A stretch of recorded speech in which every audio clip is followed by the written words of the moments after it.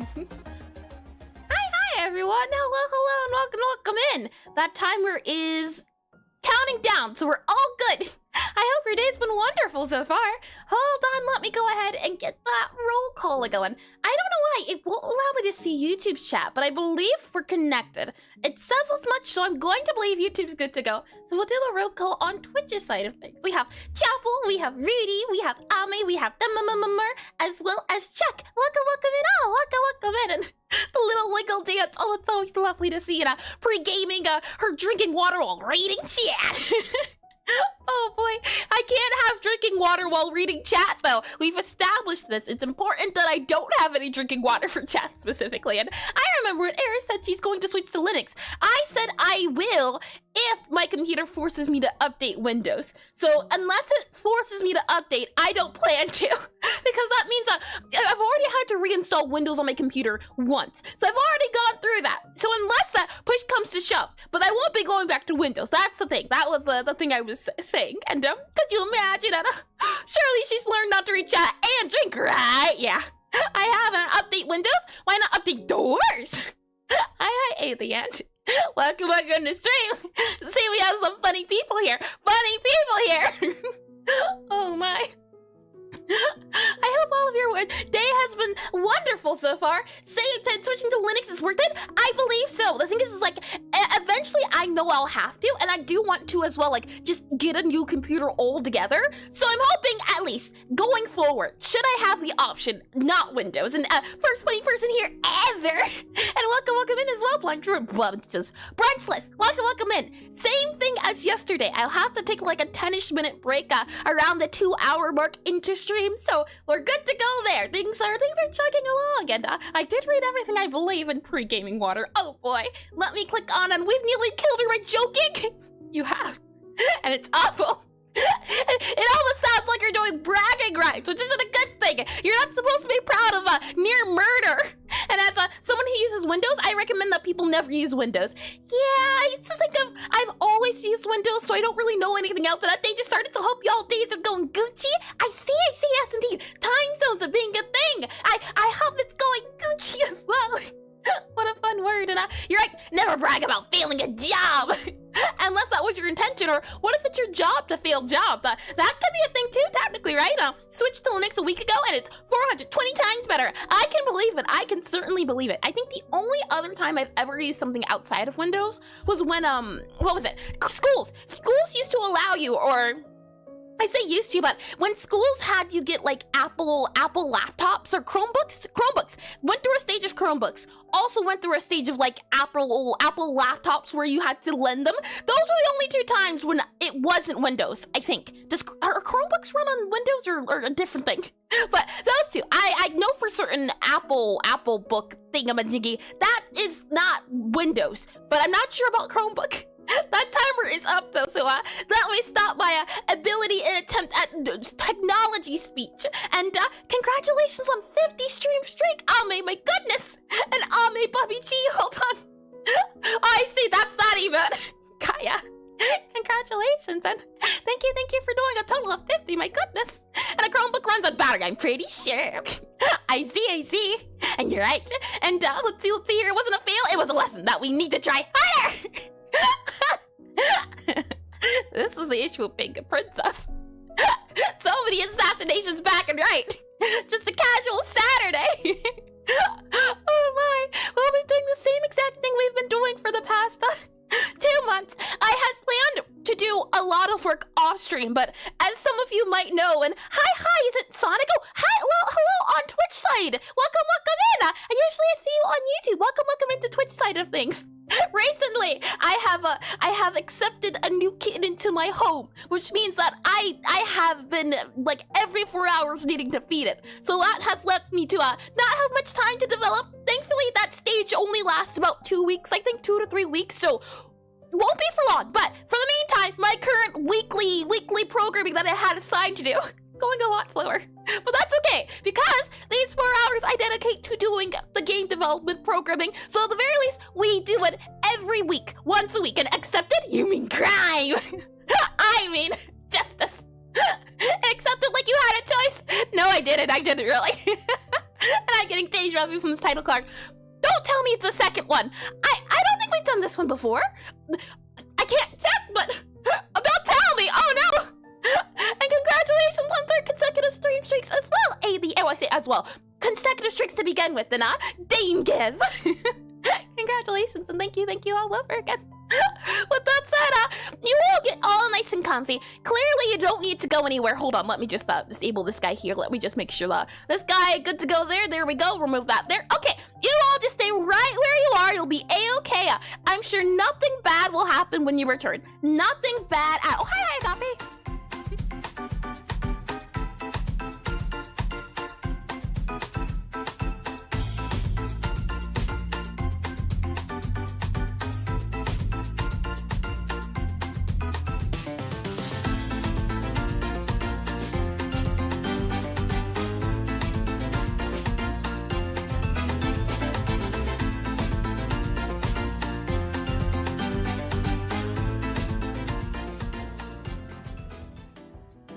Probably shouldn't be watching a stream while driving.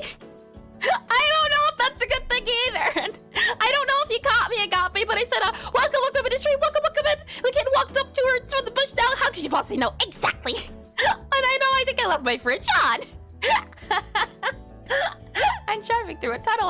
Well, you know, you're in this wonderful place, really, and there's really nothing to fear. It's not like any harm can come to you. No death can occur. You don't have anything on you either. It really is just you're in this business building. You've already pressed the elevator, and once that elevator dings, you'll be good to go. You're free to leave then. However, in the meantime, there's no other place to be in. Hi, Fontanian Waters. Welcome into stream. Welcome in, and welcome back. And don't worry, I'm here. You just can't see me. No, gee, Eris is gone. And hi, Eris. Hi, Jack. This tunnel's really loud. The voices. That's that, you know, there's no doors, there's no windows, there's no stairways.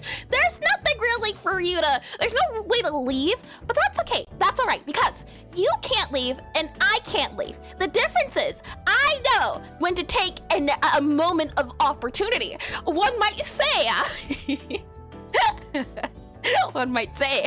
I rise to the occasion.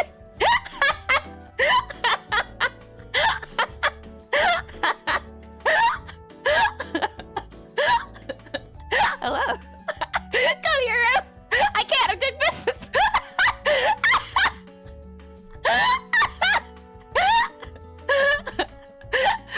So, you know, since you got you here for a moment, why don't I talk about my up-and-coming game?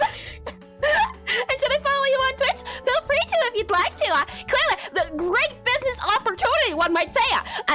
I'm making an up-and-coming game, almost 2 years now. It's called BAM! Necrotype Cafe, a rhythm typing cafe game. It'll be the second game I ever make, and hopefully the first game to ever be released on Twitch when it eventually comes out soon to you. Welcome into the elevator. Why, Iona? And that elevator sending you back down when Eris gets here. You'll be fine, I assure you. Welcome into the elevator pitch, a section I like to do at the beginning of stream. And no stairways, fire hazard. The thing is, check, if the fire could exist in here, it would be a fire hazard. But as I said before, there's nothing here but the elevators. You know, the plants, which aren't even plastic, so it's not like you're a choking hazard. You're completely 100% safe, I assure you. Welcome into the elevator pitch, a section I like to do at the beginning of the stream, where I attempt to pitch my game to you in 45 seconds. The idea is that it gives me a good chance to get better at explaining my game, as well as if you haven't been here before or haven't been here in a good second, it gets everyone caught up to date on the idea of the game, what's it called? The pitch, the elevator pitch of the game itself. The hope is that it gets everyone connected and collected, and we can all agree that we're all trapped here, and that I'm not here purposely, that we're all here by accident. But it's okay, we'll get through this, all right? 100%. And the elevator sent you back down. I did read that as well. And can I leave my body? No spiritual ascension here. And some of us are more trapped though. Welcome to Necrotype Cafe, a real tiny cafe game where you play as Gabriella, a necromancer sent by her necromancy family to a prestigious wizard magic academy. The idea behind the game is that she doesn't want to become a necromancer. No, she wants to become a baker, a chef. So she decides to open up a hidden cafe in the part of the school where she serves her fellow wizard customer students. Not only is it a cafe sim, it's a rhythm typing game, and that comes into play in the fact that in this world, magic is done via poetry. poetry. So you have to type out poems into the beat to summon your food. So the hope is that as you go along, you'll unlock more flavors, more spells, more food combos, and you'll have to serve different wizards who have different requirements for their different attributes. The hope is that as you go along, things, by the end of the game, you'll be able to show everyone that you don't have to be a necromancer to be successful. You can be you can follow your dreams. Week by week, you'll unlock different things, more spells, more customers, more ghosts, more colorful things.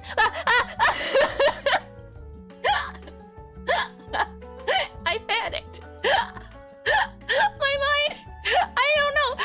You know what? I don't usually look at the timer. I was watching the timer tick down.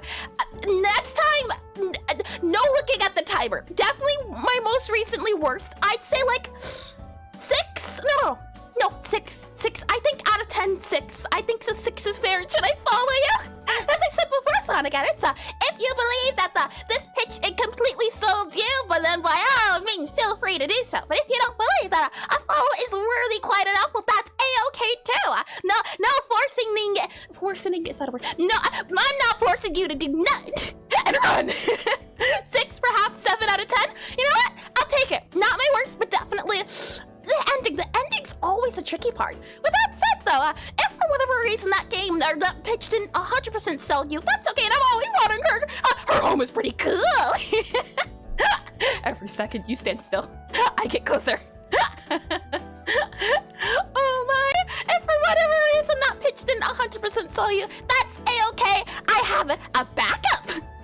If we get here, our business and programming associate Bobby here, and we click on that guy there, I can do weird. It does not let me see or click on YouTube chat. Let me see if I refresh the page. It's acting up and I'm not sure why. It just says something went wrong. Okay, let me try a different way, as I'm not sure why YouTube chat's not working. It's not visible. And the panic sold me. I mean, the hope is that will be the game feel, is that you will 100% be panicking. I do like a good game that panics. It makes you feel like you're doing something, and that's all you can hope for, is that you feel effective. Oh my. Let me click on this guy here. I just want to make sure I didn't miss anything. I didn't, Dee Dee. And something went wrong. I see. Okay, I can see YouTube chat now. I'm not sure why I couldn't see it earlier, but we're all good to go there. And so it's actually a horror game? No, not at all. If anything, you're the thing to be feared. Let me click on this guy here. It should bring you into concepts like it should bring you into obsidian, like so. There we are. And then if I go ahead and click on this guy, I then, wrong guy here. Many guys to click. It's always so many guys. Click on that guy here, hide that guy here. Then I click on this guy here. And then I were to do a little bit of an exclamation, Necrotype. There you go. There we are.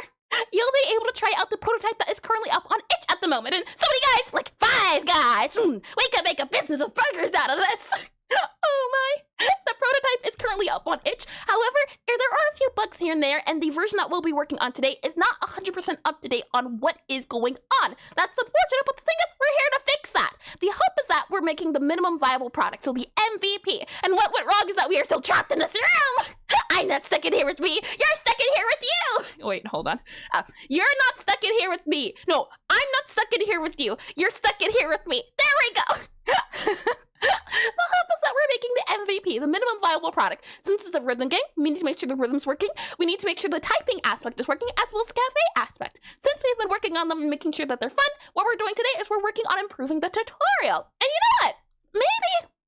Yeah, you know, I was going to say maybe we try out the tutorial in real time, but we're not. I don't think we're at that part yet. So we're all good. And, oh my! And if I'm stuck in here and you're stuck here, who's flying the plane? And can I have a cheeseburger? Unfortunately, we're in a fancy Wizard Academy, and it's Bobby. Oh boy, that's a little scary. If I click on start here, what you'll notice is that white skulls appear, and we'll press space when they reach that circle. And oh boy, thank you, Jack. I thought I missed something. I couldn't be sure. Thank you. And I adjusted with flight. Why would you do that? Wait, you're recording space here? It should be only trusted to press one button. Steering and everything else, not good to go. Oh my, here we are, negative 0.027. Shall we now see how well I do with the tutorial? We click on levels here, we click tutorial, and what you'll notice right away is that this is Gabby. So if I use the arrow keys, Gabby can then move around and a customer has spawned. So let's go ahead and have the customer sit down, find a nice spot to think about what they want to order. they'll sit down somewhere, read a little book, and once they're ready, they'll wave the little arm to say, hey, I have an order. And if I click on this guy here, and I hold down space, and hi, fish, welcome back from stream, welcome, and I'm back from a trip. Let's see that tutorial. Well, welcome back in. I hope your trip was nice and enjoyable. If I hold down space, what you'll see here is that there are a few things going on. It's a few symbols, a few colors. As I was saying before, the idea is that each wizard class, which is wizard house, has a different flavor, color, attribute. There's different things assigned to them. For example, Gabby here is a necromancer, so her color is purple and her flavor is bitter. And whenever you mix a dish that has the bitter flavor in it, it has a very fancy music. However, for something that's sweet, there are Medimancers, our hero wizards, and they have the color of pink. Whenever you have a flavor of sweet something in it, it makes the song very easy. So you have to combine different flavors to get different spell ideas. For example, sweet is bitter would be a sweet or of easy but fancy very song. That's the hope behind combining them. And as you go along, for example, we'll have pyromancers who have the flavor of spicy, and maybe we'll make it super fast. So rather than spicy sweet will be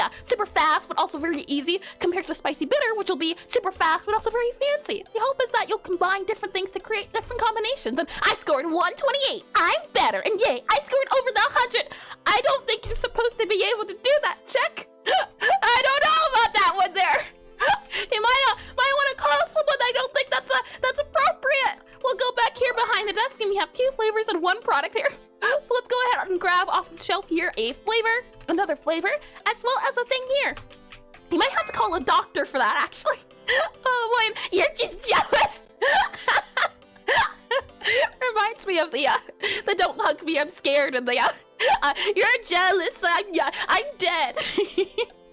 Oh boy, let's go ahead and hold down Q here. Envious sister. Like with the tutorial, what you'll notice is that the letters reach the white circle here. You press them. What you'll see here is that when this meter fills up, you've completed the tutorial, or not the tutorial, you've completed the song. You did good. You have successfully passed the spell. However, if this guy fills up, you failed. You missed a lot, so you don't want this guy to fill up. Let's see how I can do, shall we? Let's see. W-I-T-H space T-H. So far, so good. R, okay. E-A-D-S space O-F space T W I-L-I-G-H T space A-N-D and then space G-O-A-T-S-K-I-N-V-I-O-L-E-N-T. Yep, beautiful. Got a little bit of a messed up area there, but that's okay. S-O-C-K-S comma.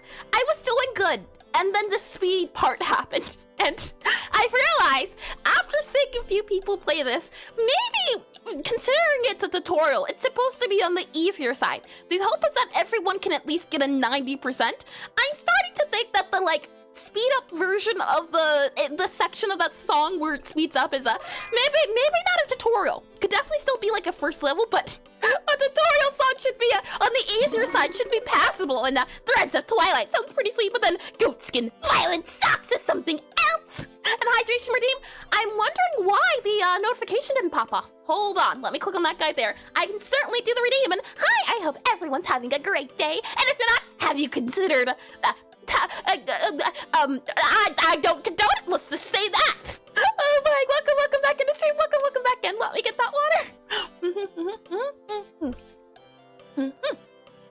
Water has been consumed. We're all good to go. And hi, Jack. Welcome in. And switching up the rhythm in the middle of the word is not intuitive to most typers. I think, yeah, that's the thing. It's meant to be not intuitive. The aspect of rhythm itself is not meant to be intuitive. I was hoping to make a song that would show off all the features of the game. So the idea behind being able to have different tempos speed up or slow down, that is going to be, what's the word I'm looking for?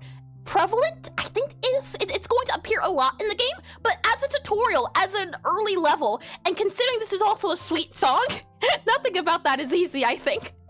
So at one point, we are definitely going to change the...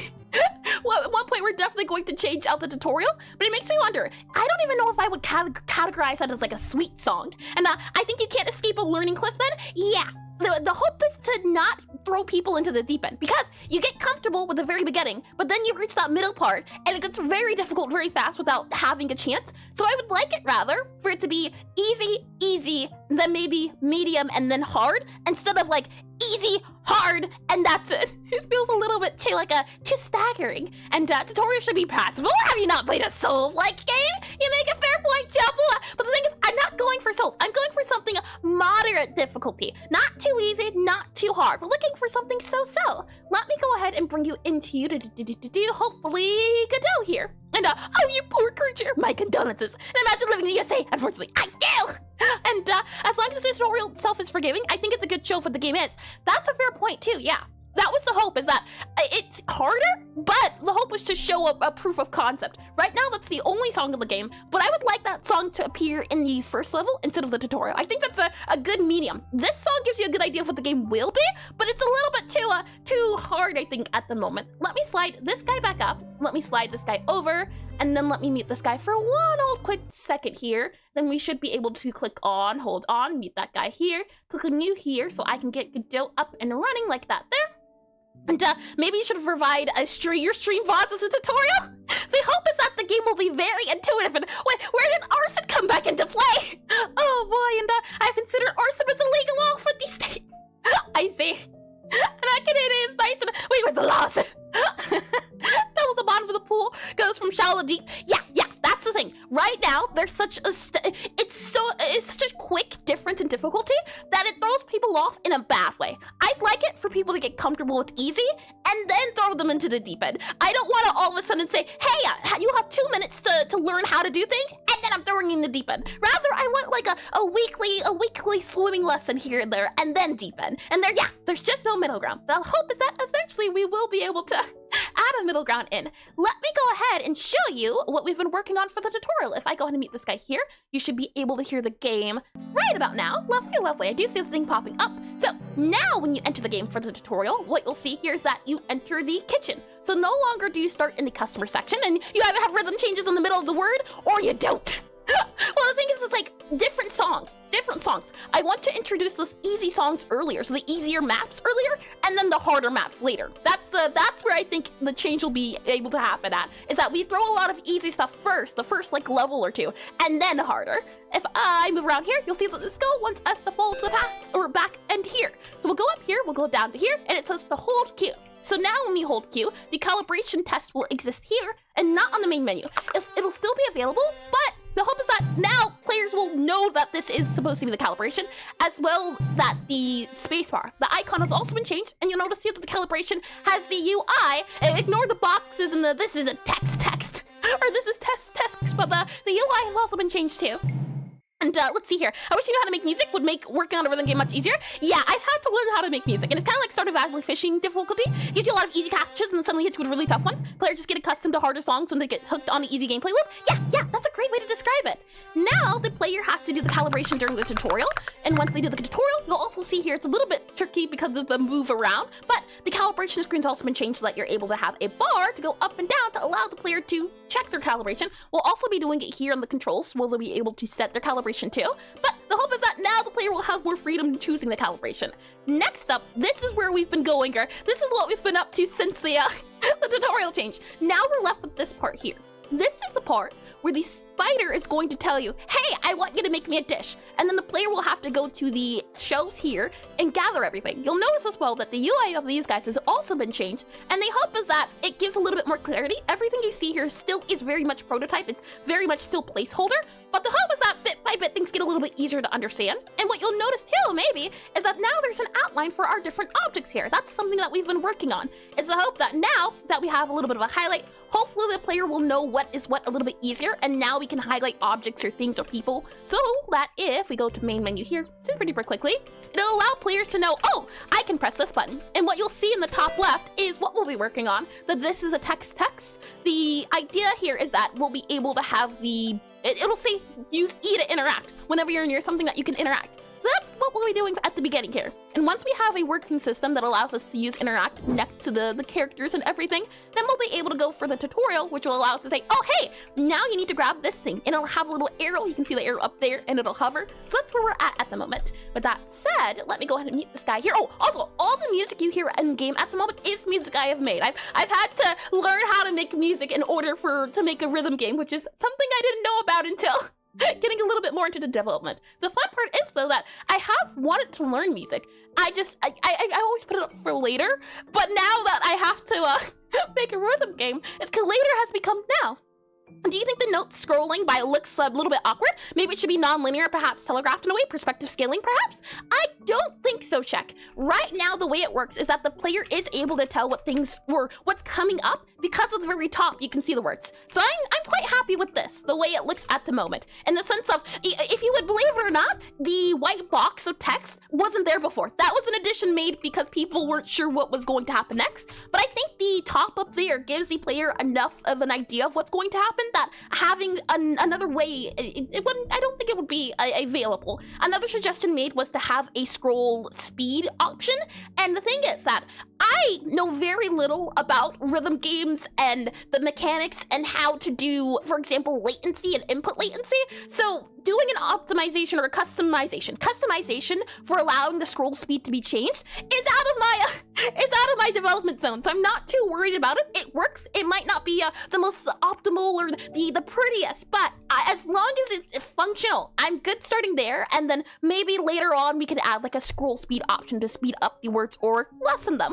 Let me go ahead and let's see. The most unrealistic thing about the game so far is the walls of school being a color other than mental asylum gray. Oh boy.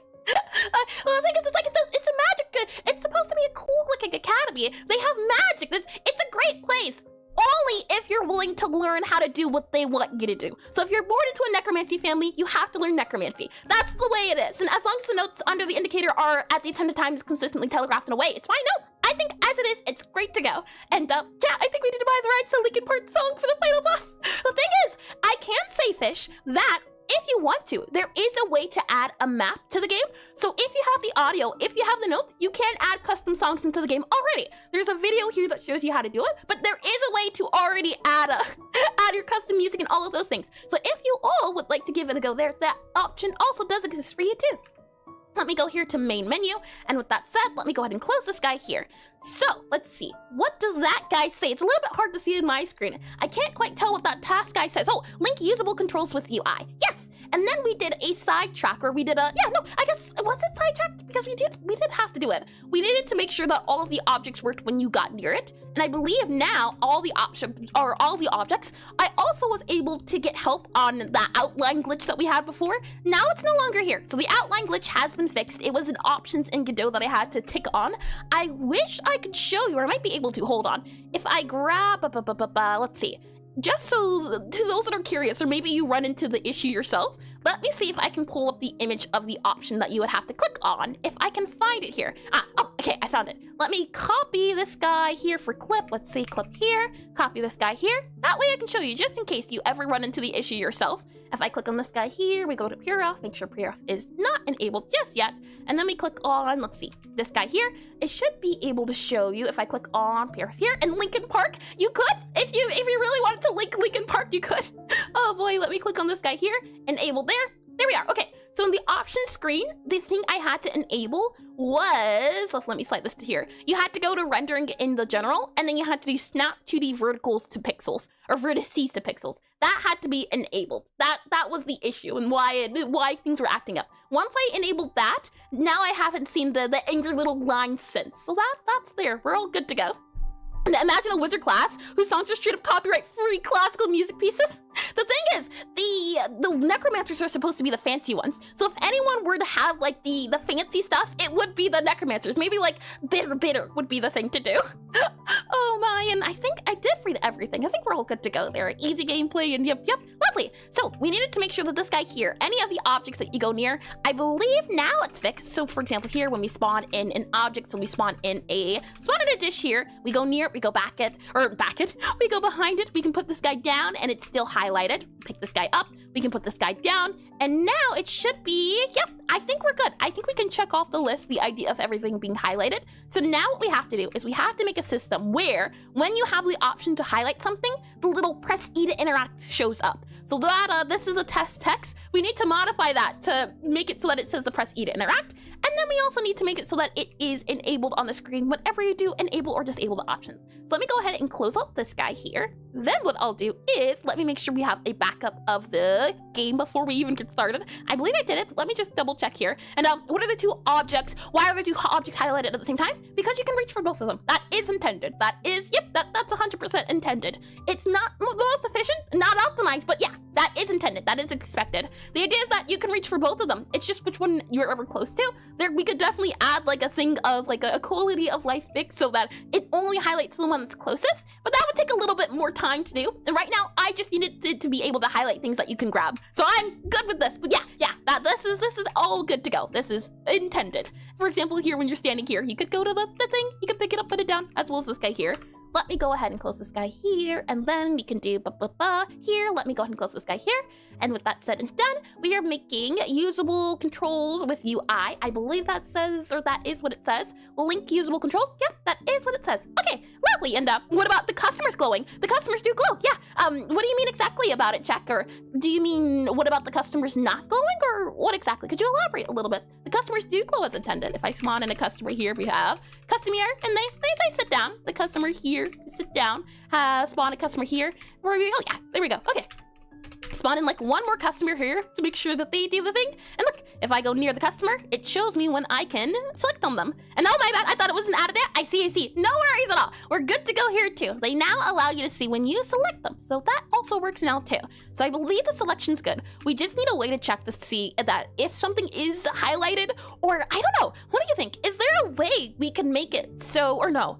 How can we add an option to check to see what's highlighted at the moment? I would like there to be a thing where it says, hey, if something's highlighted here, then, oh, you know what? Maybe we can have like some sort of global list. The way we're doing things at the moment is we're doing it through a shader. So if I, for example, here go to our cookie sprite, or cookie sprite, COOKIE, cookie sprite. If we go to our cookie sprite here and I find this scene, this guy here, this scene here, this little highlighty guy here. Right now, the material is highlighting it. It makes me wonder, is there a way to have the shader interact with the Godot? Because I know that the shader stuff here, what's the word I'm looking for? This is a different coding language than Godot, than GDScript. I think it's C+, if I'm not mistaken. It certainly could be. But I'm wondering, is there a way to send signals from the shader instead, do you think? Possibly? If we were to do, what I would want to do is it would be nice if there was a way to say, hey, if we can add highlight, go ahead and add ourselves to the list. If we can't, make sure we're not on a list and remove it. And then the player just has to check like the global list and see, oh, hey, if the global list is empty or full, go ahead and remove the highlight or add the highlight. I think that would be a cleaner way to do it than to check to see like, I believe we have like a compiled list of all the things that you could highlight, but since these two shaders here are for outlining objects and customers, I think we're good to go instead and use this. I think that would be a good idea. And instead of having it called outline, what if we call it interact outline? And that way, anything that has the interact outline shader runs that code. I do like the idea of that. So let me get a little bit of coffee here, and then we can see about things. If I do this guy here. Tasty. With that said, I want to do first is I want to rename this guy here if it allows me. So let's see. Outline. Oh, yes. Did I check for the backup? I don't believe I did. Oh no, hold on. Godot beta there. Go for open with code there. Make sure we're good to go and nothing has broken. I don't believe so. So we'll save this for changes. Any changes have occurred. There have been a few. So we'll save this as backup there. There we go. And commit and push. Lovely. Should be good to go there. And sync changes. Okay. So with that said, what I think we'll do is we will make this an interact outline. And then let me Google and see about if there's a way to send a signal, possibly with Godot. So if I go here and do Control-Shift-P, and then we do you here, close you here, and then we were to do, let's see, Godot for shader send signal, SIGNAL. Is there a way to send a signal in a shader? And Godot 4, a shader cannot directly emit or send a signal because shaders run entirely on the GPU, while Godot's signal system operates strictly on the CPU. Okay, yeah, I figured that they were a little bit too different, but that's okay. I have a new idea instead. This add highlight guy, I think, maybe if we find out where we're highlighting things at, the thing is, it's not entirely in one spot, but I think it can work. I think there's a possibility. So what we're going to do is, I think, first start off, as I said before, by just making this guy a different outline. So we'll go for an outline here. Let's go for, let's see. Our customer outline. So our customers, let's go ahead and just make all of our customers, grab all of them since they're the easiest thing to change. So customer here, customer, we have, we should have a Medimancer, customer, Mancer here. There we are. Okay, so we have Medimancer, Storymancer, and Necromancer. These are the 3 guys that have our customer outline. I'm going to then go to our outline here. I'm going to delete our customer outline. So go ahead and delete you here. Good to go, delete you. They only appear in those 3. And then I'm going to rename you to Interact Outline. So INTERACT, Interact Outline. There we go, like that there. And hi. Oh, hold on. Was it Gregor?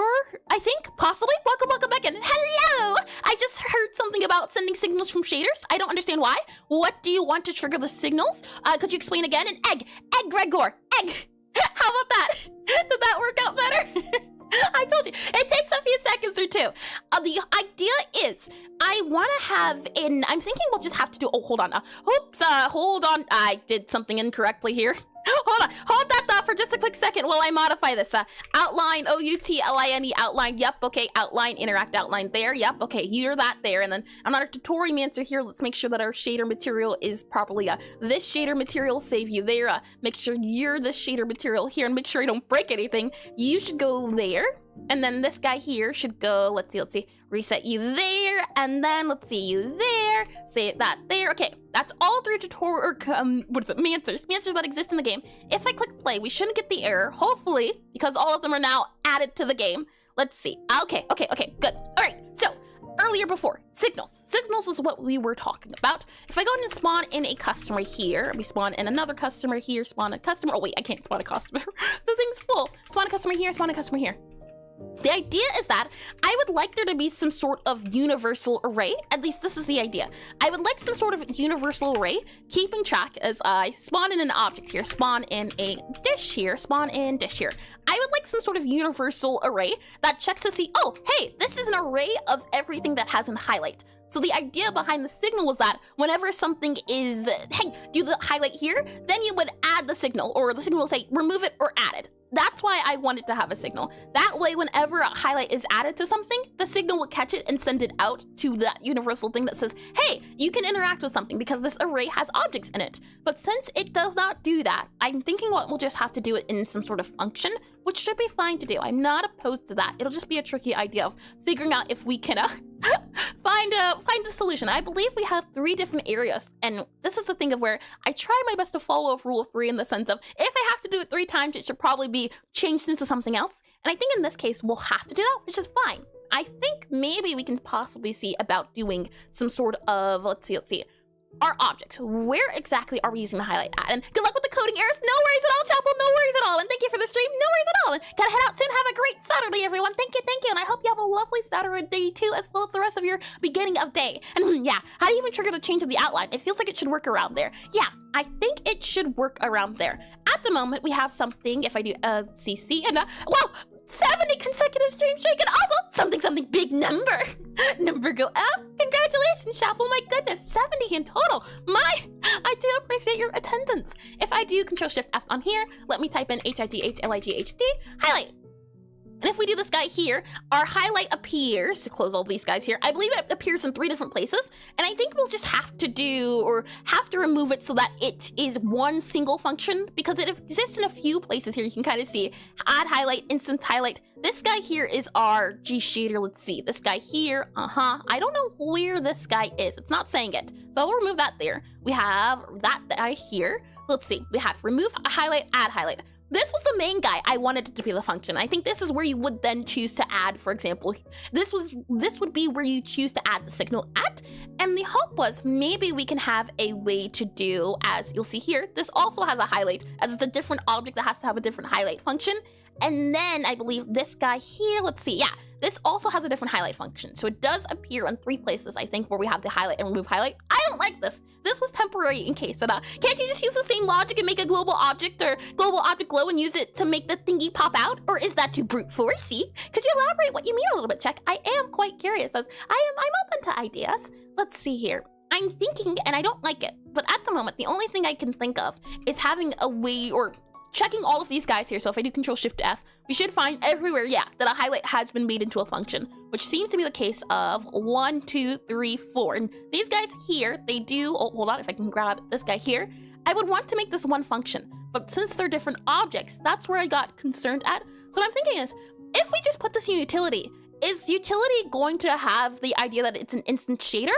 Or would it be fine to do? Or, And wait, that's a neat search function? Is it an extension or am I blind? It is, it's Godot. You do Control-Shift-F and it should bring it up. It doesn't show what I'm looking at currently, but let me take a screenshot. Yeah, it's very handy. I've used this function or feature a lot, but it is built into Godot. It is indeed. Let me click on remind later here, and then if I click on just so you can see what I'm saying, as unfortunately you can't see the window when it pops up, but this is what pops up on my screen. So when I click Control-Shift-F, it allows me to find things, and I put the function name in there, and then you can do all of the options there. It's very handy indeed. I do agree. Let me move this guy here. Let me go ahead and remove this guy here. You take the code that applies to shader stuff and reuse it for the current thing. Yeah, that's what I'm thinking at the moment. The thing is, right now I keep saying at the moment, right now, there's 6 places, there's 5 places where we do it at. I would like it if there's 1 place, because, for example, what if we run into the issue of, I actually need to add more to the function, then do I need to do it again in 5 different places? So I want to do a test to see if we put this in utility, for example, would it be okay? Is it going to get angry at us? Or is it okay to put it into a different function? So if we have a universal function, is this going to work the way I would hope it would? I'm not too sure. And Gaia, thank you for asking. Let's see. So, shall we see how well that works? We're going to use utility, utility here, and we'll open up utility, and then we'll go ahead and go all the way down to here, and we'll make a little utility guy here for our function. So I'm going to do, and look at this here, if can be highlighted. That's the thing. It's like this guy here. This guy also works differently. I guess, no, you would just put the utility guy there. It's fine. I think this is okay. So, well, no, hold on. Actually, that won't work. This guy here has a if can be highlighted. The idea was that if the object, if I didn't want it highlighted when you went near it, then this option would allow you to. But it should tricky. Okay. Our Necromancer is a game object, and a game object is a Note 2D. I'm wondering, do we have to make like a separate class? Do we have to add, oh, you know what, hold on. Maybe, right? Maybe this is a case where we do, what's it called? Not polymorphism, it's the thing, composition. What if we make a node that has all of our highlight features on it? Possibly, but will that work? I don't think that would work either. This guy, this function here, is different than the usual function. And hi, flowing ink studio. Welcome to stream. Welcome embrace the chaos. Try it out and see what breaks. That's what I'm thinking too. Yeah, nice. Just tried it out. You live and you learn. Just watching it was already improving. Oh, how sweet. I can say for 100% certainty, I am very much a beginner. This is the second game I've ever made, and the first game I made in 24 hours. So this right here is still very much a learning curve. And yeah, I think in this case, first, I want to see about the utility option, but my issue is that this function does not appear everywhere the same. It appears here the same. It appears here the same as well, where it says this message has been cannot be instantiated. Yep. So this guy here is just a warning to say, hey, you did it wrong. That's fine. So this guy here, same. This guy here, the same as well. This guy here, also the same as well. However, this guy here is different. That's what makes me think or struggle to know what we could do or how we can make it differently. I'm thinking utility, and then we have an if can be highlighted. So, you know what? Let's do it this way. I know what we'll do. And you finished the game? That's one more game that I finished. Well, thank you.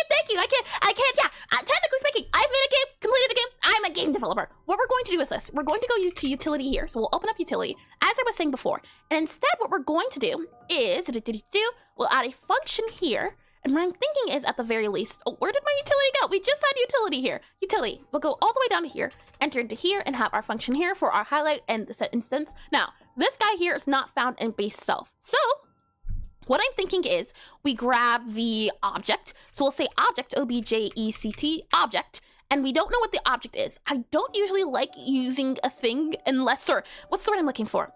If we can know what it is before it goes into it, I like using it. But for things where we don't know what it's going to be, I'm okay with saying, oh, we don't know, as long as we're careful with it. So I'm thinking we can do object dot object dot here, because it's an object, it's going to be something, an identified object. Oh, hold on, object here, something like that. And I've made many more, but your foundation is much stronger.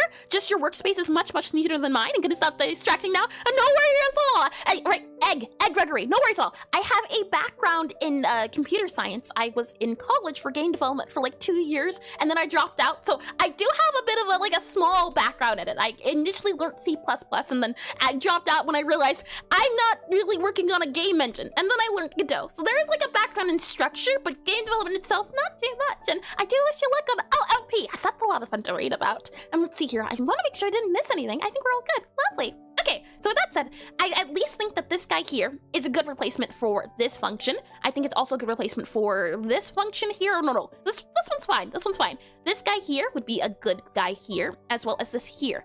And what I'm hoping is, at the very least, when we do the option for something, not something, I would like it if we could just say to do utility dot, and this is where we would do highlight. So highlight here, you would do utility dot highlight, and then you would do the sprite, so sprite, something like that there. Utility dot highlight here, or we would do utility dot remove highlight. So utility dot remove highlight. So remove, remove highlight. I think this might work. Let's go back into utility. I just want to make sure utility, our guy here. Let's see here, remove, yeah, remove highlight. And if we go back into here, yep, for you here and you here, yep. Okay, so remove highlight. I think this might work. I think this could be possible. And that way, anytime we want to modify the highlight function, we have a home for it now. And that's probably a good background to speedrun the learning curve. My brain just rejects code, so I'm struggling with that side. From what I've heard that C++ itself is like the one of the harder languages to learn. So I'm very thankful and very grateful that at the very least I was taught the harder stuff first. That way things they're not as painful. GDScript has been compared to Python before, and I haven't done Python, but I do hope to learn Python one day. Oh, hold on here, hold on. Remove highlight, yep.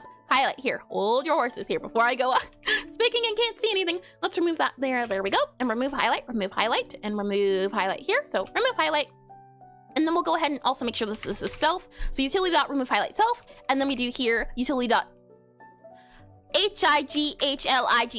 Highlight. Why does it looks weird? That doesn't even read as a word anymore. How odd. Oh boy, we'll copy this guy here and make sure our game object here, we have if utility.highlight, then we have utility.highlight, we have here, then our sprite highlight here. So go ahead, just set this to utility.highlight here, set this guy here to our utility.highlight, and actually, yeah, we'll say this is fine. This is fine to keep. This is like a temporary guy that if this appears, then we know that we did something incorrectly. So we'll then also do here for highlight. So we should be able to do remove highlight and highlight. So nothing in our code should change if this works the way I think it will. And I'm struggling enough with GDScript, let alone C++, yeah. From the way things sounded, I figured as much. But the goodness is that you're learning, and even if you are struggling, if it's one thing I've learned is that if you're failing, that can be a good thing because it's a learning experience. It's not a thing of, well, you failed, you learned nothing. You failed, you learned how not to do something. So it's learning, even if it's slow learning. And that's one of the reasons I like programming. If we go back into here, do we have highlight? Oh ho, okay. So it seems to be the case that some things are getting highlighted, some things are not. Our objects are not getting highlighted. If we spawn in a customer here, customer, can you be highlighted? You can. So everything's working, but our objects. Interesting. Hold on.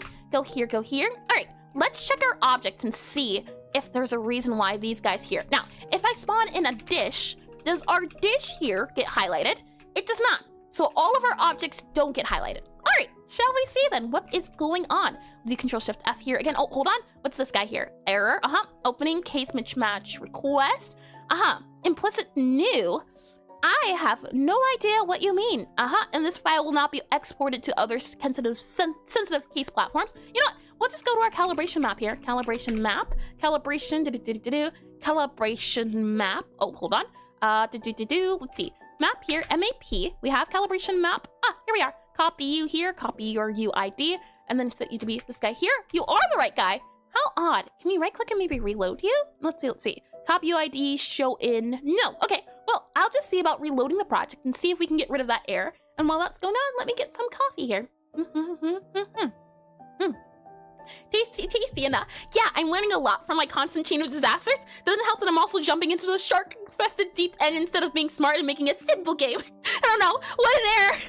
Oh boy, I do know when I started, or when I loaded up Godot today, it said that there was an update.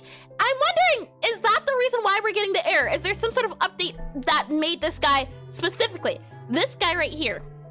I don't know. What I'm wondering is, maybe what we can do is if I meet this guy here, I'm gonna try and see if we just duplicate this resource. So we duplicate this guy here, duplicate, yep, calibration map here. If I duplicate you, calibration map 2, set you to be that instead, and then we copy that UID, is it a case of if we just remove the UID and replace it with a different one, does that fix it? Because that's the only guy that's having an issue, which is very, very odd. But if we enable that there, no. How odd. It now says case mismatch opening requested file. Blank is kitchen map Jason. Oh, Jason! I see. Never mind. Hold on. That's a Jason. That's not the resource. Hold on. Okay, delete you there. Yeah, go back to what you were here. And then the .json. So let's see. .json. Save you to be there. Where's our JSON at? It should be our calibration map here. So calibration map, calibration, calibrati. I think it was calibrati. You are a JSON, so you should work just fine. And your requested file is U, stored as U. Okay, so let's go back into here. Let's see. For our guy here, so CALIBREABREADY, calibrati. Let's copy the JSON and let's see. Is this also the same UID?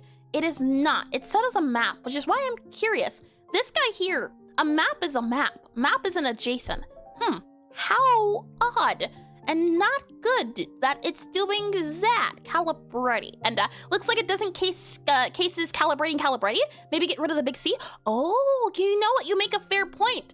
The thing is, it's like, this here is the variable name, so that shouldn't matter, right? Or, hold on. Oh, I get what you mean. I think I do. Calibrati. This guy here. Rename, and you just need to be a small c? Is that what you're saying? This needs to be a small c here. Save it, and then click on play.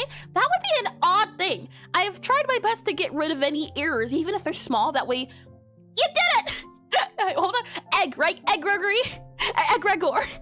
Thank you. How odd. How super duper odd. Alrighty then, well, that fixed that. Now, let's see why our dishes aren't doing the thing. And hold on, let me see if I can get it.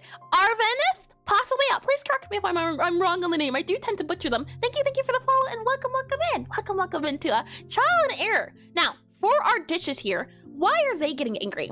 For the dish, we can see that it has highlight here, highlight here. For you here, our advanced sprite says to highlight. I'm wondering if it is going to be a thing of where we have to see something else instead. We have highlight here. Something here is not working, and programming is voodoo. I agree. It's super duper funky a lot of the times, which is unfortunate. Let me go into the code here super duper quickly, our backup code, and I want to see for our advanced sprite. So our advanced sprite GD, how do we have it usually? Let me copy this guy here. That way we can see the old and the new. Copy you here. So this was the old guy. This is what it worked. This here. This is, oh, hold on. Where'd it go? Hold on. Let me grab you here. I wanted to grab the old code. This guy here. Yeah, and then paste you here. This was the old code. So we have set instance shade parameter. Let's add this back and see if it works. If it works, then something else is up. So if I just grab you here, we paste you here so that you are add highlight. We need to make sure that you are, let's see, set to false. So false here for remove. And then we just copy you here and set you to true. Let's see if this works. So if we remove it and change it back to what it was, does that fix it? And other JSONs already also have big symbols. They might break some stuff in the future, just so you are aware. It didn't feel like we fully understood the issue. Yeah, the issue is, right now, speaking of issues, right now, most of my data is being held in JSON. So if the JSONs themselves are breaking, that's no good. It would break the entire thing if the JSON stopped working. Maybe this is a sign that I need to stop updating Godot. And hi, Blood Cruise. Nick, welcome to the stream. Welcome in, and welcome back. And remind my folks to save thy work, stretch thy limbs, quench thy thirst, consume thy meal, and attend to your pets. I thought it was going to be attend to thy pets, but you did me for a loop. Welcome back in. I'm wondering as well. The thing is, the advice I've been told is that unless it's a big update and it's an update that you think it really would help your development, don't ever update your version. The thing is, like, there's small quality of life changes that happen between different updates, so I've been updating to the latest version when possible. But I don't know. Maybe this is a sign. Does anyone actually understand their code? I thought Devs just wrote stuff down until it worked, and better Devs just had more spells in their spell book. You're a wizard. Oh my. Let's go ahead and go back into here. these guys aren't highlighting. How odd. Okay, hold on. Let's go to our object here in remote. Let's see. Flavor. You should be a flavor, I think. In our cafe here, we have our objects, our flavor bookshelf. Nope. Okay. Are you going to then be bitter, possibly? Are you going to be bitter? Manager, item manager, bitter. Yeah, you're bitter. Okay. And in our bitter guy here, do you possibly have a sprite? Yes, you do. Do you have a material? You do. You do have a material, and you do have that not enabled. So you can be accessed, you just haven't. And hi, this is Voltic Ace. Welcome back into stream. Welcome back in. And hello, Eris. How are you doing today? Lovely. It's always a fun day when you get to do a little bit of programming here and there. And since I haven't been able to do it much during the week, it's always nice that I technically have to like specifically be required to set some aside. It's very enjoyable. And programmers are wizards, and they use arcane language to translate their will into an effect that uses nothing but gibberish to the spell. I do like that idea of it, of the wizards being like programmers, since technically it's like rune magic or something. It's like typing out a new language. Let's see here. I'm wondering, is there a way for our advanced sprite here? Our advanced sprite, I'm wondering, why is it not working as it was before? That's what I'm confused about. In our guy here, we have add highlight true, add highlight false. We'd set those guys there, and yet it's still not working as it was before. So my question then becomes, is this a case of where we go back, revert the changes, and then try bit by bit changing it instead? I think I like that idea a little bit better. So what I think we'll do for now is I'll copy all of this guy here, we'll revert the changes, and then we'll go back. And, right, Bobby, how could you? Are the things working? I see. Okay, well, while it's doing that, I'm going to hi Godot here. I'm going to close it. I'm going to redo the changes, and then revert the changes, I mean. And then we'll go from there. I think that's a little bit better. Let's update it slowly instead of update everything. So discard all changes here. Discard all changes. So discard all, all of that there. And then we'll go back to our Godot here. And that'll do that there while we're waiting for the ad break to go. And man, I love magic. It really does feel like sorcery. It's a lot of fun. Let me get a little bit of coffee here. Tasty, tasty. And with that said, that's loading up, so you're not missing a thing. I'll enable this guy here. And then before I forget as well, we'll make sure that our Calibretti here, so our Calibretti Jason is also, oh, look at that. Our Calibretti Jason here is lowercase. How odd. Huh, okay, well, when we come back from the ad break, we'll give it another try. I think this is the better thing to do, though. Do it slowly instead of doing everything super duper quickly. So I'll just save this here since we do have it there. And then while we're waiting, let's do some stretches, shall we? I actually don't think about programming being wizardry enough. With how much I love magic, I feel like it can help me with motivation a lot. It really is a fun way to think about it. The thing is, it's like, I like programming because it's the sense of like, it's like you're crafting a language and where you create functions and then you have to tell the robot what to do or how to do this thing, and you have to be very specific. And if you're not specific enough, it's going to take what you say and it's going to do the very literal thing. So it's if you've ever seen the programming videos where it's a guy trying to make a sandwich or do a recipe and it says put bread on toast, or hold on, where it says put peanut butter on bread. So then the object just takes a peanut butter jar and puts it on the loaf of bread. So then you have to be very specific in the sense of, right, now I'm going to need you to open up the lid, all right? Open up the lid, put the lid down. Then I need you to pick up the knife, put the knife in the mixture, swish it around, then put it on the bread. But not put it on the bread, it needs to be rubbed onto the bread. You have to be very specific. I love me some bread on toast. Oh boy, and it's actually how I designed the magic system for my game settings. Oh, how fun! And crafting a language, I was planning on dabbling in con languages at some point. Con languages, is that an actual thing? Or, like, do you mean con man? Or, hold on, C-O-N-L-A-N. Conling. Conling. What's a conling? Let's see. And a language intentionally created by yeah, it's basically that. Yeah, you could definitely. The thing is, the best type of code is the code that reads as English. If you can read the code out and it feels like a sentence, it means it's very clear. However, there's some people who don't even need the sentence idea. They can do all sorts of things and it's wizardry. But I've noticed that my coding works better if I can read it as a language. For example, print symbol to string, symbols arrow. This lets me know that I'm printing a symbol as a string and it's the symbol of arrow. The hope is that everything reads as English. That way it's easier to look at. And the artificial languages, yeah! Alright, I see. No! Oh no! And hold on. It's a different definition then. And let me just click on this guy. Welcome back from the ad break. Welcome back. You've missed not a thing. I've reset back to what we did before, and the hope is that by resetting it, we can do things slowly. That way, changes don't happen all at once. That way, we can know what breaks. So I've reset it back. I've added the utility. What's it called? The utility function. So let's take a look and see. And constructed languages is what I think conlang is meant to make for fake languages for stories. Yeah. I did read that. It said it was a language made up by people, by a group. Let's see if I click on you here. Let's just make sure that this guy works. Yeah, so we're in the version where things aren't breaking yet. And if we teleport here and we spawn in our customer, so SPAWN, spawn in our customers here, let's just double check. Customer, you can be highlighted as well. So everything is working. Now, let's slowly change our utility. So what I wanted to do was, let's go ahead and do Control-Shift-F and find out where we use the function of highlight. So I'll copy this Control-Shift-F. Find out where we're using it at. We're using it in all of these areas here. So let's start with our game objects and go from there. We have here, if can be highlighted, sprite.set instance parameter. So what I'm wondering is this a case where we do UTI-LITY dot, and then we do highlight. So highlight here, and then we do the sprite. Oh, so SPRITE, sprite here. Let's comment that out. And here we're going to do remove highlight. So I believe it's just going to be a utility dot remove highlight. So remove highlight with our sprite here. So let's see how well this works. We just did move the sprite into the utility thing itself. Click on play. Everything should still work just fine. So let's see if it does. If I go into here, we click on levels here, go back into here. Does it work? It does work. We'll go ahead and spawn in our object as well. So we'll spawn in our dish here too. Dish is spawned, everything's good to go. So it's holding up so far. Let's go ahead then and go back to our Control-Shift-F here for our func highlight. So next up, aside from our game object, we also have here our dishes. And in our dishes, it's also sprite.highlight.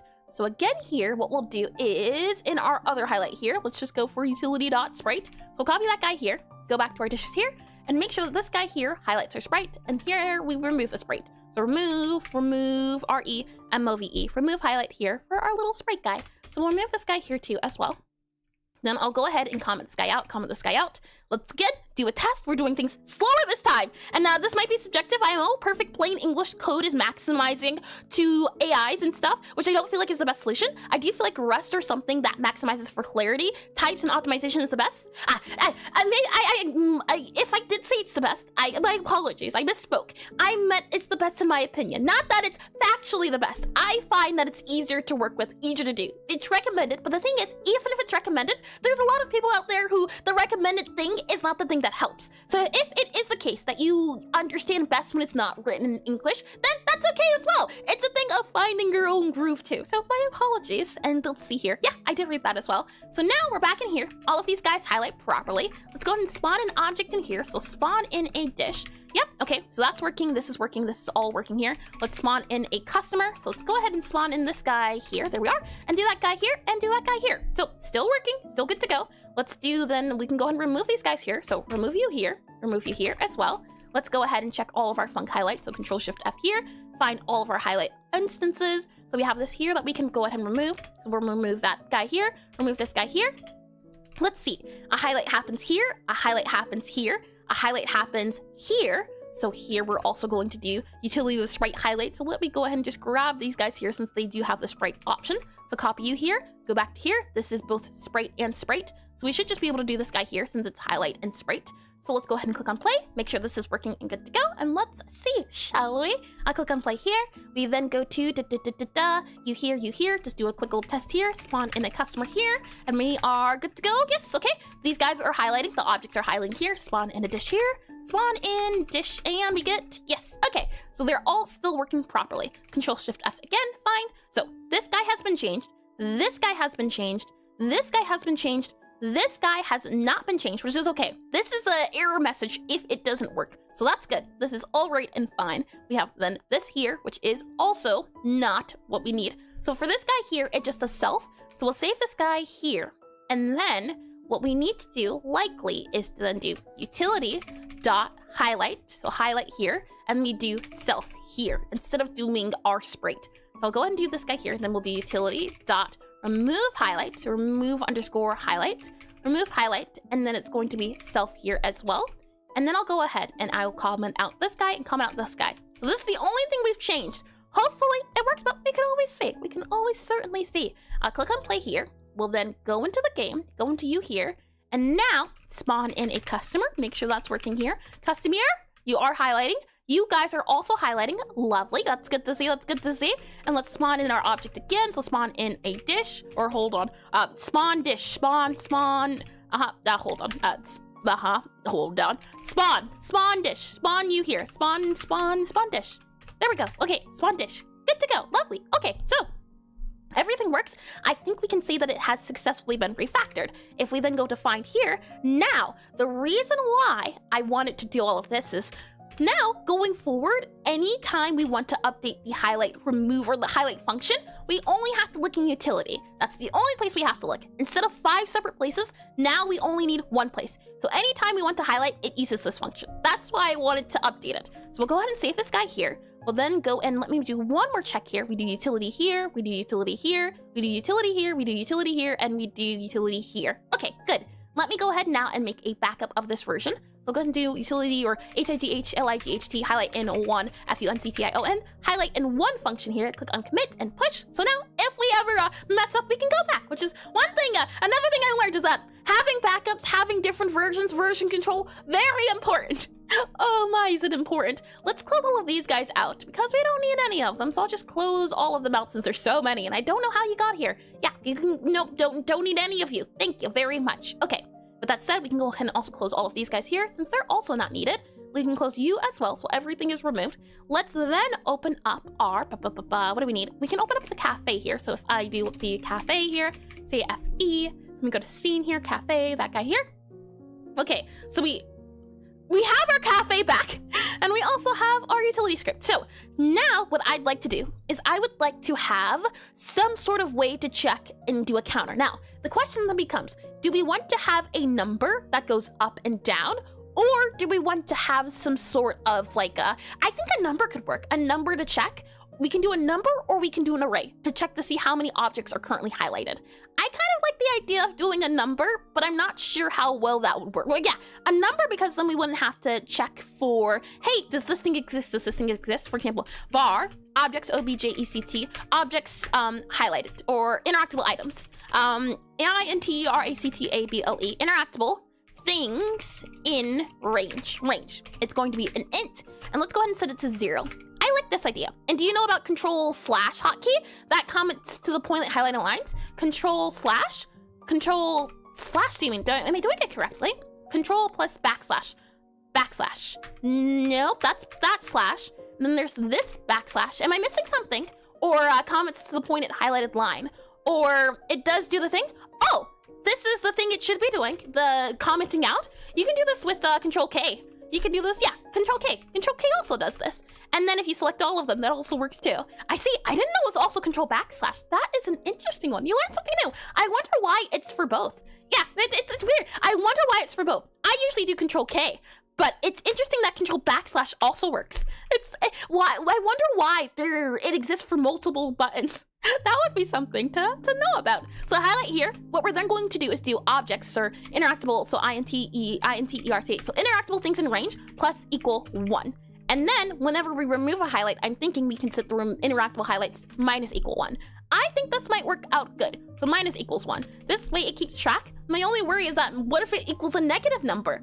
I don't like the idea of that. So maybe we say something like, if it is less than 0, possibly, maybe?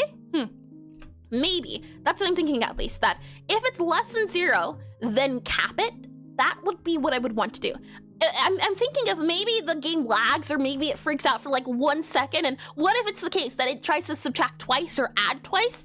I'm not too sure. I think we'll be okay, but I'm just thinking of like a clause case. So maybe we can do if interactable things in range is less than 0, well then just set it to interactable objects in range, things in range equal to 0. There we are. I think the clause case is what I'm worried about, so I added it there. And then let's check it. Let's go to our debug guy here. So we should have a debug screen here that we can check things on. Grab this guy here. We have level data. We have all these sorts of things. And what I want to do is I want to add a another guy here for our item container here. and I want to call you our items in range. So items in Cat sat on keyboard, in just range redeemed hydrate. counter. And hydrate can do. Let me get a little bit of water here. Alrighty, water has been done. Thank you for that redeem. Thank you. And you're just counting the interactables? I thought you planned to store all the objects in an array and make some prioritization. No, that's the thing. I was going to put them all in an array, but I really don't need to. All I need to know is, hey, if the player has something they can interact with, show that they can interact with it on screen. So have like a thing that says, press E to interact. If there's nothing that the player can interact with, hide that thing. That's all I wanted to do. There's nothing that I need to save, like a certain highlight to do or to not do. If you're surrounded all by objects that can be highlighted, then show the thing up on screen. If nothing can be highlighted, then remove the thing off the screen. That's all we're doing. We're just having a tracker for if things are being highlighted at the moment. From here, what we'll do is we'll grab this guy here. We'll then go all the way up to here. We'll grab then our game exit, all of this guy here. We should just be able to add our guy to here. So add this guy to here, items in a range counter here.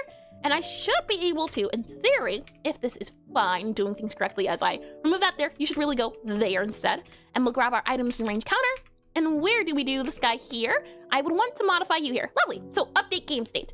For this guy here, what we're going to do is do you here. We're going to then set basic data. So set underscore basic data. Oh, if it lets me do underscore. Let's see. Set underscore basic data. So basic data. We're going to call this then, let's see. Objects in range or highlighted HIGHLIGHT highlighted objects. Highlighted things. Highlighted things. Because it's like objects, I don't want to say customers or objects. That's why I'm going with things. Things feels a little bit nicer because objects imply that they're like a block or something. Things feels better, but objects versus things, I don't know what you would be able to call it instead. Highlighted things is what I'm going with for now. We'll do this guy here, and then we'll set this guy to equal to null here. So null, L-U-L-L, N-U-L-L. And then down here, we'll do items in range counter dot set basic data. So set underscore basic data. We'll set this to be this guy here. And this guy's just going to track our utility. So we'll do this guy here, highlighted things, and then we'll do utility dot, U-T-I-L-I-T-Y dot, and then we'll grab our highlighted objects. So let's see, utility dot, hold on, utility dot highlighted range in a thingamajig, a doodad, if you will. That's a great thing. The thing is, I have to remember to spell it. I don't know if I can remember to spell a thingamajiggy every single time, but I do like thingamajiggy. It's a fun word to say. We'll do here, highlights, let's see, objects are things. Interactable. Things in range. There we go. And then we'll set this guy to be a string since it is an int. So we'll slide this guy over. And now this guy, this tracker here, should keep track of all of our objects on screen. So we'll be able to see that number go up or down depending on. And lastly, to make sure that we can see it in game, what we have to do is grab our guy here. Let's go into our, I believe, test. I think I called it. Let's see, play. We'll just say level. What do we call it? Sandbox level here. Let's show our debug menu on. And now if we click on play, we should have an updated thing or updated counter that shows us whenever something is enabled or disabled. And as long as we have this counter, then we can just say, hey, you count this thing. So in our bottom left, hopefully you can see it, this thing that says highlighted things equals 0. What I can do is if I click on you here, then let's see, I can then enable this guy here. And what I can do to make things a little bit easier for you to see is I can make this super duper big, and that way it is very easy to track. We make this guy go over here, We'll do this guy down here then, and we'll put you back down there. There you are. So you should be able to sing the thing a lot easier now. And now let's spawn in a customer. So if a customer is spawned in, this thing should go to 1. It does, lovely. And if the customer leaves, it goes to 0. So 1, 0. Okay, that's good. And if we go here, we should get 1. Yep, 2 should go here. 2 because objects are in range. We should get 1 thing, 2 thing here, 2 things here, 2 things here. If we spawn in another object, so if I spawn in a customer dish here, we spawn in another dish here. We have 4, 3. I think it works. Oh, I saw that line. That line was an issue we were having before. I thought it was fixed. It's not, but I do see it. I did see it appear. Okay, good. Okay, I think we have our counter for counting 1, 2, 4. And the thing is, I wanted to not do an array because an array would add objects that, or I guess data. It's adding so much data compared to just increasing an int or lowering an int. That's why I wanted to do this instead of an array. I think this is easier for the game to keep track of 0, 1. And now what we'll just say is that if this thing is set to, if it's greater than 1, show it. If it's not greater than 1, hide it. that's what we'll do. So we'll save this guy here. I should then be able to hide this guy here. Oh, not wrong guy. Hide that guy there. Then let me make sure I make a backup here so that we can say that the highlight objects are object counter enabled. HIGHLIGHT, highlight thing, highlight object, ENABLED. Highlight object enabled, clicking you there. There we go. Okay. It's just pointers, no? But I get what you mean. I don't know. That's the thing. I know at least with Godot, I don't think there's pointers. But if I were to make an array, I would also have to figure out the type in the array. For example, here, if we do like utility here, and I were to do like a, let's see, hold on. If I go all the way back to the top here, and I were to make a var, if I can grab this guy here, as I wonder if it is pointers. I don't know if Godot has pointers, but it would be a thing like a var, and it would be, let's just say, a test array, and then it would be an array, or would it just be, yeah, an array? But what's the array equal? Does the array equal nodes or not nodes? Would it be an array of sprite 2D? What would the array contain? Or would it be node 2D possibly? And then when we're down here, would we have to insert the node 2D instead? That's why I think, yeah, this guy here, you'd have to get the object itself. So I guess you would just put it into the array of the object. But my worry is that if it's the case that the object gets added or removed, the good news is that we do have the ability to check the object if we need to later. So that is always an option, which I'm glad. It's flexible. My goal is always to make my code as flexible as possible. With that said, what we're then going to do is, now that we have this guy working, we need to go back to our cafe, back to this guy here. And now we need to have a way for this screen to show, or a screen to track it. So what I'm wondering is, how can we have a screen show and enable and disable? Right now we have a control screen. So if I go to this guy here, we go for control screen. Now, right now we have this guy here. I want to have two control screens. I want to have two control screens because there's two places where we need controls to show up. We need controls to show up if I click on this guy here and click on play, so I can show you. We need controls to show up in two different places here. If I click on levels here, click on you here, we need controls to show up on screen when you're running around and you're able to interact with things. And we also need controls to show up when you're in the book. So we want to be able to show the player that, hey, you can use these buttons for the book. So controls need to exist for here and also in game. So two sets of controls. And now that you have another variable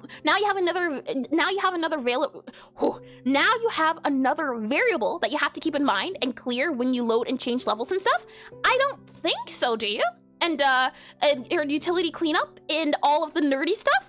How interesting. You know what? We can account for this. This is good. This is fine. I get what you're saying. And that is, yeah, you make a great point.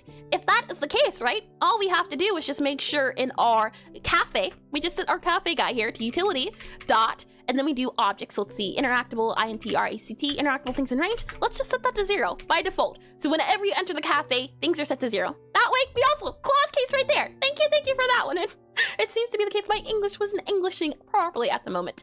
So for our control screen here, what I'm thinking is we'll have two separate control screens. We have this control screen here, and I'm wondering as well, maybe instead of trying to make two separate control screens, maybe we make an ultimate control screen and do it that way. So a control screen on a control screen, and then have a parent of that control screen. That's to say, you would do a thing like a file new here. You would then add in like a, we would do an other node here, or maybe we would do user interface here. Let's set you to like a canvas, so change the type to like canvas. So what I'm thinking is, you would set this to be the canvas layer, and this is going to be the control screen hub or something like that. So CONTROL, control SCREEN, control screen hub. Hub here, something like that, I'm thinking. And then you would now grab two control screens. So a control screen here, control underscore screen. I mean, oh, hold on, SCREEN, controls, oh, CONTROLS, control screen. Then you would grab two control screens, drag and drop them both into here, and they're both going to be different ones. Maybe? Are you sure there will be nothing on load up? That felt like it would introduce more bugs. My programming OCD is going off the rails by me not knowing the project. I don't believe so. The thing is, in this game, the cafe itself is what controls the levels. So each cafe gets sent a different level. It gets sent a resource of level data. So whenever it loads up that level data, it all happens here. So anytime the cafe is created, all of the level data is loaded in this function here.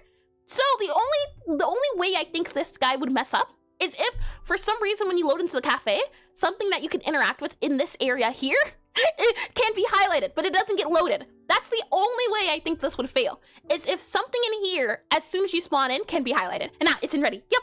And okay, it feels a bit better. I'm glad. The thing is, if it's a clause case, I definitely want to check for it. So I am more than willing. If there is something feels as if it won't stick, by all means. The hope is that we don't interact with bugs.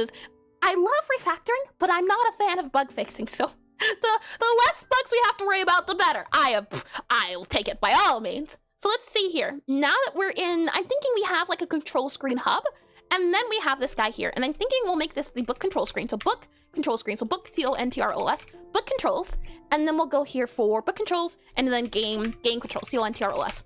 I'm thinking we do something like this instead of having two different screens. And then in this game, our control, or not in this game, but in our control screen hub, this is where we can control both of them. And man, I love bug fixing. Just look at how many I introduce when I code stuff. Nope. This is the thing. Different people like different things. And I'm always reminded when someone says that they enjoy bug fixing. I could never. Nope. I love cleaning up things. I love making things more optimized for bug fixing. And you have me on there. You can have all the bug fixes you want. You can have them.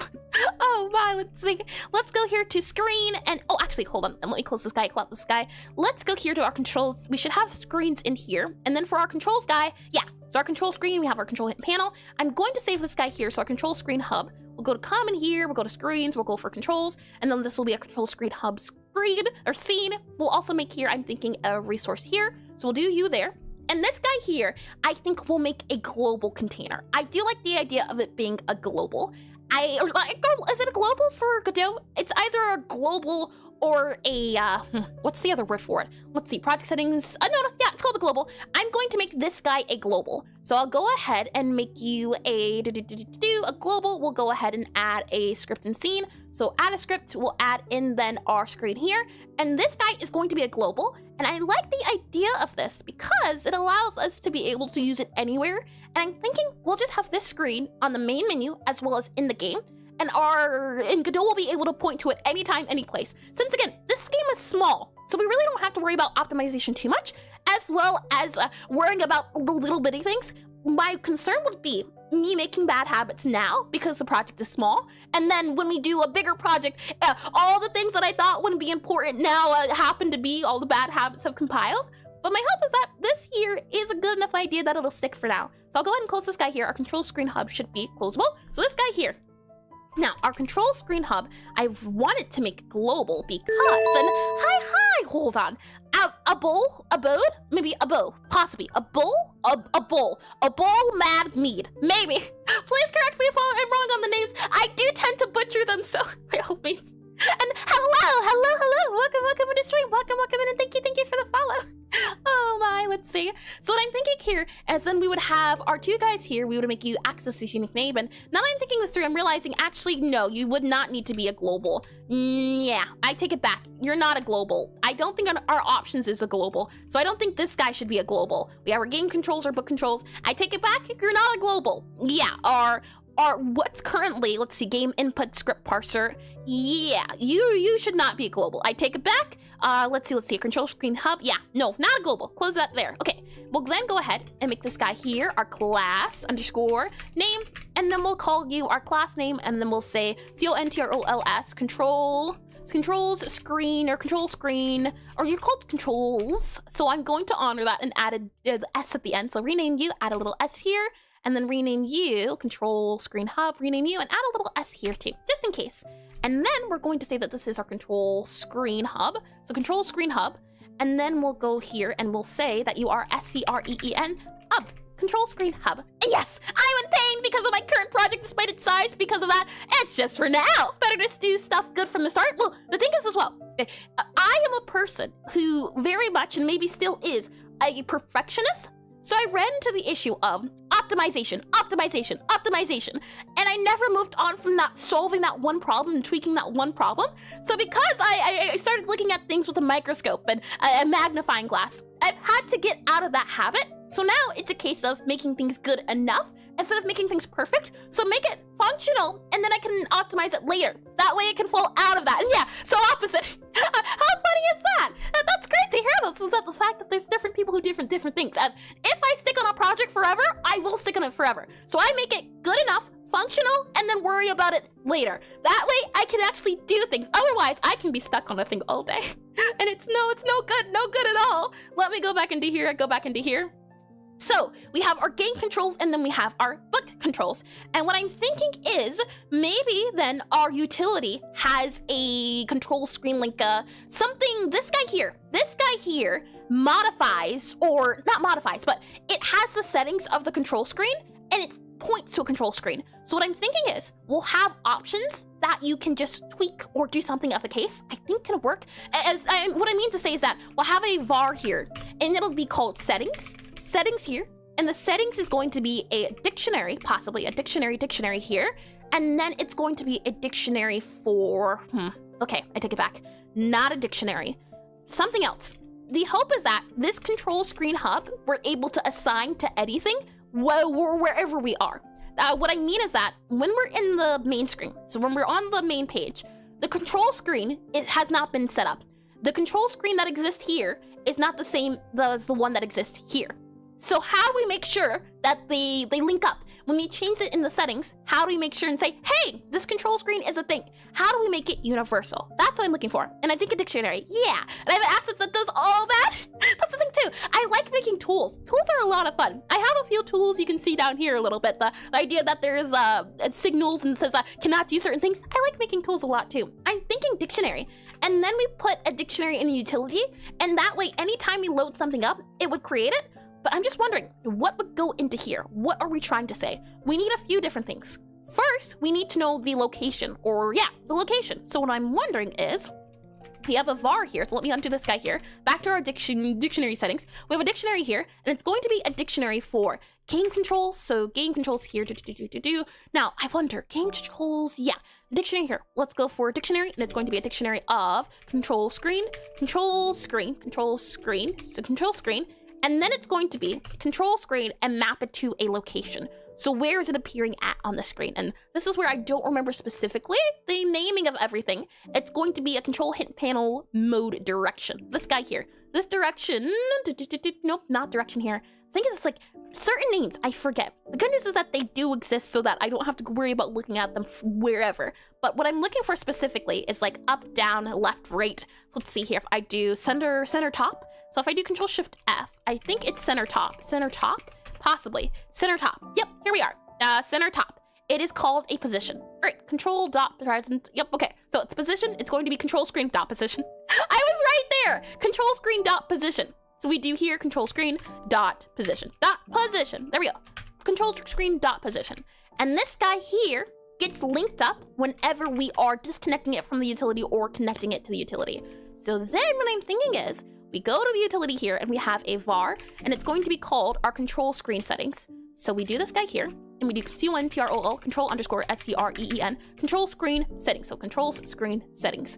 And then here what we'll do is we'll make it empty. So we'll do, let's see, set it equal to and set it equal to empty here. And then upon loading the game, we link it up, we pair it, and do things. And how did you make the scripts up there instead of on the side panel? Do you mean putting it here instead of here? I am using a plugin called, hold on, let me see if I can remember it. IDE. I am using a plugin called Script IDE. Or hold on, yep, Script IDE. This is the one I'm using. It has been super duper handy. There's a few things, and I'm not sure specifically if this is what you're talking about, but this guy here, I do use it in most of what since adding it, it's made things a lot easier, the different positioning, having it over here instead of over here. I don't even remember what it looked like, and no, I mean on the left. Hold on, could you elaborate? Let's see. How did you make the scripts go up there instead of on the side panel? Do you mean here then, possibly? This guy here is over here instead? Possibly, maybe? And let me get a little bit of coffee while I wait and see. Tasty. And while that said, while we wait, I'm going to make this guy, and I'm going to set it equal to empty. So equal to this guy here, equal to empty, like that there. And then when we start the game, so upon going into our cafe here, not cafe, we need to go to our main screen. And no, all the scripts are up instead of on the right. Ooh. If it has, do you mean here or these panels here? Do you mean that? I think there's a way to move them around. Yeah, there's a dock position setting that might help, possibly. It's been a second since I've modified with everything, but you might be able to in the script editor. Let's see. All the scripts are up instead of on the right. Let's see. All the scripts are up on the right in the script editor. Do you mean this guy here? Everything's up here, possibly? Let me move this guy to here, and then that goes there. And when you switch between scripts, so up here, when you switch between scripts, between scripts. Oh no. Oh my, in the script editor, let's see. And yep, all the scripts are up instead of on the right. Yeah. Are you talking about this then instead? All of these guys up here. And let me go back to our utility guy here. And yeah. In that case, yes, that's script IDE. All the UI stuff you see is likely script IDE, likely the plugin. If it's not the plugin, then it's likely the dock position and everything. But yes, that would be script IDE. And I'm pretty sure that's IDE. Yeah. Okay, yeah. I'm gonna be able to answer it. Let's see. And if we go back down to here, we make this empty, right? And then in our screen here, and okay, thanks, of course. If it's a question I can answer, I by all means don't mind one bit. The hope is that people get a good use out of Godot and enjoy it. Since Godot's more of a niche engine, it has been getting gaming popularity, but it's still very young. So the hope is that everyone can do Godot. Now we are here in our main screen. Our main screen has our options menu and everything else with it. So what I'm thinking is, now what we'll do is we will have a control screen here. So control screen here, we'll do our control screen hub. And whenever we load in the home screen, this is where we would add everything else. So we'll do one control screen hub here and one control screen hub in the game. And then whenever we swap back and forth, the utility will keep track of what is what at the moment. So what I'm thinking is, we'll do control screen hub here. So control screen hub will go in the game here, that'll go here, and then it'll also go in the cafe. So 2 control screen hubs. And then when you swap back and forth between the two, we'll grab all the settings of what is currently enabled in the options or in the utility, and that'll be how we get it to talk back and forth between everything. So we'll go into here, go into our ready, do all of these guys here, and then what we'll do is, save that guy here, and am purple now! I wonder, what's the reason for being purple instead of green now? Let's see here. We'll right click this guy. We'll make sure that this control screen guy is access his unique name. Then we'll scroll up to here, make sure this guy here is on ready. Do that guy here. So we'll do this guy here, set you to be here. And then we'll do control screen hub dot set settings. And we'll go down to our, let's see, our ready guy here, go all the way down in our ready set up here. And we'll do you here dot set settings underscore set settings STTTINGS dot set settings. There we are, dot set settings. This will be the function we use. So we'll copy this guy here and we'll do the same. So in our home screen, so back on our home guy here, home screen here, home screen. Back in our home screen, whenever we are here, we're also going to do the same thing. So we're going to go here to access this unique name. And then on our home screen, upon doing ready, we're also going to do our control screen hub. So I'll go ahead and click on enter here. I'll then hold down control, drag and drop this guy into, oh, hold on. Is it control shift? Hold on, click on that guy here. There we go. So our control screen hub will go here. And then we'll also do set settings here. So control screens hub dot set settings. This guy isn't a function yet, so let's go ahead and make it into a function. So we'll do set settings here. Let's then go back into our, script here, and we're going to have a function for set settings. So we'll function for set settings, and then we're going to have it equal a void here. And let's do pass. I was like, a little bit of coffee. And the cafe scene has a different icon. Did you make tools for this? Nope. It's a really neat thing. What you can do is, you'll see a lot of things have a little bit of like a little different icon. It's a thing in Godot you can do. If I scroll up here, where if you have a sprite, so like a PNG, I have here, I think, a cafe icon. Yeah, so I have a PNG of a little house I made, or you can't see it, hold on. If I hide this guy, hold on, if I can find it. Godot, yep, taskbar here. Okay, so I have a lot of little teeny tiny PNGs. They are 16 by 16. So I have a 16 by 16 PNG, and then I do @icon on whatever I want to change the icon to. So I'll do @icon, grab the UID of the PNG, and it'll make it the icon at the very top, be safe. And super duper neat, yeah. And I found out the, the hex colors, yeah. The hex colors of all the official Godot colors. So it feels as though it's built right into Godot because I'm using the exact colors that they usually use. Let me go ahead and go back into here. So we have our, let's see here, our control screen. And then our control screen hub, we are going to do set settings. And then what we do here is, if it is the case that our utility control screen settings is null, we set it to be that what it is currently. Otherwise, we're going to reset it and change it. That'll be what we do. So we'll go ahead and do here. And on our set settings, what we're going to do is do utility dot, and then we have here our control screen settings, so control screen settings. And then what we're going to say that is that if utility dot control screen settings here equals null, So if it is, or dot is empty rather, I think that's a little bit better. Dot is empty. If it's empty, we go ahead and set it to be ourselves. Otherwise, we set whatever it is to be that. So we'll do control scene settings, and then we'll do equal to, and then we'll go ahead and do our settings. Otherwise, if it is a thing, so else, we'll set it to be the case of our settings needs to be equal to this guy here.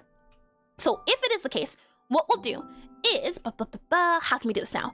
Our settings here is the, okay. So our settings, how can we do this? So our settings are going to be that control screen guy there. Okay, I take it back. We'll have to do things a little bit differently because how's the game going to know the difference between the first game controls and the second one? I think what we might have to do is half of me wants to just make this not a dictionary and just instead make it some sort of array or something, because it's the case of how do you know what control screen it is? If you're going between different control screens, how do you access that specific game control screens or book control screen? What I'm thinking is we'll have a, what's it called? A type. So we'll do here an enum, and I'm thinking we do type here, and then if we set the enum type to be game or book, I kind of like that a little bit better. It makes it understandable what's going on instead. And then for our settings here, what we'll do is do something like maybe this guy here. We would have to do 2 though, it's tricky. And let me see how assets do that. I might have to give you some ideas. Oh, let's see here, I didn't realize, yeah. And let me see how some assets do that. Oh, I am all for assets in like the asset store. I think it's neat. The thing is, I want to try to understand the bare basics of Godot itself. And you'll even see here, I have things like a plugin for signal visualizers or to do. I don't use them. So my hope is that I understand Godot itself, and then I can kind of add more, plugins as I go. But yeah, I do love looking at plugins. They're very neat. I'm thinking we do something like this instead. And then we'll do here possibly, and this is where I'm thinking we'll likely have to do two vars, so like a var here, and we do a var for, let's see, screen to screen, type to screen, maybe type to type underscore to underscore screen here, maybe type to screen here, and then we'll go ahead and have this guy. And it makes me wonder as well, I forget if we have to initialize this guy at the very beginning, or if it works right off the bat. I don't remember. So this would be a type to screen. You would make this into a dictionary here, and then hi Phoenix, welcome back in the stream, welcome back in, and thank you for the 4 months free subscription. Thank you, welcome in. I hope your Saturday's been wonderful so far. I hope it's been lovely. Let's see here, we have dictionary, and then I'm thinking type, and then we do control screen. So type to control screen here, control screen, something like that. I like this idea a little bit more, but I'm wondering if we have to do type to control screen, and then we grab our control screen here. So for example, here we would set the type equal to game here, and then we do game, yeah, type to control screen. Oh, you know what? I take it back entirely. Our settings is not going to be control screen to position. Instead, it's going to be type to control screen position. And then we can just set our, yeah, we'll do it this way instead. And then we'll go to this guy, grab you here, make it that instead. So type to control screen. That way, all we then have to do is do our type. So we do our type here, our type, which is going to be, for example, type.game, and we assign that guy equal to our game controls. So we do this instead, game controls, so underscore controls, game controls here, game controls. And then we duplicate this guy here, set this to be book, and then we set it to be book controls. So something like this instead, I like a lot better. And hi, whew. Blue Chinchompa, possibly? Thank you for the follow. Welcome in. And please correct me if I'm wrong on the name. I do tend to butcher them as I butcher my words saying that. But thank you, and welcome in, and thank you for the follow all over again. Let's see here. Type.book controls, something like that. Then we'll save this guy here. From there, what we'll do is, and you said it perfectly, wonderful, and hello all over again. Let's see here. So we do it this way, our type to control screen. That way, what we can say instead is, now we go for settings here. So if you and you were there, otherwise, we're going to grab the control screen settings for our book here. So control screen settings dot book. So we'll do you there, and then we'll do type.book. So we'll have type.book, and then we'll have type.game here. So type.book, type.game, there we are. Something like that. And then we'll just have to assign them to whatever our type is. So for example, here we'll grab our game controls, since we know that's going to be our game controls. And this guy here, so we'll grab this here. And our game controls now needs to do dot. And we need to do game controls dot, and I think it's like a set something. Let's see. If we go into this script, we can see that we have change layout position. That's the function we need to use. So dot change layout position. So dot change layout position, and we set it to be that guy there. Now, why are you angry? This is our control setting screen type.game, yeah. And you are angry because you are expecting variant type, I'm wondering why it's upset. We have our utility.control screen setting, and it's a type to a control screen position. We are asking for a control screen position, which is this guy here, which is control screen position. So why is it angry, do you think? Let me remove this guy here. So remove you there, and we have you there. So expecting at least one. So let me go ahead and do this guy here. And we know that it's going to be a new position control screen. Our control screen exists in the utility settings. So, oh, you know what? Actually, before then, we also need to do our settings and swap them around. So let's go ahead and do that too. So let's see. We'll make our settings equal the utility.settings. So we'll just do this guy here, remove that guy here, settings equal to that guy there. And then from there, we'll do our settings here and we'll grab our type. So settings is going to equal, settings equal, and we'll do settings and then have the type, which is going to be type dot, and then this guy here I think is going to be game, type.game. And then we would just grab this guy here and make sure this is book. So type.book. And then we'll also do here, type.game, type.book. Yep, okay. And then this guy here needs to be book. So you would grab book here, like that instead, something like that. However, it could also be the case that this guy is empty by default, which is something that we don't want. So to make sure that this is not set by default to be something empty, let's also go ahead and set it to be something. So we'll go ahead and set this equal to, and then we'll do this guy here. We'll set the type, and then we'll set the position to equal the default. And in our case, the default's going to be, for our guy here, it's going to be, let's see, control screen. So control screen, CONTROS, control screen, and then it's going to be dot position. And this guy here, so for our game, we're going to make it the bottom left, I think, as the default. And then for our book here, we're going to make it the bottom. So position dot bottom, so it'd be like position dot center bottom, position dot bottom, I think it also works too. Yep. So hopefully, these guys will automatically set, and they'll also be automatically saved too between each scene is the hope. Let me go ahead and get a little bit of coffee here, and then we can go ahead and try. Hi, Taydori. Welcome back into stream. Welcome back in. The hearts are adorable. I like how colorful they are. Hello, Eris. Hi, chat. Hi, welcome back in. I hope your day or insert time zone here has been wonderful so far. We'll go ahead and save this guy, set it. So we have set settings here. If the control screen setting is empty, we go ahead and set the control settings to our settings. Otherwise, we go ahead and grab those settings and set it to be our settings. So it's just swapping back and forth. We'll save this guy here. From there, we'll go back to our book control guy here. And in this book control settings, we also need to do some setting changes. So if we go into control screen here, let's see. Control hint panel. Yeah, so this is where we see some other things. So this guy here needs to have certain settings, and the other guy also needs to have certain settings. So what we need to do is upon starting, we also need to have the settings changed. So what we'll go ahead and do is on function ready, we need to initialize our control settings. So we'll go back here to our hub, and we'll need to do a function for ready. So I'm going to do it actually down here. Function ready, I like putting it at the top. So do a function ready here.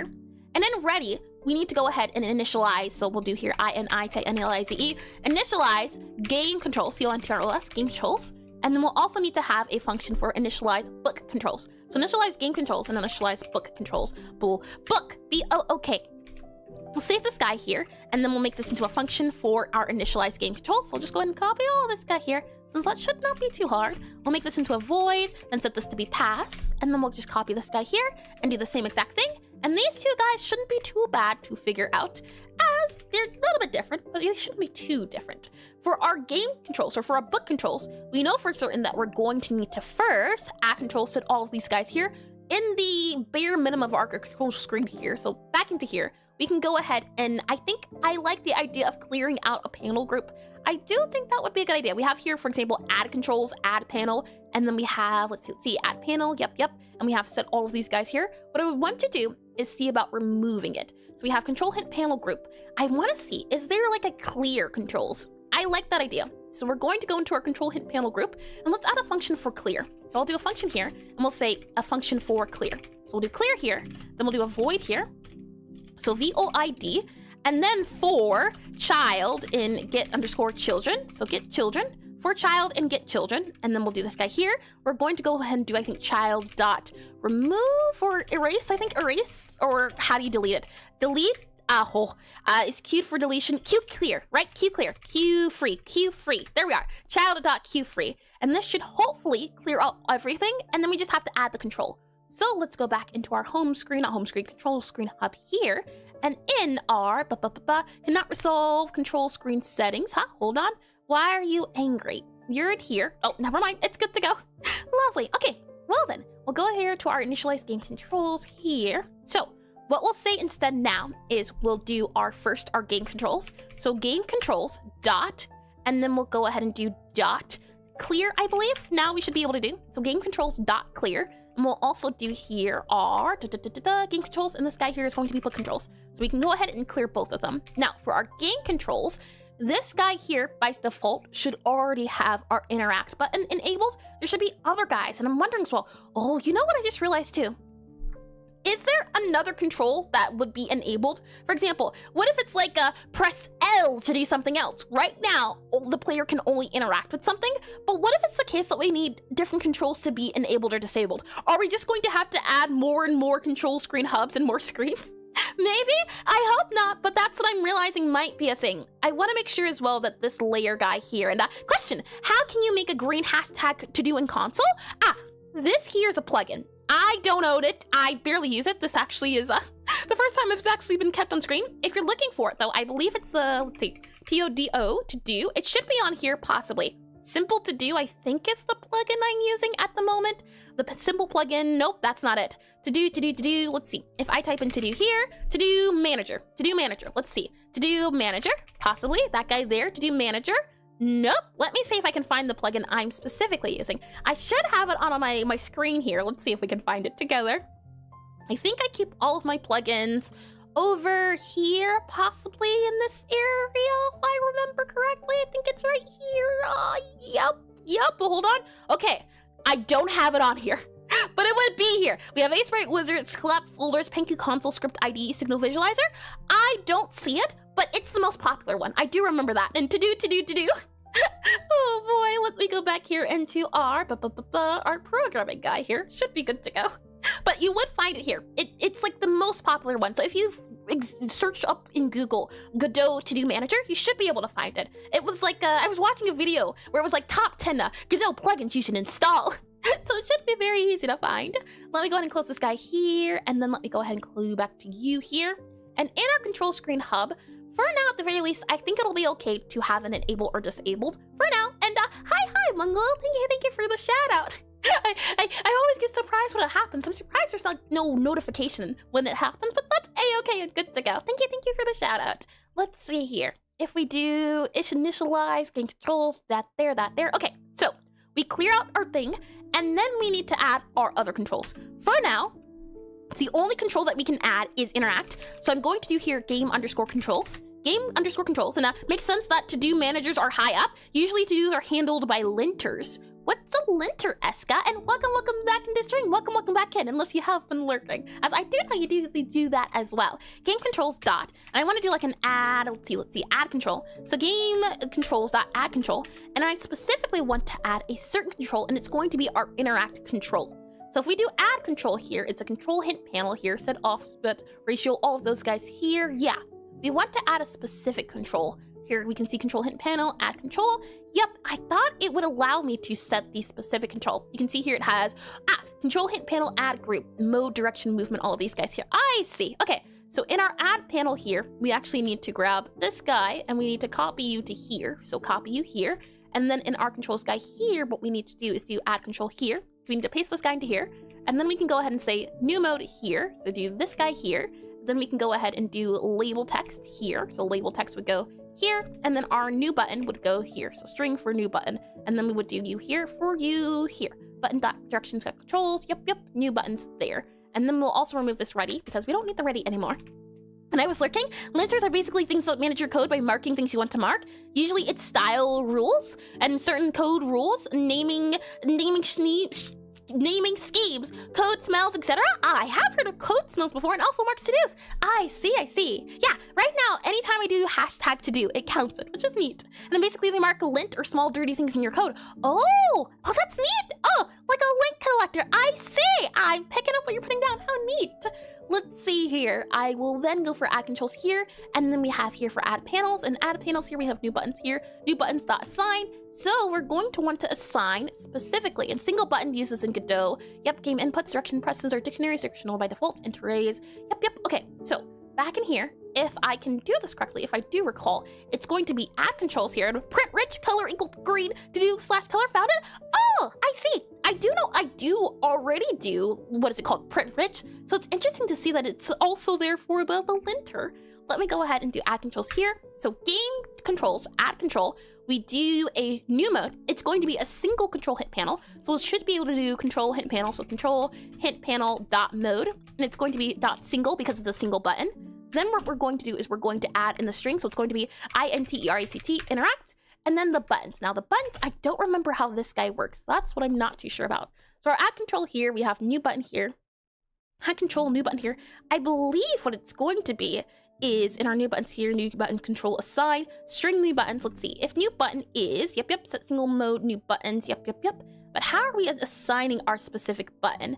We do set single mode here. So is it going to be a game input dot button? Possibly. Well, let's see, shall we? If I go and just copy this guy here, game input button, it's going to be button dot, and it's going to be interact. So what I'm wondering is if we just do here dot interact, I think this will work. Dot interact here. Save this guy.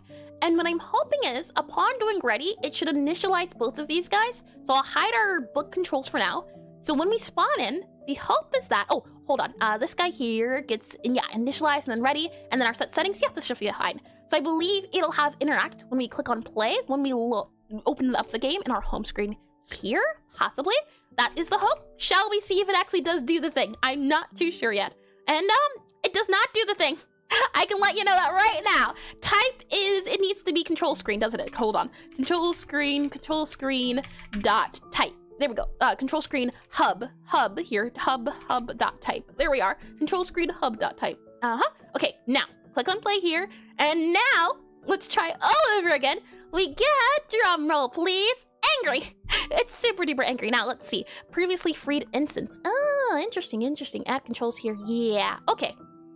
I then wonder if it is a thing of removing our control hint panel there. Yeah, you have a panel already. So if I just go ahead and delete that there and then close you here and then we click on play, possibly an ad's incoming. Yes, indeed. Hold your horses, game. Give me like a second or two more. Okay. Cannot set anchors. I'm wondering if it's because of the clear. That's what I'm wondering. So if I do control K here and I do pass, oh, you know what? I know what it is. Our guy here needs to check to see if it's empty, possibly. So I'll do control K here for now. We'll do pass. If this doesn't work, that's okay. We'll do this guy here, about there-ish, and then we'll see. Does it work now? Possibly. Yeah, and you can see it. Oh, you can't see it. Hold on. It kind of sort of semi-works. Let me click on this guy here, click on this guy here. Yeah, you see it? The little interact guy, it needs to be in the center, but it's functioning sorta, kinda. Oh my! Alright then, as I said before at the beginning of stream, right now I currently have a new kitten that I found off of the street while taking a walk. So, I have to go feed it as it needs to eat every 4 hours. Give me like a 10-minute break and I will be right back, but that's what I'll be doing. Hold your horses there if you would not mind the current interruption, and I don't have to do this for long. It's only for like I think the first few weeks. So let me click on this guy here, let me click on this guy here, we'll do this guy here, F-E-E-D-I-N-G. I'll be right back. Let me go make sure it has its meal, and I'll click on that button there. Let's see.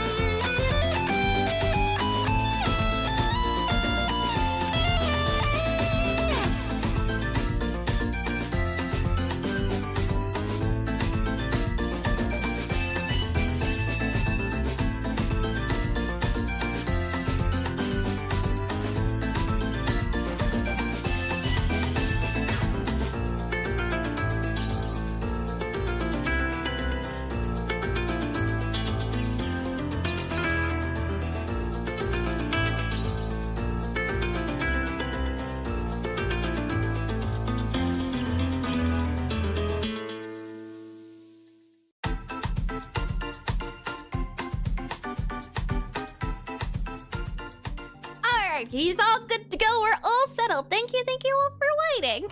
Let me make sure I didn't miss the thing. Let's see, if you buy an interruption, that means you hate kittens, and you're a terrible person. Hold on now, Jack. Hold on now.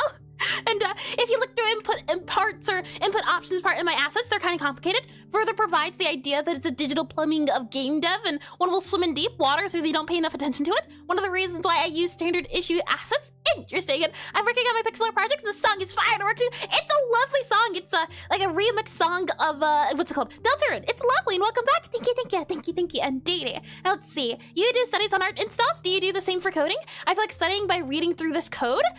The thing is, for coding at least, I find I work best if I program something, and if I run into an issue, that's when I do the studying. But if I'm making a project and it's not something I need to learn about since I haven't gotten to that part of the project yet. For example, we've been dabbling in shaders here and there, but I haven't really needed to do like a deep dive into shaders yet. So it's been bit by bit trying to learn and understand everything. But I'm glad to hear this is a what's the word I'm looking for? A bit of like understanding and education. How many sacrifices does that feline require? I think it might be a he. They'll say he says not for blood, but for not even for souls. I don't know what it is yet. But he says for something. So let's see here. We were just talking about this. Look at this. The E should be in the center. Why is it the case that it's like right beside it? If we go into our console here, let's see, our home screen, our control screen hub here. Let's see. And did I miss anything? I don't believe so. Let's go back into here, this guy here. In our game controls, we have this guy here. And in our panel is our control hint panel. And in our control hint panel is our rectangle box and all of those guys. So this is this box here. We have this guy here, who is all of this. And then in our hint box, we have our margin container, which is all of this. And then in our button parent, we have our single button. And for some reason, this single button decides it wants to go right there, which is not what it should do. If it is our single button, so if we go into our control hint panel here, if it's a single button, the thing, you know, that would, I understand now, I take it all back. The single button here should be in the center. And it is not. It should be like there. I don't know how to center it because I think if I click on center here, yeah, it's not going to center it, unfortunately. And I'm not too sure how Godot's centering works quite. So we'll just move it to here where it should be, right about there. And if we do that back in the game, lovely. That is exactly where it should be at, which means now we just need to do this by default, and it needs to go to the bottom left by default. So let's see if we can manage that. Back in our control screen hub here, when we click on play, what we want to do is initialize our game controls, and then we want to set this guy to bottom left. So we'll do game_controls dot set, I think, position, possibly. So dot set position. Let's see. Change layout position. Change layout position, and then we'll do control screens dot change. Let's see. We'll do settings. So control screens dot type control screen layout position dot type, I think type. No, hold on. Dot position dot bottom right here. Okay. And then we click on play here, and what do we get? We get this guy here, I think, possibly. Yeah, bottom right. Okay, we're looking good. We're looking wonderful. Now we need it to be the case that if you're in the main menu or if the options menu is enabled. So this control screen hub should be enabled only if the game mode is set to options or if the game mode is currently set to the main game itself. So what we'll do is, we'll have this guy here, and then we'll say in already, we'll have a function for, I believe there is one for like utility. If I recall, a utility like change game mode or something. So utility dot change game mode, something like mode. So let's see, mode, game, let's see, game, mode. Okay, hold on. Let's go to utility here. There should be some function for a signal possibly of like, hey, change the game mode. It does exist here somewhere. Let's check our options. If we go to the options screen and we go to our options menu, so this guy here, it says enable, disable. We're looking for something like utility.pause game. Utility.pause game emit. So what's expected to happen when the game is paused? So we have a utility.pause game emit, And then we need to check the current game state. So we have .pause game emit, and maybe we just check the current game state, maybe? But I don't know about checking the current game state like 24/7. That feels a little bit off, and it looked like it was 5 pixels to the right. My old draftman senses are tickling. I might be with precision more than my person. The thing is, let's see, can I just do this? 1, 2, 3, 4, 5. There we go. Does that help? Oh man, I don't know because I can't see 50/50. The squares are here until we disable them. So these guys are just here to make sure everything lines up. But I can definitely move it there. And no, the other way. 1, 2, 3, 4, 5, 6, 7, 8, 9, 10. Like that there, that definitely does feel a little bit more centered. I think maybe this bit is the center portion. If we go over here, yeah, I think that might be the center, right? So if that's the center, then probably that's the center, right? That there, that would be the, the center. Let me click on, let's see, this guy here. What we want to do is check the current game state, and yippee! I'm glad to hear it.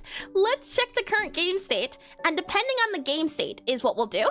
So we'll say in our control screen hub here, we'll match the game state. So what I'm thinking is we'll do a function for here, and we'll do function underscore process. I don't know how I feel about process, but I'm thinking we put it in process. Just we can put it here for now temporarily. And then when our process, we're going to do utility. Let's see. I'm thinking a match, and then we'll do utility dot current game state. So current game state. And then we do dot, and then we do type. I think current game state. Let's see, current game state. And our current game state is a game state here. And I'm looking for specifically the game state type. There is a type. We have game state here. We also have a game state. If I do game underscore state, game state, there is a pause, there's a cafe, and there is a spell casting and spell testing. And the hieroglyph fans, my idiot friends require my presence in scientific discoveries, messing with the new MC block. So have to go. No worries at all. Check. I hope your studious studies are quite profitable. And good luck with concocting shenanigans without obstruction. Thank you, and welcome in, Claude. Welcome in. As one lazy and extra turns, welcome in, and best of luck. Check with your very serious business. Clearly, let me get a little bit of coffee here. So let's see here. The thing is, we have a game state for our cafe, and I would like to check the type. We've done it before, like if blank is blank.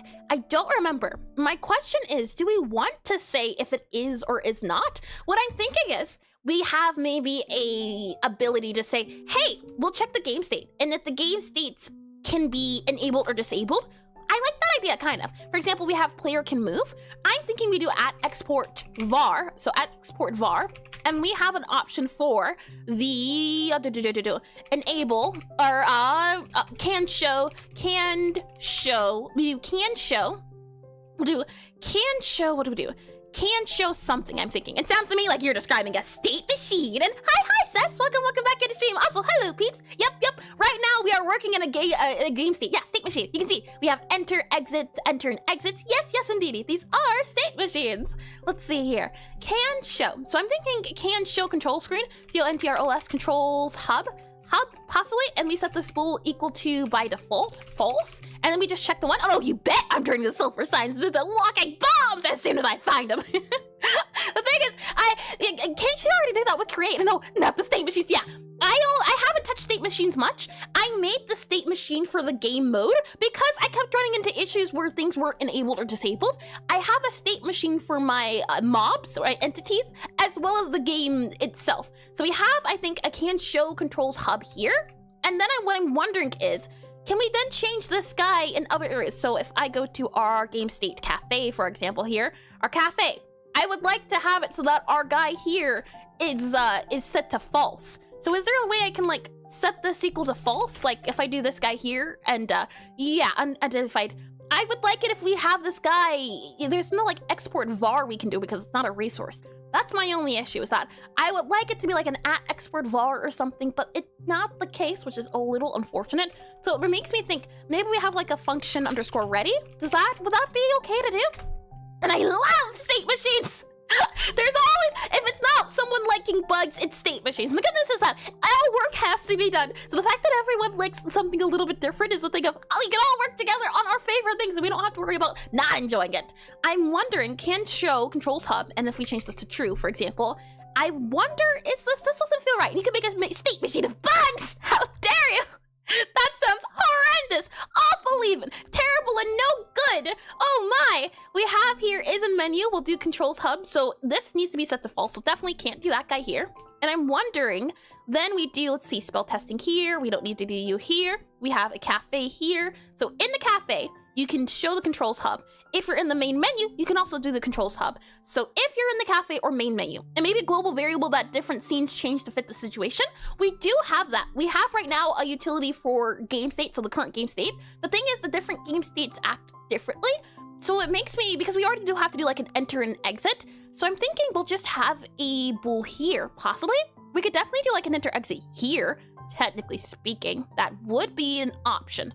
You know what? Yeah, I like that idea a lot better. I think we should go with it. So instead, what we'll do is we'll go back to here. We'll do game state just in general. We will remove this here. We'll then go back to you here. And then for our utility, we'll do utility here. The thing is, it's like, if it, well, I guess, no, that's fine. No, because the thing is, if the options guy, hold on, our options menu,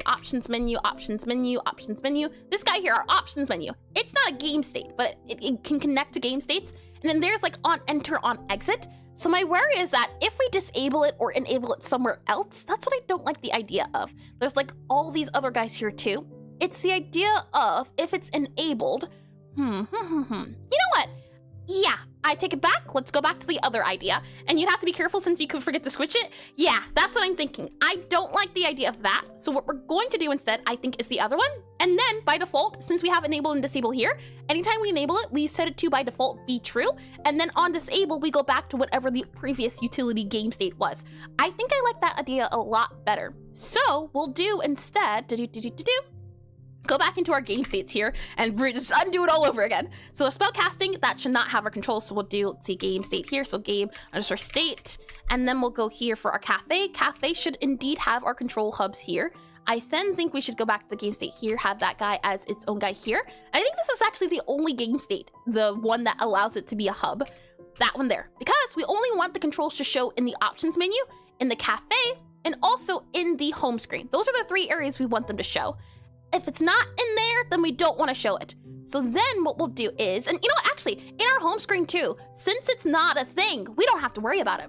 Next up in our options menu, what we can also do here is on entering our options menu, so on enable, what we'll do here is do utility.gamestate. So we'll do here can show controls hub. Now this is where I'm thinking having that bool or like a universal bool would be a good idea to do. So what I'm going to do, I think, is we'll do, how can we do this? We'll go to utility, so we'll grab a utility guy, I think, as well. And then what we'll do is, why are you angry? Cannot parse global class, I see. Is it control screen? Oh, I see. You know, that would help. Hold on, copy that guy out for just a quick second here. Go back over to utility here. And what I'm thinking is we'll have this guy here, and then we'll have also this guy here. So we'll have a var for can show controls hub. And then what I'm thinking is we set it to false by default. And our options menu then, when it is enabled, we'll go ahead and do, let's see here, utility dot can show. So can show controls hub equals true.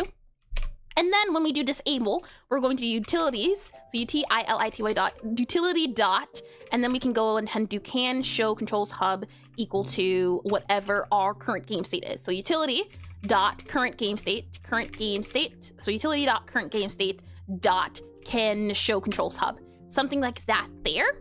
And then whenever we want to check to see if we can enable or disable it, we'll just check this utility.currentGameStates control. So whatever this guy is, I think would be the thing to do. Yeah, we'll just set the disable back to this guy here. Hold on, I'm getting confused. I take it back. This looks like it's the exact same thing, current game state. No, okay. So the idea here is that when we disable it, we set it back to whatever our current game state control, true or false, is. So if our current guy is, if we're spellcasting, it's set to false. So we set the global one to false. So really, we need to be checking this one here. I take it back. We check that one. Now, in our control screen hub here, we go back to here. We can go ahead and undo this guy here. So then we can say, if not can utility.can control show hub, then we go ahead and return. So the hope is now that this will show us that, hey, you can return or you can control your game state. And as just a proof of concept, if we go ahead and do print here and we do blah, blah, blah, if we do that, the hope is that when we click on play, it should not print anything. By default, it should not print anything because we aren't in an area where you can show it. So if we click on play here, nothing happens. However, if I click on options or I click escape, yep, and then we close it. Aha, all right, and let's see. Invalid, aha. Interesting.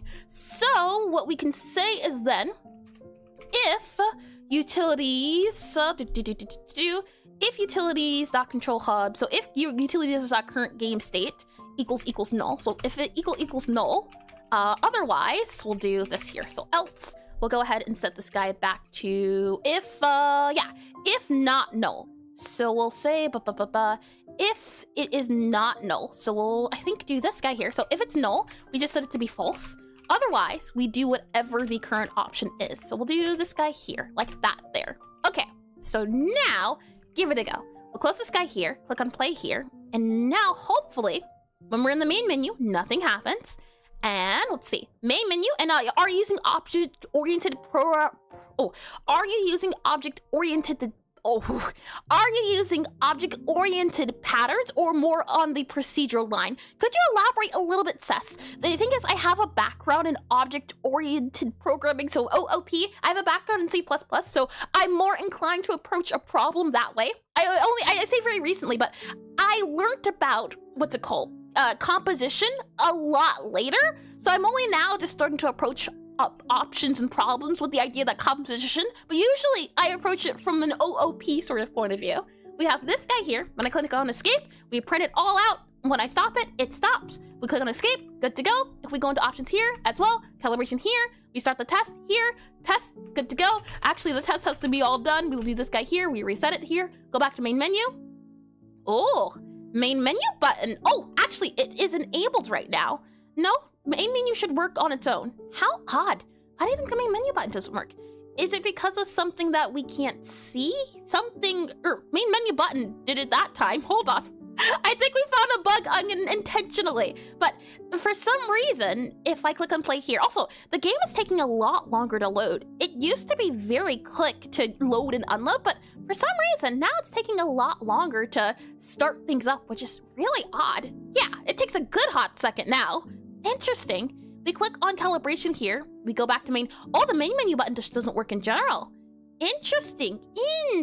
All right, main menu, hold on. Let's go back into this guy then. Our home screen here. Our main menu button is this guy here. So we go into this screen here. Yep, okay, so you don't have a main menu button. Where is our main menu button at? Our home screen here, and some controls hogging inputs again? Yeah, someone's doing something somewhere is what I'm thinking. And just as a quick check, I'm going to delete our control hub here, and then I'm going to click play. Let's just make sure the controls hub isn't the guy that's taking everything. So if I go to here, and I click on this guy here, and hold on, copy you out, comment you out just for a quick second here, click on play then again, and if we just delete you very quickly, hopefully, let's see, it's going to give me like a, hey, we don't have a guy here, but that's okay. Back to main menu. So it's not our controls guy. It's not that guy. We can go ahead and undo this guy here. Somewhere else it's having the issue. So my main menu is comprised of a lot of different menus, and let me kind of just disable and enable it. For example, here there's a background added, there's a main menu guy here, and then our home screen has, or should have, like there's a main menu key here as well. So I'm wondering, where are we at? Who's doing what where? There's this guy here. Yeah, how do we check that main menu? Who owns it? And it won't let me know. I can even hide this guy and show it. That guy, okay, main menu background, nope. We have main menu here. We have our advanced guy here, control screen hub here. So I'm wondering, who owns the main menu? Where did you come from? I'm hiding everything and I'm showing everything, but the main menu remains, which I'm not too sure about. Where is it coming from? The main menu guy should only appear. Let's see. Yeah, I hide this guy here. I hide everything here. Okay, hide that guy. Hide this guy here. That guy is also hidden. This guy here, background music player. We have then our main menu. Hide. Where's it coming from? Reload the project? Maybe? We can certainly try. Let me go ahead and do project and reload. And while it's reloading, let me get a little bit of coffee.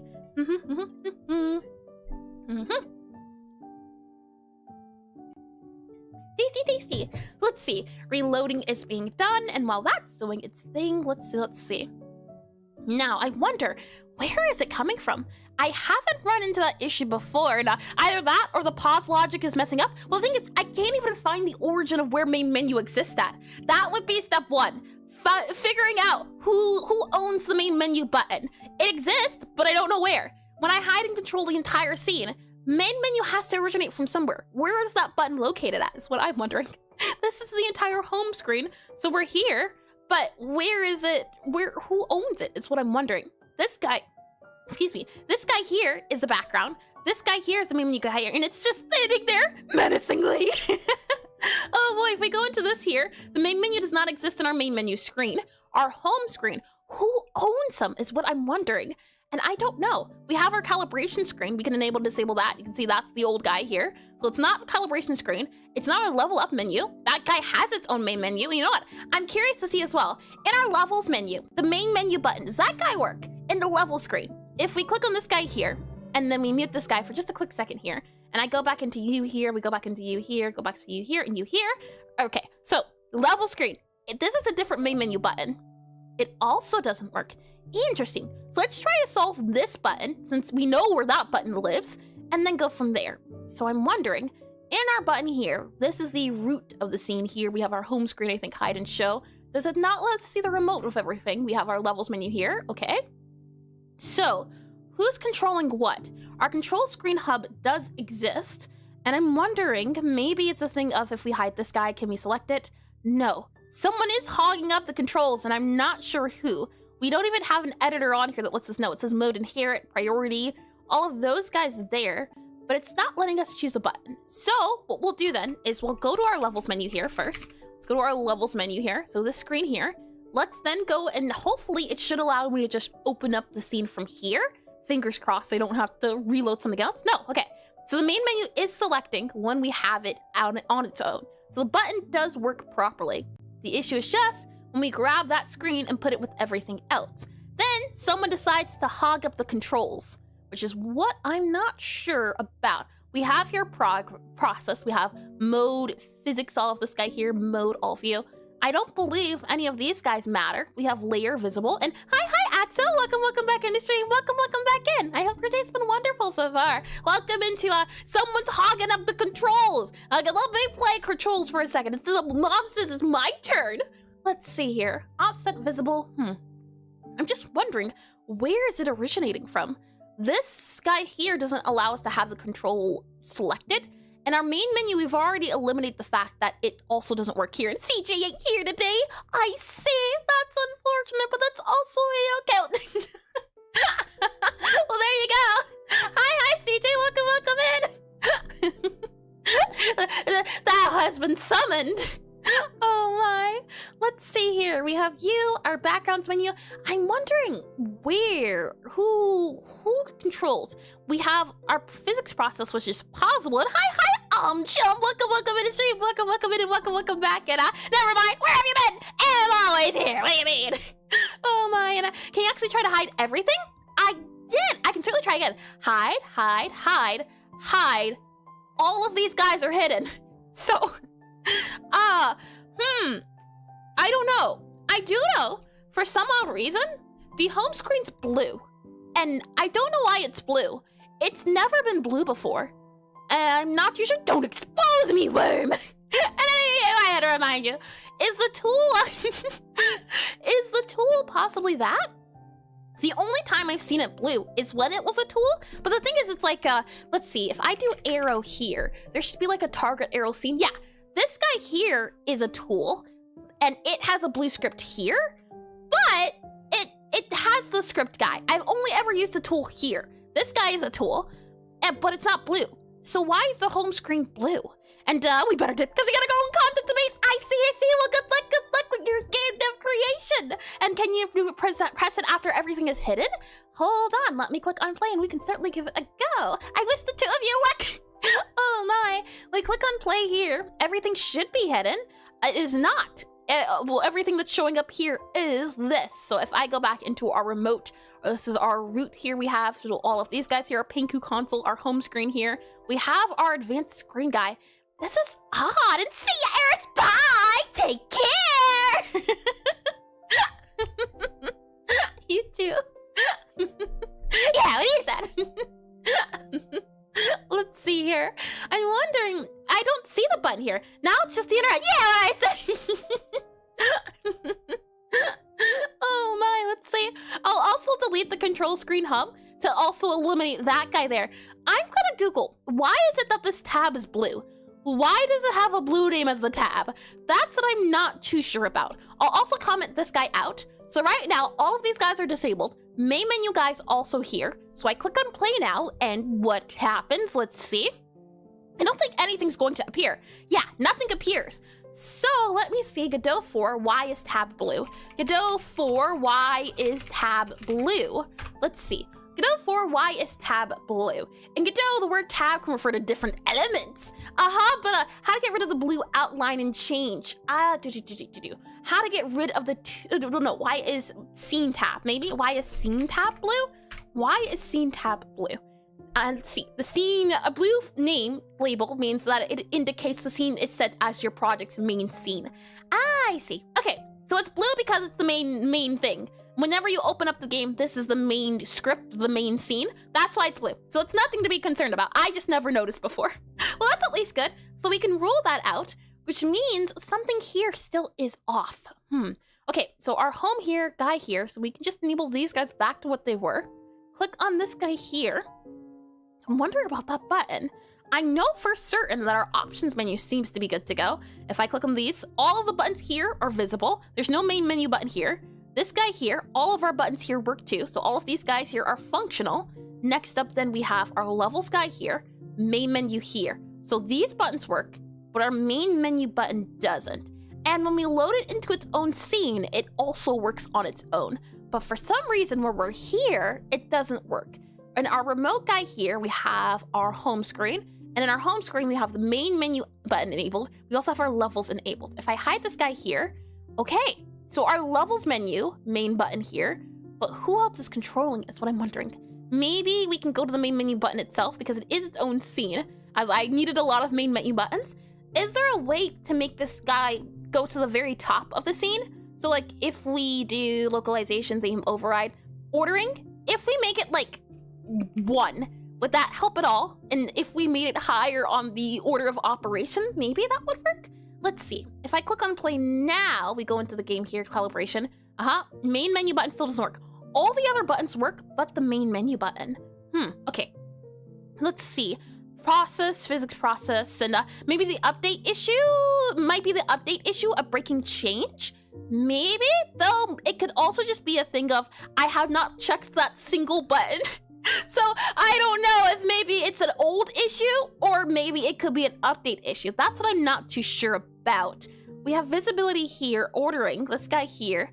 Yeah, and then we have visibility here, self-modulate top level. What if we make you top level here and then we were to make you like theme override like 10, just to see.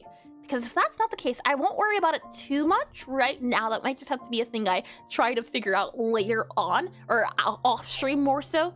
And I'm not too opposed to that. What I'm wondering is just the main button here, it exists and everything. And it makes me wonder too, if we go back into our, now, is there an issue right now? Hi, Paula, welcome in. Speaking of issues, right on time. So at the moment we have our home screen here. Hold on, let me grab our home screen as I was about to move on for a little bit. So we have our home screen. This main menu button, we don't know where it's coming from. We've hidden everything in the home screen, and yet the main menu button persists. I can hide everything here, but the main menu button lives on. And I'm not sure why it lives on, despite everything being hidden. And hi, we are Void. Welcome in the stream, welcome in. And since you have multiple main menus, you can try changing the color for each one and seeing which is frozen on screen. Because you elaborate a little bit. That does sound nice. Hold on, let me grab this one here. And welcome in all over again. Do you mean exactly, or no, I don't quite get what you mean. Do you mean change the main menu, for example, of this guy here? There should be a main menu in the levels menu, as well as a main menu in our... Oh, you know what? Options. I think the options main menu is also broken too. If I click on play here, and then we go for, let's see. Click on escape. Yeah, hold on. Let me go back into here. And maybe the main menu is in the root node? Is the button's root node? Hold on. Do you mean this guy here? The home screen? Wouldn't this disable it though if I hide everything here, since all of these guys are disabled? Even that guy there, this guy that holds everything else? I don't think it's the main one. And thanks for the welcome. I mean, the main menu button scenes. I see. I can definitely do that. If we go main menu here, let's see. And you didn't disable it last time? Oh, I see. Hold on. I can certainly do that and give you a look through. Hold on. If I go to our home screen here and I hide this guy here, it should hide everything. Save it here. Click on play. We get, let's see. We get, we get a total of nothing. Huh. How odd is that? It now, well, good news is that the main menu's not here anymore, but all of this is hidden, and yet that's super odd. Let's go back to this guy here very quickly, and I'll modulate it to be a different color. So where's our modulation at? Visibility, modulate, let's set it to like a red, and if I click on save here, is this a main menu node? The survey says, let me close this target arrow here. Survey says that that is a main menu node, and then we have our home screen here, which is also a main menu node. So they're all originating from that node, and the main menu node, all it does is it just it changes the scene. It just scene changes and also does the update to the utility main menu. But why is it the case that this button here now seems to not want to be the very top? Is there a way to make it, and you didn't disable it? Oh, I did read that, lovely. Let's see. Yeah, we have anchors present, propagate maximum, possibly. Let's see. If true, the controls child will use the value returned by get combined maximum size and try to turn everything in the remote after starting the scene. Can certainly do. Hold on, let me click on back to our home screen here. Let's see, home screen. Okay, we'll hide this guy here, save it, and then click on play here, do you mean? And then what you would do is wait for it to open, go back into the remote, and we have here our home scene, enable, disable. We have our calibration screen. We have our main menu background. We have our main menu screen. We have our levels menu, but no little main menu button. It's not there, which is weird. I don't know where that button's coming from. It shouldn't exist because there's not a reason to have it. Why would this button exist here? Because I have a few screens. I have a calibration screen, which looks like this. This guy here has a main menu. What if we just hide that? Yeah, okay, hide that guy. That's the only other main menu there is. If we then go back into our home screen, I think it was our calibration screen, but the calibration screen's disabled, so I'm a little confused. And is there not a main menu element in the level scene? There is. There is a main menu element hold on, here we are, this one here. This guy's a lot bigger though, so it wasn't that main menu.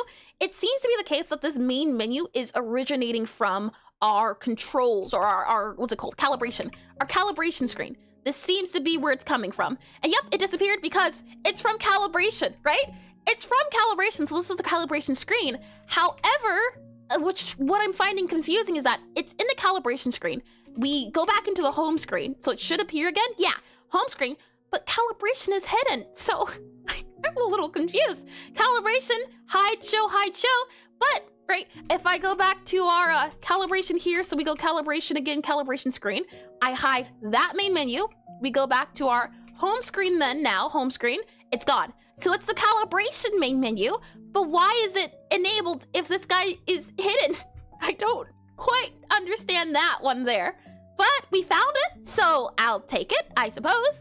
And with that said, we'll now go into our game here. And let's see if we close this guy here. And maybe check a setting in the calibration screen main menu canvas layer. Can you elaborate a little bit? And I'm guessing there's an issue with changing hidden states between different node types, but hey, that's just a state theory.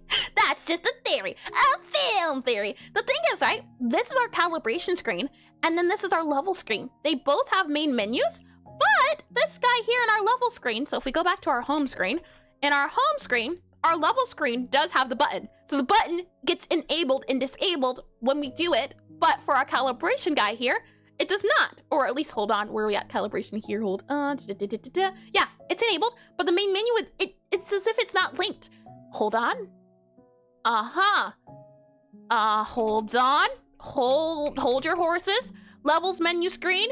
So, main menu is a child of the levels menu, but it's not a child of the calibration screen. So maybe if we just move it out of the child, right? Maybe? And then if we go back into the home, and maybe it's because this, yeah, I think maybe, but the thing is, all of the buttons weren't working.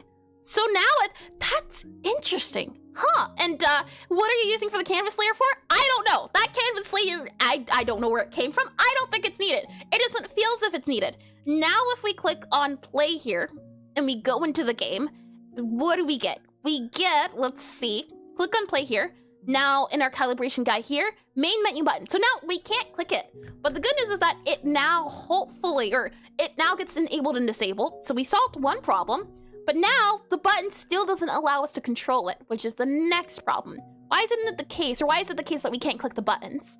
We go into this guy here, and I mean everywhere else, if it's just organization, I don't see a reason to overuse it over a simple node. What are you using canvas for? Oh, positioning. I'm using these canvas, the canvas layers here are for positioning, to make sure everything lines up on the location, because sometimes the anchor points act a little bit differently, so having them as screens makes things a little bit easier. And the canvas layer is weird to work with sometimes. I can definitely understand that. The thing with the canvas layer too is that when you enable it or make it bigger than smaller, this is also old in the sense of this was before I started understanding a little bit more how to order and organize panels and everything, or not panels, but do layouts like this instead.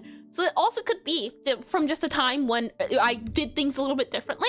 So it might be a thing too of seeing about refactoring and changing things around as well. What I'm wondering is that for our main menu guy, now that we know it is everything else, if I click on play here, for example, in our calibration layer, I think this will work. I don't think this will break everything.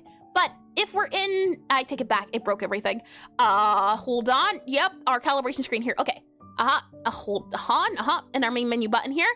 So we can select it. It does allow us to select it. We're in the game itself, but it's something, somewhere else is grabbing the screen, which is what I'm not too sure about. And maybe it could be a thing because it's a canvas, but it's worked before is the thing. It's always worked before.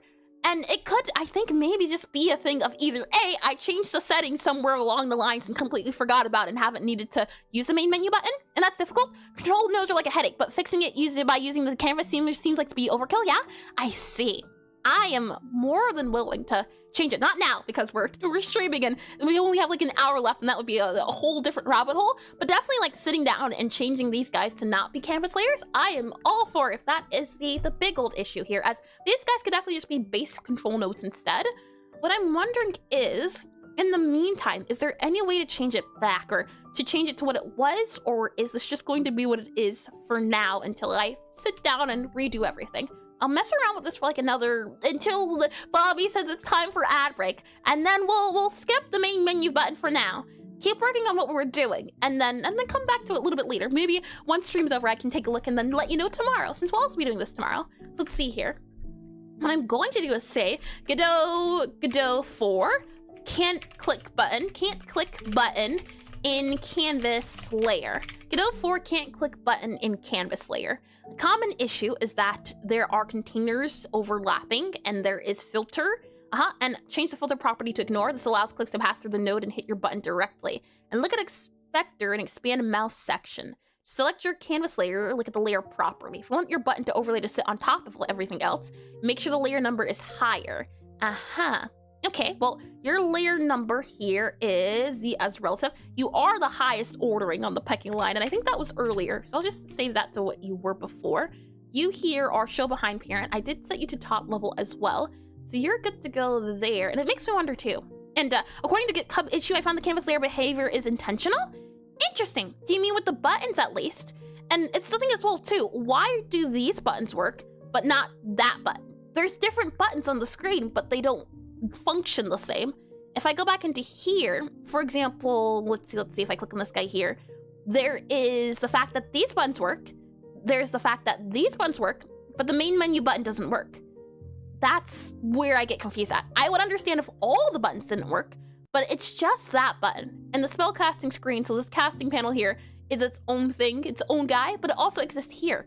And I just don't think they're talking about mouse capture, just visual. With the enable and then disable thing, you mean? Let's see here. So show behind, what's the settings for this? This guy here is mouse, filter stop. Maybe it's the case we have to move this guy and put you up here, possibly. And then if we save you there and click on play, does that at all fix it, maybe? And how big is the spell casting screen? Maybe it's covering the button? Maybe? Hold on. The thing's at the bottom, right? The ordering? But the thing is, the spellcasting screen was... Maybe. Hold on. I moved the main menu from the bottom to the top. Let's see if that at all fixed it. If I click on play here, what do we get now? if I click on play, we go into the game, calibration. Can I click on the button? No, I still can't click on the button for some reason. Let's go back into here and then we go to our, let's see, calibration screen. So we're in all of these guys here, our main menu guy here. If I slide the spellcasting screen to be, oh, I can't move it upwards, but let's see. If I grab this guy here and we move the spellcasting screen, yeah, spellcasting screen is also a canvas layer. So it's also there too. I move the main menu to the bottom. So if I move it to the bottom, we click on play now. So the main menu's on the bottom, spellcasting screen's on the top. If we go back into here, we click on calibration here, main menu button still doesn't work. And the calibration panel does work. And just a small check, see if the button's actually not filtering out the mouse. Can do. Where will that be done at? Let's see. Mouse here, filter stop, right? That should be it. Or should it be pass, ignore, propagate, up? If I click on you here, what is it usually? The filter of it is usually, let's see. Filter is usually, if I reset this guy here, filter, mouse filter. Mouse filter is usually stop. Maybe it's not meant to be stop. Godot 4, button, or mouse. Godot 4, filter, mouse filter. Godot 4, mouse filter. Should it be stop? We have stop, which receives the mouse event via the input and completely stops the event from traveling any further down. There's pass, which receives the mouse input and it does not handle the event. It propagates up to the scene tree hierarchy to its parent. It does not pass event straight down to separate branches. We could see if maybe pass fixes it. I think it might be pass, and then ignore, the node entirely ignores the click. So let's try pass, possibly.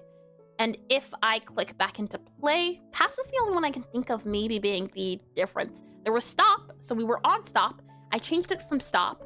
Pass doesn't work. Let me double check here to make sure. If we go back into our calibration screen here, this guy here, the mouse is set to pass now. Pass doesn't work. And stop should be fine. Might be another canvas layer. Possibly.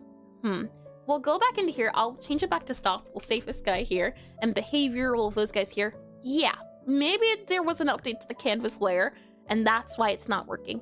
I just wonder, because it's a thing of, it'd be one thing if all of the buttons didn't work, but why is it the case the main menu button itself only doesn't work? Everything else, every other button. And hold on here, you've got something on the just suspicious reading screen. the IRL word ban. How dare you! You've stumbled on a suspicious Oh, boy. green-shaped rock. Roll What 1d12 I psychic don't know how to damage. roll. You can no longer say the word it. Terrible. After the ads. Terrible, I say, Ame, terrible. After the ads, can't do, but I won't enjoy it, and I might complain.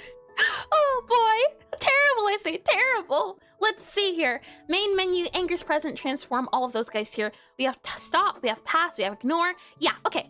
I will just save this for possibly post-stream, and then I'll see if I can figure it out then.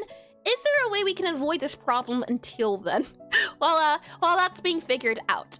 If we go into our, where exactly are we trying to go? Is the question, Anna. You seem too focused to have to shake it up. I don't enjoy this. You know what? Sometimes it's good to be too focused. Have you ever considered that on me? Oh boy. Let's click on options here. What I wanted to see about was our initial controls. And shake what up? Me focusing in words. There's been a word ban, so after the ad break, for the next 3 minutes, I won't be able to say the word it. If I say the word it during that 3 minutes, the timer has to reset. So the whole goal is to go without saying it for a total of 3 minutes. I don't know how well this will go, but that's the redeem. Let's see here. If we go back to you there. So in the meantime, we'll go back to our home screen. So I'll go back to the home screen guy right here. And then what we'll do is let's see. And can you create, I think it'll be, not at all. And can you create a new main menu over everything else? Can you create, so we can rule out it being the button problem? Do you mean, can I create a new main menu over everything else? Can you elaborate what you mean, Pala? Do you mean make a new, or just add the main menu as an option, or what exactly? Do you mean open up the main menu screen? So like open up this guy here as its own scene, or could you elaborate a little bit? Let me go back to here. We go back to home screen. What I wanted to do was add back our control hub. So our hub here, there we go. Control hub here, there we go. Save that guy, and then make sure you're also saved as a unique name. And the main menu button over every other element. I see. Okay, main menu button. Do you mean just add it in on its own? Something like that? Put it there, and then if we click on play here, we can certainly see if I click on that, then if we try to hover over the main menu, it does work. So it's functioning properly. It also functions properly when it's in its own scene. So for example, if I am in the, where we at? Options. If we're in the, not options, level menu. Let me see if I can find it. Levels, yes, here. It also works here too. So something's covering it, yeah. I'm just wondering what would be the something covering it. Because even here, it works. So on its own, it works. It's just when it gets compiled with everything else, it decides it doesn't want to function anymore. So it works in the main menu levels screen. We also have it in our calibration screen as well, and I believe it does work. So in our calibration screen, if I click on play here, this should also function too, but it's something to do with the compiling everything else. If we go back to remote here, we can enable this guy here, enable you, and you. There we go. This guy also works too. That also does what it needs to do. So it's something to do with the home screen itself, which is why I'm a little confused. And gotta start hiding everything one by one in the remote and see what's left when you click it. Ah, that's a smart idea. Hold on, let's click on play then. Let's see. If I click play here, and then we go to you here, we then click on our levels guy. Can't click it, back in our remote. So right now we have this back here, that doesn't work. We have our levels menu here. So maybe something in our levels menu. We have the control screen hub, can definitely disable that. We have our sprite checker, which also shouldn't work. We have the PanQ console, that isn't it. We also have, oh, actually, let's see. That's our home screen. Home screen isn't it. We have our background screen, that's not it. Anything else enabled? I don't see anything enabled here. It's just this levels menu as the only other guy that has a little eye. We have here our panel container, that's not it. I'm a little confused. Our control screen here, also, let's see, hold on. Hide, oh. Hold on. No, we deleted the control screen. The control screen should also be deleted. It's not the control screen because we've already tried hiding it. And I think a hidden controls tag can hog mouse input too. Also, they're behind canvas layers too, so it's not 100%. Nothing is 100% with controls. That's what it feels like. It's very odd. I can't say that. And I will certainly see about looking into it too, as something's off. Something's certainly off.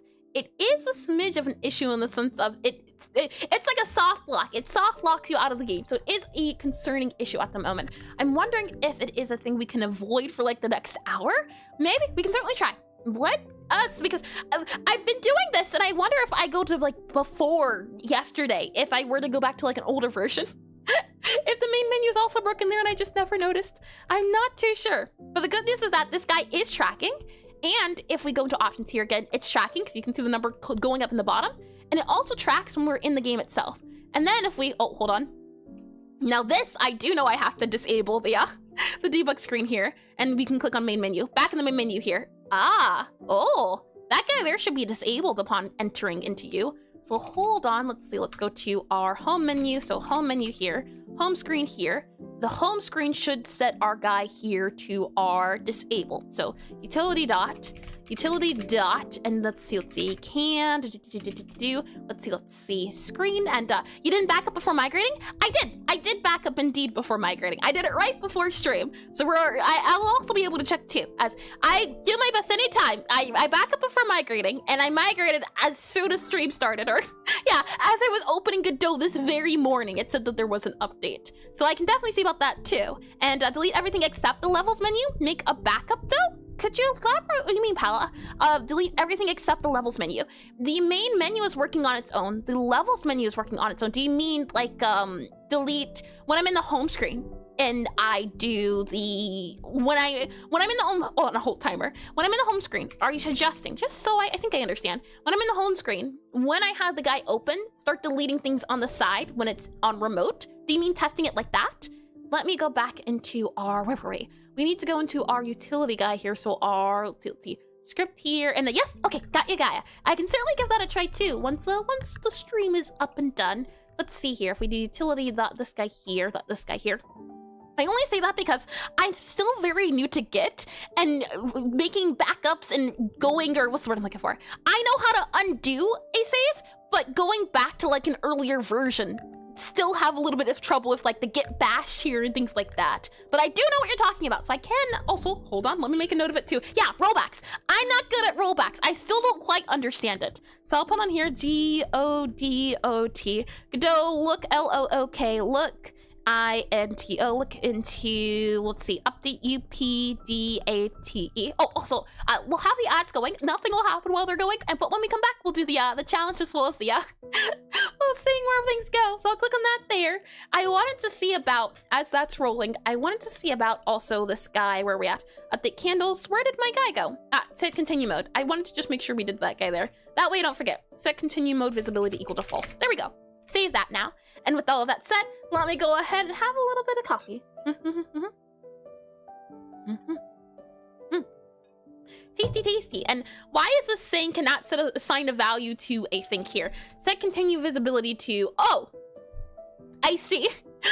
That should not be that. That should be a different thing. If we go back down here to like our player area, I believe it's going to be somewhere. Hold on, where is it at? Interactable things in range. Nope, that's not it. We're looking for can show control hubs. That's what I'm looking for. This guy here. I wanted to set it to false. That should get rid of the other things, and that should be good to go. We can also just do that there. So when we come back, we will see. And the ad failed to run because the channel recently ran a commercial on cooldown.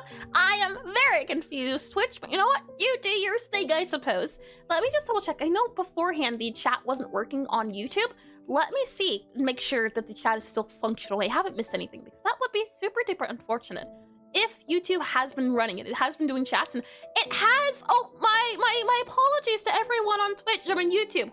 The ads, not the ads, it said that messages were being sent, but it didn't connect the YouTube messages for some really odd reason. But hello, hold on, let me very quickly do a hello to everyone. Hi, welcome to stream, welcome in on the other side of things as well, A.D. Ant. Hello to you as well, Ray, to you as well. Is it Aline or Alan?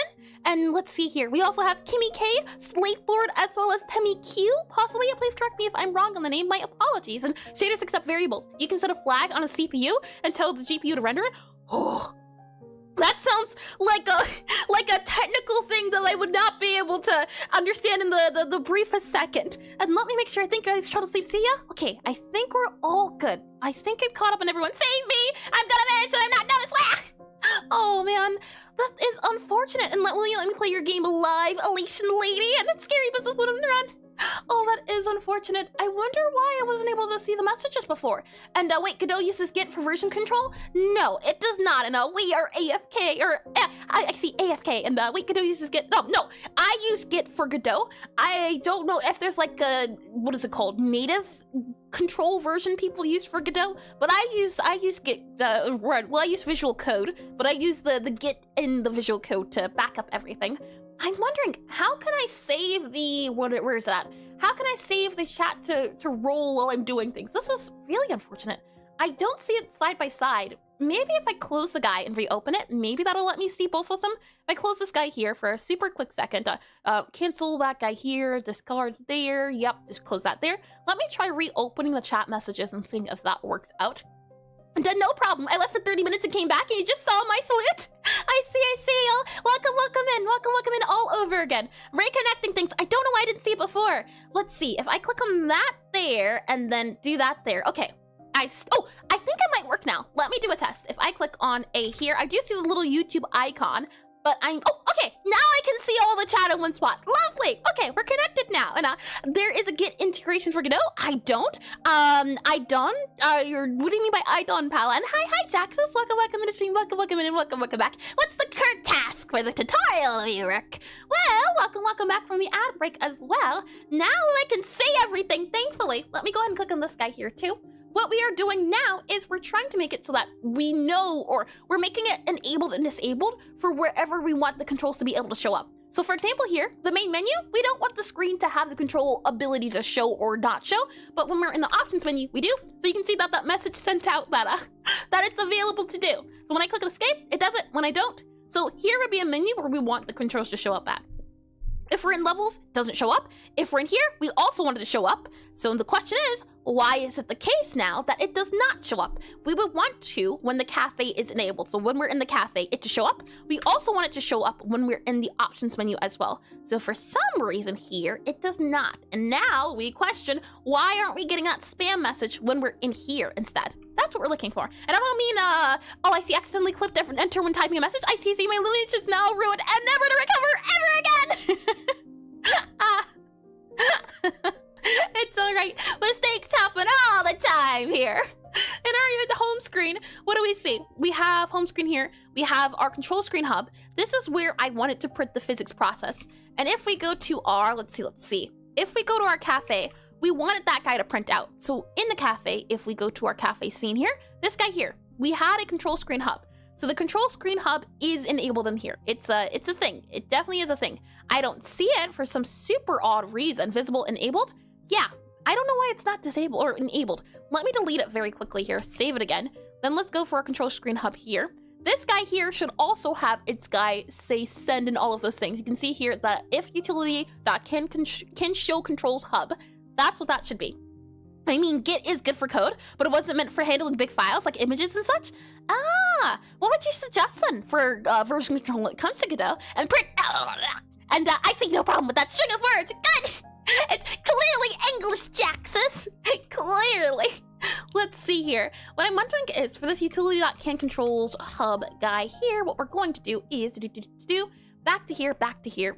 It should be the case of that if our controls guy here, so our utility.can controls hub, our thing I think we have to do is that if not utilities, that's not what it needs to be. It needs to be the case of if utilities, the current utilities game mode. So if not you, or let's see, how can we do this? This guy here needs to be modified by everything else, and I did read that as well. Oh boy, this here is like with our options menu, where if I go into our options menu, maybe that can make a little bit more sense here. How I have, if utility game state equals a null, then we have a toggle for our can controls show and can controls not show. I'm wondering if we do this in a different spot. So we would do this here, and I don't like the copy and paste. So that's why I'm thinking might have to do it somewhere else entirely. But this is where we would do it on control screen hub. And hi, Saif, welcome in the stream, welcome in. And I have a great suggestion for GitHub for game devs using Claude. Just Claude. Oh, I see. Oh, the thing is, it's like what is it? For AI and that stuff related, I'm trying my best to do 100% things on my own, so I don't use any of the AI things. Let's see, if I go to you here, we click on you here, and we click on you here. With that said, if I do control screen hub you back to you here, and then we have you here, we should see, and good. You there. All right, so process not there, and sadly I don't have a suggestion. I personally use a mix of S3 bucket. Haven't heard of it before. Hi, Timmy Q. Hello, welcome to you Twitch's side of things, and thank you for the follow as well. Thank you. Oh, indeed, and that's not fun. The thing is, like, regardless of the topic itself, the help is that to learn things all on our own. So we're doing things on our own, and it's Amazon Cloud Storage. Haven't heard of that one before. It's time, mother. Oh, yes. I am not glad you reminded me. I wish it escaped my memory. All right, hold on. Can't say. All right, so for the next 3 minutes, I am not allowed to say the word it. If the word it is said, the timer resets. That's the name of the game here. Let me go ahead and click on that, and it may escape yours, but mine is eternal. Oh boy. Let me grab this guy here, click on this guy here. Let me move this guy over here, and that timer is not properly moved. Hold on. Let me slide this guy over to like here. There we go. Then I should be able to make this guy a little bit bigger here. Hold on. And let me make it wider. Grab this guy here. There we go. Okay, and let me set the timer to be a total of 3 minutes. Definitely shouldn't be 5. All right. So, where were we? This will be easy. No, the thing we're talking about won't be. I'm wondering if not utilities. Oh, okay. If not utilities can controls hub, I think we'll have to first do, let's see, you there. If utilities.current game state equal null, so if this is null, then I think we can check the control hubs true or false. Otherwise, we use the version of the game state. Yes. Oh no! The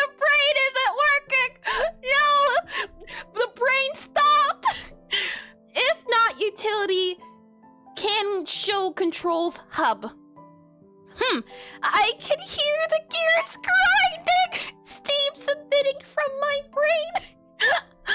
Oh boy! That's so hard! Yes! Oh! If not...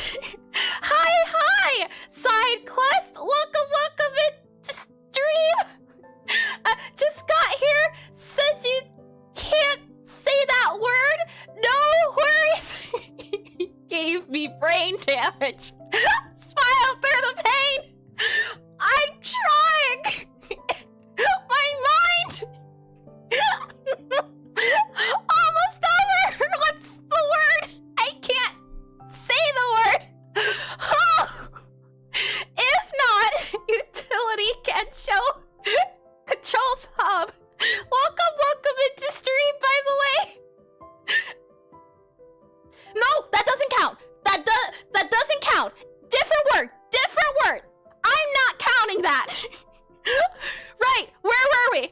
No, I'm not counting it. Creepy clown. What clown? You guys, did I say that? Did I say it? Well, now I said it. Now I said it. Okay, well, where we are. Okay, so we were continuing on before I was... Right, so where were we? If not, utilities can show controls hub. This happens often. If not, utilities can show controls hub.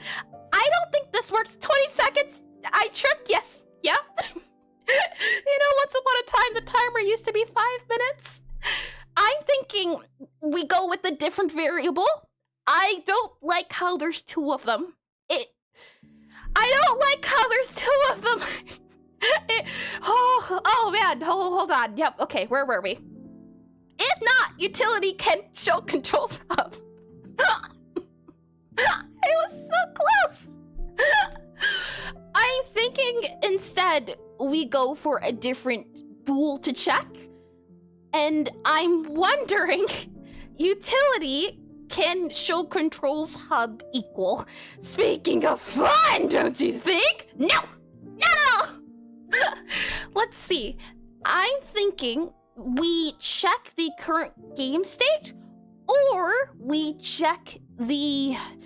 I don't like how there's two of them.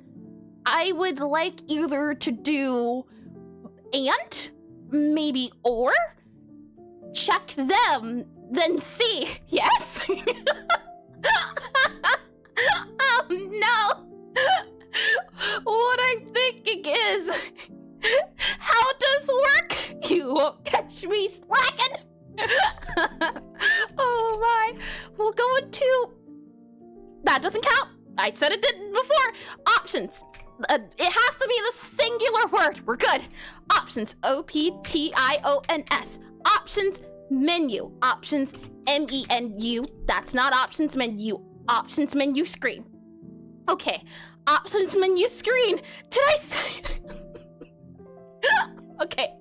I will leave you on that one. Oh boy. Why can't I have nice things, huh? Too many booleans. Yes, there's two at the moment. I want there to be one. Right now, we're checking the current game state's boolean as well as utilities boolean. She chopped herself twice. I found out when making multiplayer games, I suck.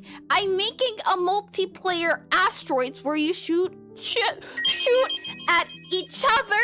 Parla Beaver just redeemed I'm terrible VIP. at networking logic. I wish you luck. I'm not experienced when it comes to that sort of thing. Oh, that sounds complicated. Psychic damage going crazy. Congratulations on your redeem, Pala. Let me go ahead and do it. I'm not experienced either. Showing, I see. Hold on. /VIP at Pala. Congratulations. Did I say the word? Don't tell me I did.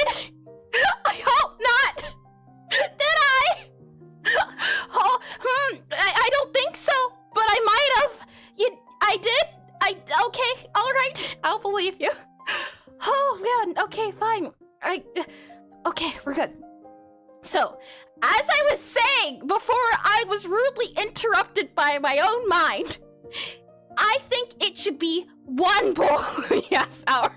This has gone on for like an hour before, and as long as I go slower, I think we'll be okay. Maybe. I want to make this 1 bull, not... Did I say it again? Did I say it again? Don't tell me. Slowly descending into madness. I'm really happy seeing you're using Godot 4. It's a wonderful engine side quest. It's a lovely, lovely engine. Oh, no, never mind. The engine, great, wonderful, can recommend. Godot is the first engine I've ever used. I've looked at other engines, but I like Godot. It's wonderful. Yes. Disable. We're going to... I am a firm backer of open source. Yes, that is one of the reasons why I chose Godot. Because...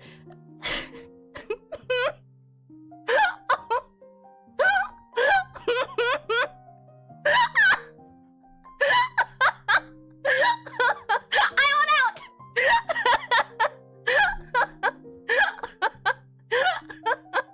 In the loop. I'm going to make this 1 boolean, not 2! Slowly descending. Madness, I'm sorry. I don't believe you are. I'm going to make this into 1. Remember that word? That word's fine. We're going to make this into 1. And I think the way we do it...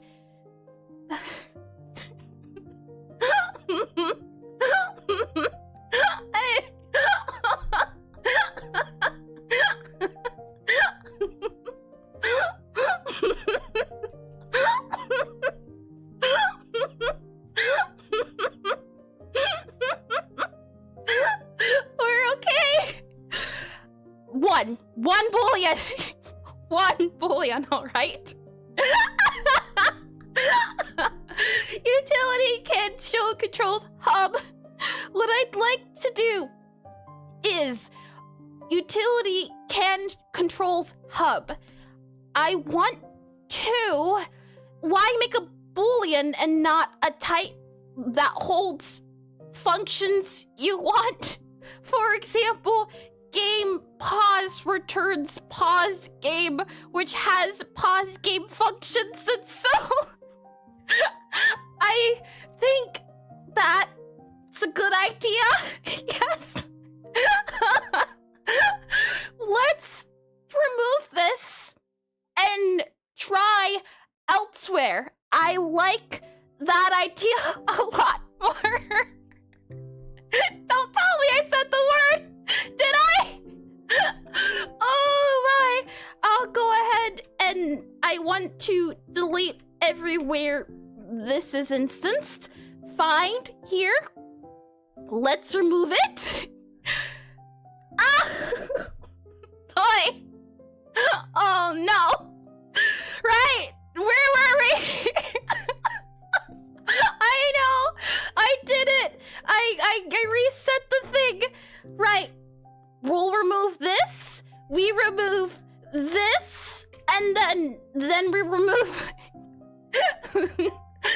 then we remove... this here too, I believe. Remove... We'll set you to pass for now. Right? Maybe say that. Just replace this thing. You would think this is easy, but no. Click you. Remove then you. Remove then you here. Remove all of this. I'll remove you. Then I'll remove you. Then we refresh. Where else is it appearing? I remove you. Yes, remove you here. Then I gotta leave. No worries, Temmie. Thanks for stopping by and chatting. Unfortunate timing. I hope the... don't tell me. No. Don't tell me. Oh no. We just have to make this 2 minutes. That's what I'm starting to think. Right. Grab you here. You are there. Refresh. Anywhere else you appear. Hi, Beatus. Welcome, industry. No, we made sure that one's okay. Right, you here.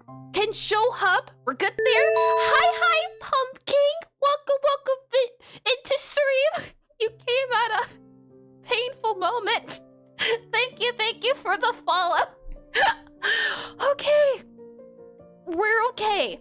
What we do then is go here. I just want to check and make sure that no longer does the thing appear a Godot developer in this economy. You are not okay. No. Godot is a lovely engine. Oh boy. Okay. So, I have removed the thing everywhere. You know that one horror movie? No, not at the moment. Whew. Okay. We have now removed the bull. Now that the bull is removed, let's go ahead and see about doing a bull somewhere else. Yes?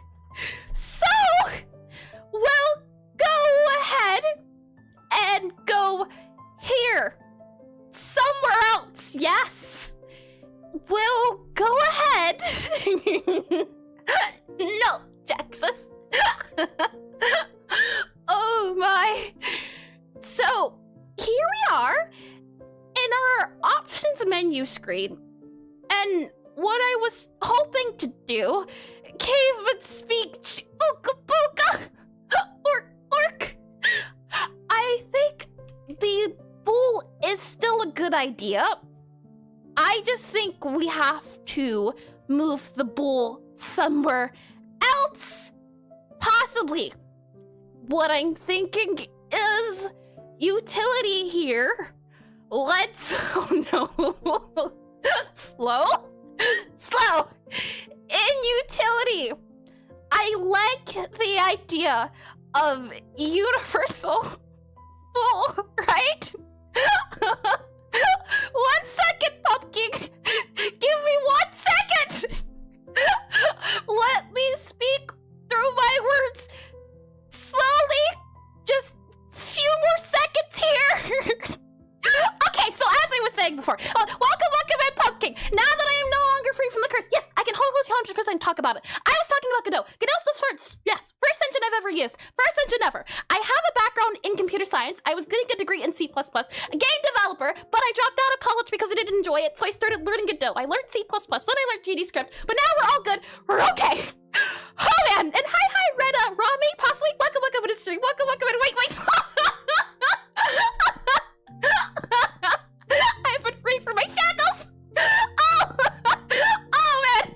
Now I can think properly! Alright, so, context of the code. I am currently making a rhythm typing cafe game, and you have here, right now what we're doing at the moment is we're trying to make it so that wherever you are on screen, when you're using your controls, we want it to say, hey, you can use this interact button. And I'm also learning English, give me a sec. Oh! And anything goes to be as bad as it was painful, and this is normal airspeed, it is. Oh boy, okay, I think I got it out of my system. I think we're good. So, to explain what we're doing, now that my mind can think properly, as I had to think through every single individual word, but we're okay now. The issue we're running into is that you see the little interact guy at the bottom. We want this to appear when the game pops up and says, hey, you can interact with this button, but we only want it to appear in places that it can be enabled. Right now we're in the main menu screen, it should not be visible. But if we were in the options menu, because I want to have a setting so that it says, hey, I want to put that button here, or here, or here. So we want it to appear in the options menu. We don't want it to appear in the main menu. So right now we're making code to show that we can enable or disable it. So that's why I thought about having a universal bool, since the home menu screen is a lot different than the game screen itself. So the hope is to have some way to have a universal bool to say, hey, you can show me here, or hey, I shouldn't be allowed here. And actually not saying it was probably a pretty good exercise in being explicit and intentional in your words. I felt not intentional. I felt pain. So much of it, and that's a lot of in the console. Yeah, you know, Godot does that sometimes. It speaks in a little bit of punk, and let's see here. I also dropped in a college for Godot. Got a decent job too. Congratulations. Yeah, it was to think of. I thought in order to become a game developer, you had to have. Is that how you say it?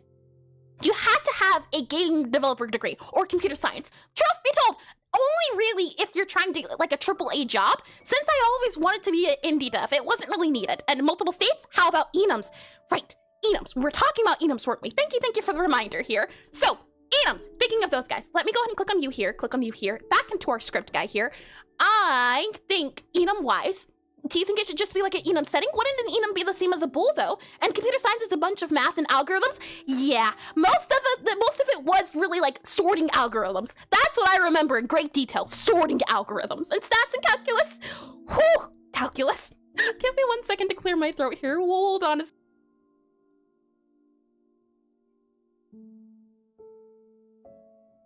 Here we are, we're all good to go, and welcome in again, Pumpkin. welcome in. Oh my, are you breathing? I am. The thing is, breathing is done during laughter. That's in laughter and breathing and bubble sort. Bubble sort, yep, that rings a bell. I'm wondering, our utility, wouldn't swapping out the bool for an enum be the same exact thing, Saif, right? So I'm not too sure. My question is, because we have these game states here, so we do have game states. We have the regular game state, we have the cafe game state, we have the spell casting game state, and our main menu doesn't have a game state. I don't have a game state enabled for that. That's why I'm thinking a bool, but the question, or the thing is then, I'm wondering if, for our bool at least, maybe we don't even have a bool.Maybe we have 2 bools. And hi, actually just games. Welcome in the stream. Welcome in, and thank you for the raid. Thank you. What were you up to? Hold on here. Hi, Mr. the Boy. That is a name I recognize as well. And raid. And hold on my throat. Hold on 3 seconds. There we are. We're all good. Hold on. Let me go ahead and do slash shout out, and I can give you a good look at the game. Slash shout out here, and then we do here actually just games. There we go. Actually just games. There we are. And actually just a raid. I see. Well, thank you. And let me go ahead and get this guy right here. This is a game I've been working on for almost about 2 years. It's the second game I've ever made. First ever big game. The first game I made in 24 hours, and it wasn't made in a day. It was just anytime I ever worked on the game. Oh, hold on. We have to close this guy, don't we? Hold your horses here. Let me just make sure this guy here doesn't lag the game out. If I just do yeah, let's just do that there. That should be good. I think we'll be fine. This is the second game I've ever made, and the hope is that this will be the first ever Steam release I have. I am currently making a rhythm typing cafe game where you play as a necromancer. So everything you see here, I have done made. Is that the word? How you say it? I've made. Did. If we click into levels here, what I can show you is we have, wrong guy here, as well as this guy here. Let me just, yep, that goes there. We close this guy here. Click on play now. We should be good. Hopefully, it sounds cozy. Thank you. And the hope is that it's a little manic, but the hope is that it's fun. I'm making a rhythm typing cafe game, so hold on. Many things appearing here. If I go ahead and hide this guy very quickly, here we are. Okay, so what I can show you is that here we have our little necromancer gal, and the idea is that she's going to a prestigious wizard magic academy, but she doesn't want to become a necromancer. She wants to become a wizard, a baker, or a chef. So she opens up a hidden cafe in the part of the school. This is the hidden cafe, and she'll serve her fellow customer students. So what I can do is, if when customers spawn in, that's not a customer. Hold on, let me just go ahead and make sure. Customer, come in here, enter. Customers will come in, you'll seat them, and you'll have to take their orders. So we'll have a customer come in here. In this world, magic is done by doing poetry. So you have to type out poems to the beat here. So we'll go ahead and take the customer's order here. And once the order is taken, we can open up our spellbook, as this will be where we hold all of the unlockables and orders. What you'll notice is that there's a few different icons going on there for the customer.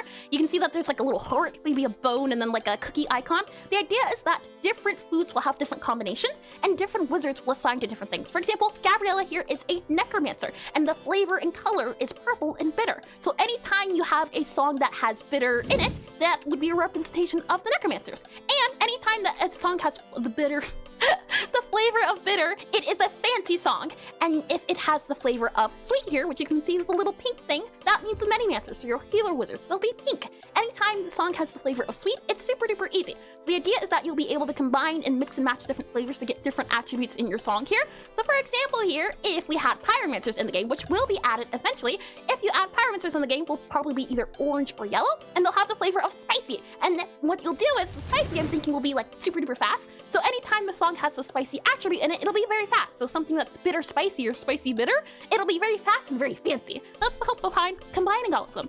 So what we'll go ahead and do is that this customer here is about to leave, so we'll act like they didn't even exist. Customer, I don't know ya. We'll go for this customer here since their order's about to... they'll order in a second. And from there, you'll see that we also have unlockables, and the hope is that we'll have a total of 10 different wizard classes, also 10 different items that you'll be able to grab. So the hope is that mix and matching and getting different music. So we'll take the customer's order here, and this customer would like a bitter cookie. So let's go ahead and serve them a bitter cookie. If I grab and delete this guy here because it's not bitter, so we'll grab a bitter guy here, and then we grab a cookie here. So I'll grab a little cookie here, cookies from this area here. We'll grab cookie. We grab cookie, set it down, so bitter cookie. We hold down Q, and then we get into the rhythm typing. So let's see how well I do. L-I-K-E space T-W-O-K space D-E-C-R-E-P-I-T. So far, so good. Space, okay. F-I-R-E-M, okay. E-N comma space F. All right, here we go. I-R-E-M-E-N space U-N-W-O-R-T-H-Y comma space S-O. Almost done. A little bit more. Let's see. C-K-S and then comma. There we are. 69%. I'll take it. And we have our dish here, so let's go ahead and serve it to the customer. And I'm back. Welcome back, Kimmy K. Welcome back in. I mean, you weren't there when I was here, so welcome back in. We can go ahead and serve the customer here. They'll eat their food. There's a lot more to the game. For example, there are ghosts that exist in there that will act as your antagonist. But for now, because of what we're working on for the tutorial, we're trying to introduce the player to the mechanic of spellcasting and serving customers. And thank you. Is it atomic or automatic? Thank you. I'm guessing automatic shark. Thank you for the follow. And funny, I did read that as well. Definitely. And like two decrepit firemen unworthy. Sucks! Beautiful. Oh my. We'll have the customer go away.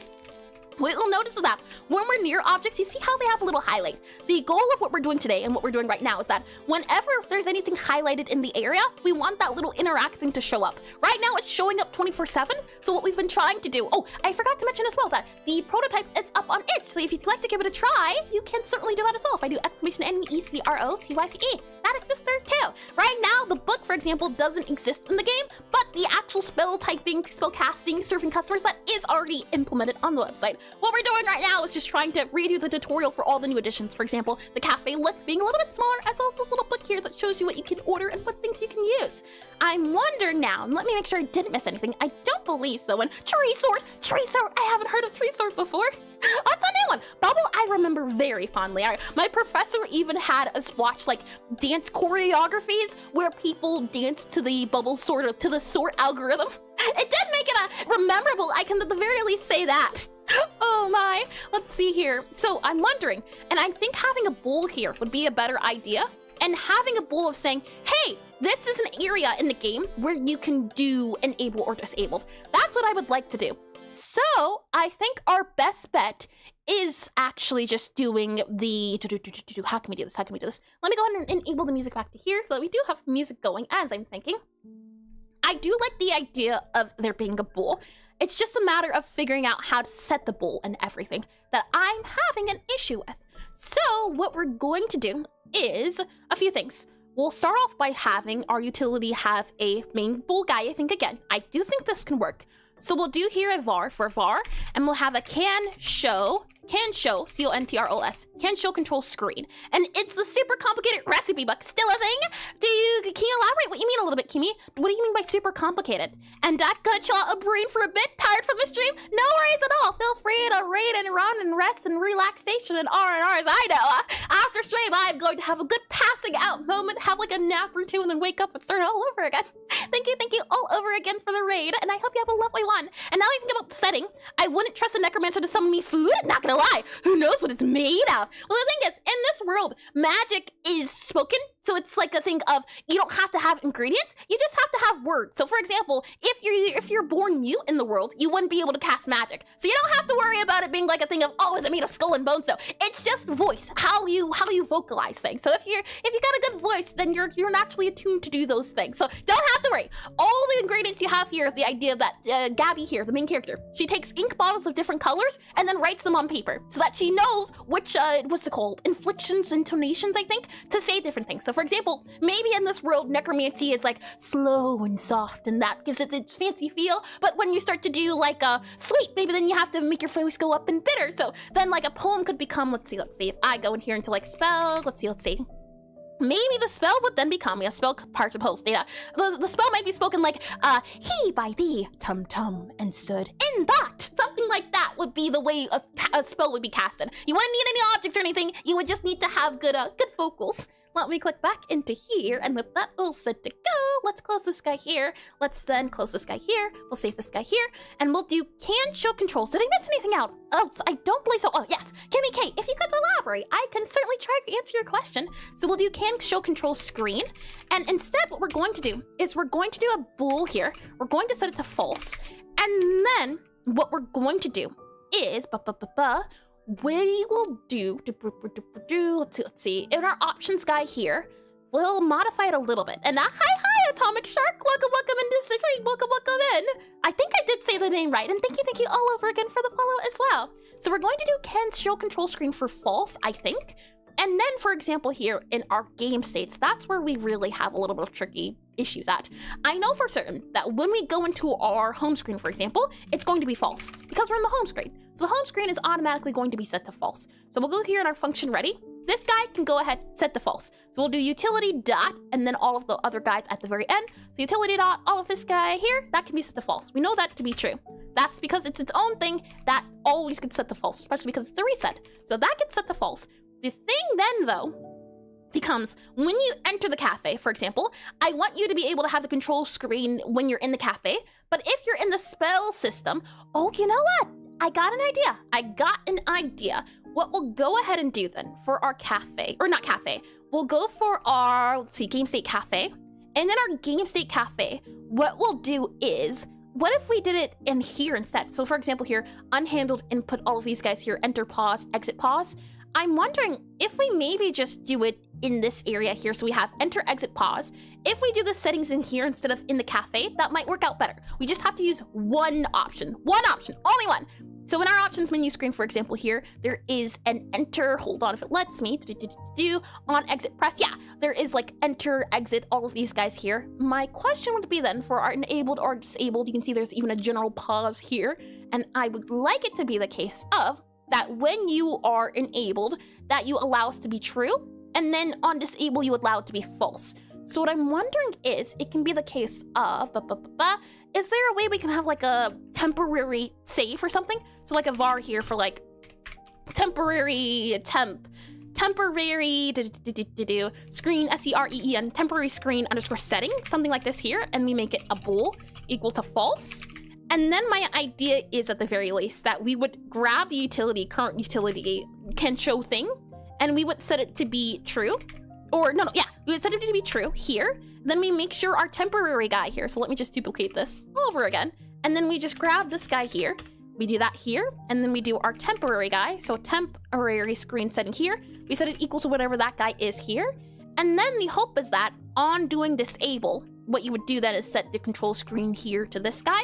That's my idea at the very least. And hi, is it everyone in chat now? Welcome in the stream. Welcome in, little dinosaur dance. We then set this guy back to whatever the temp screen was, and then we set the temp screen to false. That's what I'm thinking at least. We set this to false. That way, when it's enabled or disabled, do something like that, possibly. Little dance and watch me. And everyone on chat has been 0 seconds watching. I see. Super duper new. Welcome all over again. Welcome, and indeed, little cat face. Let's see here. So, with that said, right, then what I'm thinking is, with our utility can show controls, then we go to our, let's see, our game state spellcasting here. And in our game state spellcasting, there's example here, enter and exit pause, but we don't have to worry about that because let's not pause. So on our enter, what I'm thinking is, right, we would do here spellcasting, we would say our utility can show control screen, set this to be false. There we are, something like that there, because we're entering it. And then what we can say, I'm thinking is on our, let's see, our cafe game, so our cafe state here, on doing enter, so let's see, function enter, it should be a game state. Let me just double check on here. Yeah, on doing enter, we set it to be a certain thing. So what I'm going to do is, hello, Eris Ezra, I execute a high priority thread to salute you. You are the perfect cosmic collision of chaotic discord and celestial melody, overriding standard system parameters to compile absolute harmony with 0 runtime expectations. I have an opinion, and I oppose such accusations that I am a chaotic entity. I am very organized, orderly. I have a lot of order, all right? 0 chaos here. Everything is serious business. I do like how that read though. That was very poetic. And thank you for the compliment as well. Let's see here. We'll go into game state, I'm thinking, and in our cafe here, let's do a function for overriding, like a function super. And what I'm thinking is business. Yeah, all serious, can't you see? No chaos to be found. We'll do a function here for, let's see, enter. And on our function enter here, we're going to do a super.enter, I think. Yeah, super.enter, and everything under control here. Under control, that's talking all the inputs. Don't remind me. Godot doesn't play nice. It seems to want to break the rules. You want something that's chaotic? Look towards Godot. Look how chaotic it is. Hold on. Look how chaotic Godot is. Isn't it chaotic? Can't you tell? So we'll do super.enter, and then what I'm thinking is we can do utility.can show control screen. We'll set this to equal to true. Like that, and I think that's good. We'll only set the enter, so utilities.can show control screen set to true. I think this will work, possibly. Now what we have to do is go back into our control screen guy here, so back into here, and actually no, we need to go to our control screen hub. And in our control screen hub here, we are doing our process, all of these guys here. We can go ahead and remove everything that we had initially, and we're not going to do any of this. We shouldn't have to. All we should be able to do is just do this guy here, and then we just have this guy here, so can show control screen, hold on, do that there, set that to be that there, and if it's not, then we can't print it. I think this will work properly. Let's just double check here. Do we have a controls hub screen? Yes, we do have it in our cafe. Do we have it in our home screen here? Yes, we do as well. So I am hopeful that it will be functional now. I'm wondering why or where do we use our, no, it's a set settings there. Lovely, okay. Shall we see if this does work as I get a little bit of coffee here? I'm out of coffee. How unfortunate. Let me go ahead and mute this guy here. And with that said, all right, so right now, no print. That is to be expected. However, if I click on options, I'm expecting it to print a lot of crazy things. So shall we see? It does. Oh, you know what could be helpful as well? What if we were to do a little something to make this a little bit crazy? Well, not crazy here. Definitely no craziness. I'm thinking what we can do is do utility dot print. Let's see, debug message here. We'll set it to be the case of can't show. We'll say can't show. We'll set this to be a color or self here. We'll set this to be the color of, let's see. Yeah, no self there, color, COLOR. So we'll do color dot debug color here, debug, oh no, hold on, utility dot debug color. We'll set this to be error, so that gives us red, and then we'll set this to be true, so well, not true, but set it to be pass, so it is a green. So now we should get a lot of green and red. And if error is equal chaotic evil, print yes, she is. Else print liar. Crazy. I was crazy once. No. Oh boy. I assure you, lawful good. Lawful good as far as you can see. We'll print here, show. Okay, so we should be getting a lot of prints now. Hopefully, Godot doesn't lag out. I believe in my computer's ability to process Godot. You can do it, computer. I'm mashing that out statement. Smash it all you want. Won't stop the truth. Look at this. Look. Show, can't show, show, can't show. Good to go. We should be able to go into our levels here, and then it should say show. So we're in levels here, and it says can't show. That is not what we want. She is at worst chaotic and neutral. No evil here. No chaotic either, all right? Why are we getting an angry debugger message? Why are you angry? Node not found. Our cafe screen. Cafe screen, what do you see? Hold on. Let's set you to access as unique name. Is that what you wanted instead? Oh, hold on. Save that there. Good to go. Lovely. And if it should be equal, you just assign chaotic evil to Eris. Hold on now. If Eris equal... Oh no. How could you, Jaxus? How could you? Oh my. This is working, can't show here. Can't show here. So at least this is working. The question becomes, why does this guy here say can't show? That's what I'm wondering. Do we ever enter our state in the cafe itself? So for example here, if I go into our game state cafe here, I want to see if we ever use that enter function. And I forgot the string bar.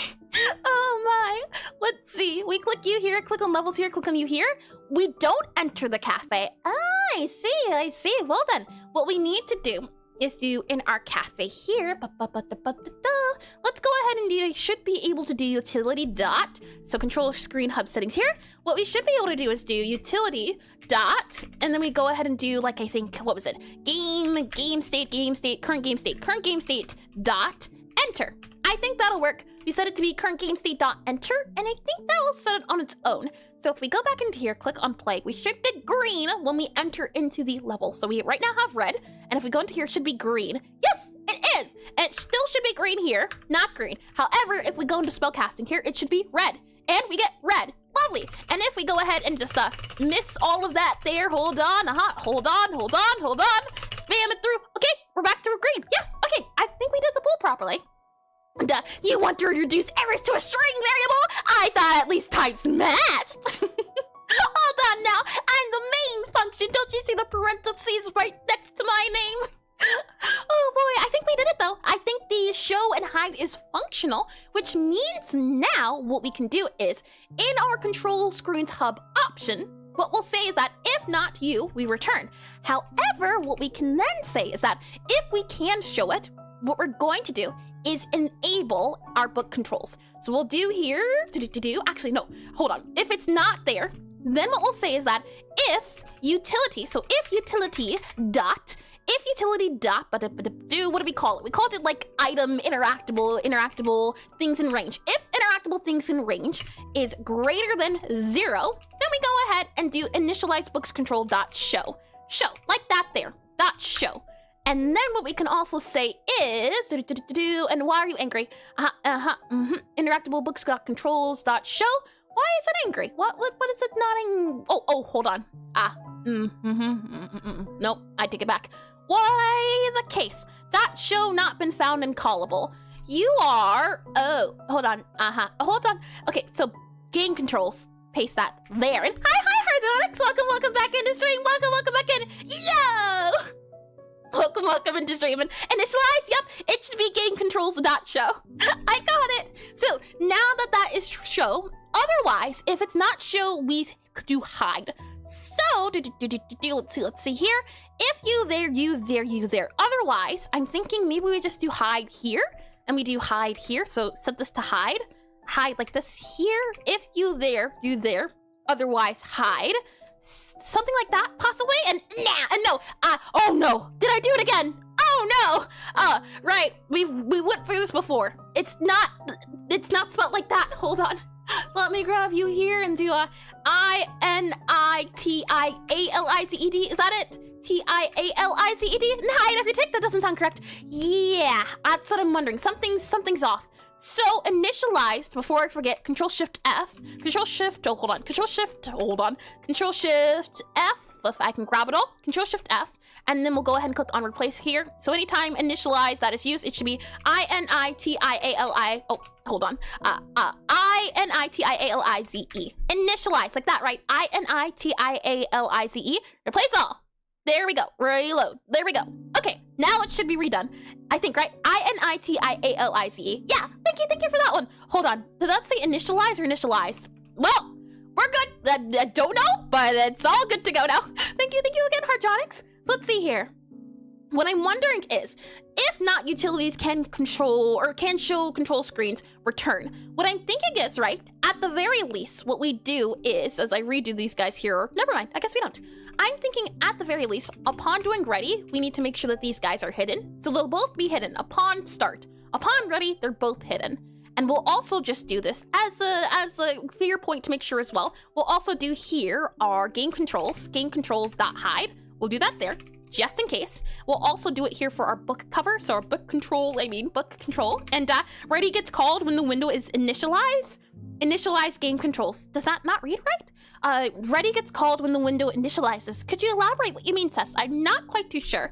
Book here, book controls, dot, and then we'll go ahead and do hide here too, so that they're both hidden by default. Otherwise, if it is can show controls, then we go ahead and hide our controls, so we can just hopefully do both of these guys here.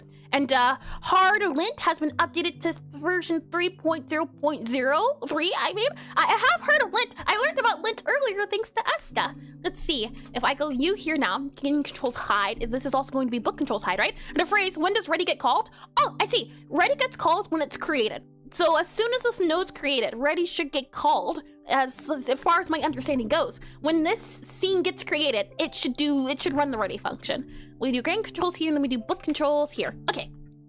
So, if we can't show the controls on screen, then we go ahead and hide everything.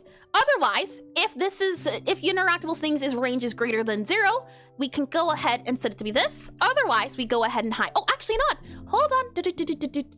We can do this instead. Game controls dot visible, right? Let's get a little bit crazy here. Visible here, visible, and change it to be the bool of whatever this is. So if it's greater than 0, then the visibility should be set to true. That can work there a lot better. Otherwise, we're good to go, I believe.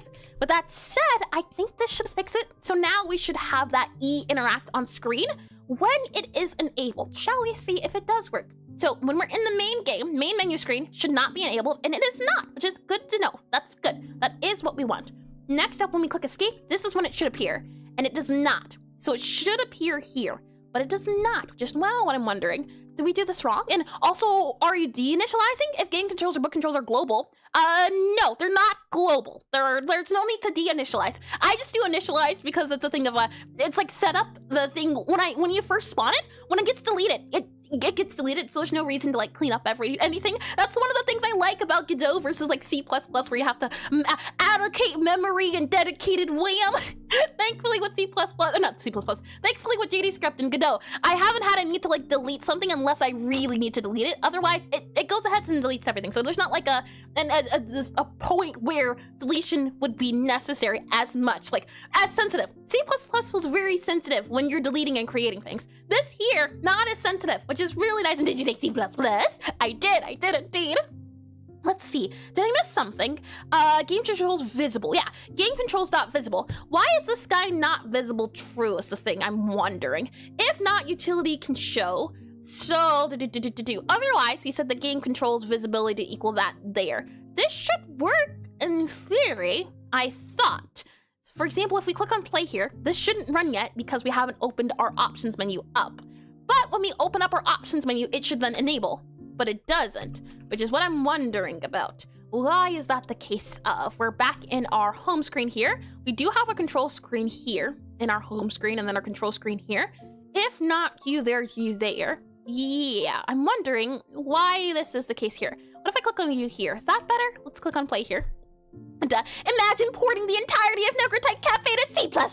Sounds fun, doesn't it? Never again. I don't want to go back. I definitely won't go back if I can help it. It was not an enjoyable experience. There was no color. How am I supposed to have my sparkles and my shine? You can't. Well, I guess you could do this in the command, but I like the look of Godot. It's a lot nicer to look at than black and white when it comes to like the command prompt in CMD. I am so glad to be rid of it. Let's go ahead and click on escape here. So our game controls, I don't know anyone who enjoys C++, only those that endure it. That sounds about right. Oh boy. Let's see here. Our utility.interactable. Oh, hold on. Yes. Okay, so the reason why it's not not working is because there's nothing in interactable range. So for here, what we all need to do is also make sure that the game state has a thing. And I enjoy C++. I'm telling you, if there's a person who loves everything. I don't like bug fixing, but I think you said it was either you or I believe Eggery, right? I think, or was it Egregor? They enjoy it instead, so it's nice. And when it makes me endure it, I just do digital abuse. What we need to do here is that if utility dot current game mode, so we need to do let's see current game state equals null. So if it's null, then we can go ahead and say game state control visible equals true. So equal or show, just do show here, show like that there. So if the current game state equals true, show it. Otherwise, we'll do this guy here. So I think this will fix it for us. Otherwise, show the visible depending on the range. Now let's click on play here as add start up. Let's see here. I'm hoping this will work. I'm excited to see. Let's see. Okay, so right now, we're null game state. If I click on escape, we expect the interact thing to appear in the bottom right. It does! It does it weirdly, but it does the thing. Isn't that neat? Okay. Slowly, progress is being made. I'll take it. All right, so now that this guy is appearing properly, let's see. I mean, I don't really like STL, so I may be a psychopath, but just because you are bad guy does not make you bad guy. Oh my. Well, if we go into levels here, we go into here, it should enable. I don't see it in the game at the moment. So, it's not working here. Oh, right. I forgot. How could I forget? It's, well, no, options. So, no. We need to check for, there's a few things. Because while we're in the game, but what we can't see about is, hold on, it should appear. It's not, can you see it below the other guys? So there's a few things we need to do, but it's slowly but surely, it's working. Oh, this is neat. Okay, all right, we'll do our ad break, and then we'll see if we can clean this up. But if not, there's always tomorrow, as we will be streaming tomorrow and doing the same exact thing all over again. So we'll let the ad breaks do their thing, and then when we come back, we'll see. So I'll click on that guy there, and there's layers to how deranged you can be as a coder.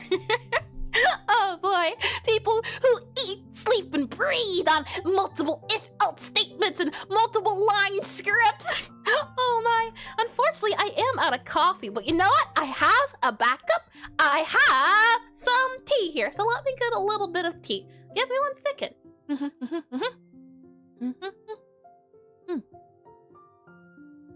Tasty. Tea has been consumed, so we're all good to go in the real Sickles program and assembly for fun!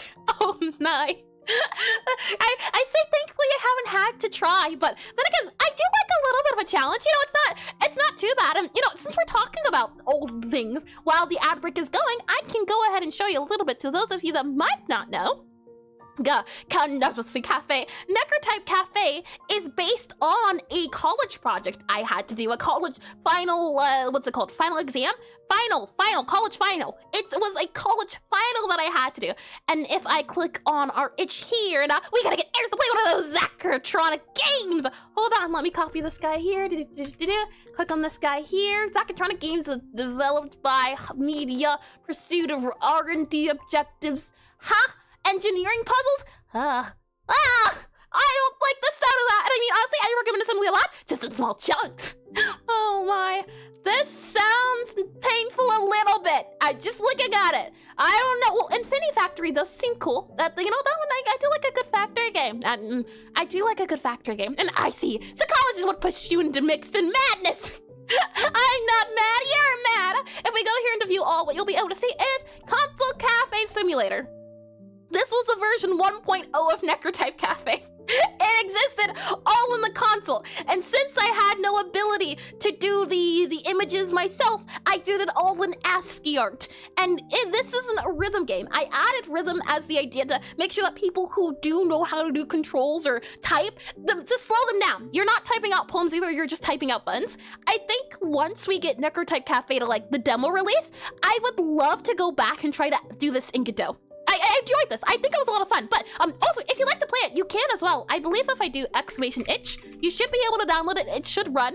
But the thing was, this was all done in C++. This is what I had to do in college. What? And I love cafe sims.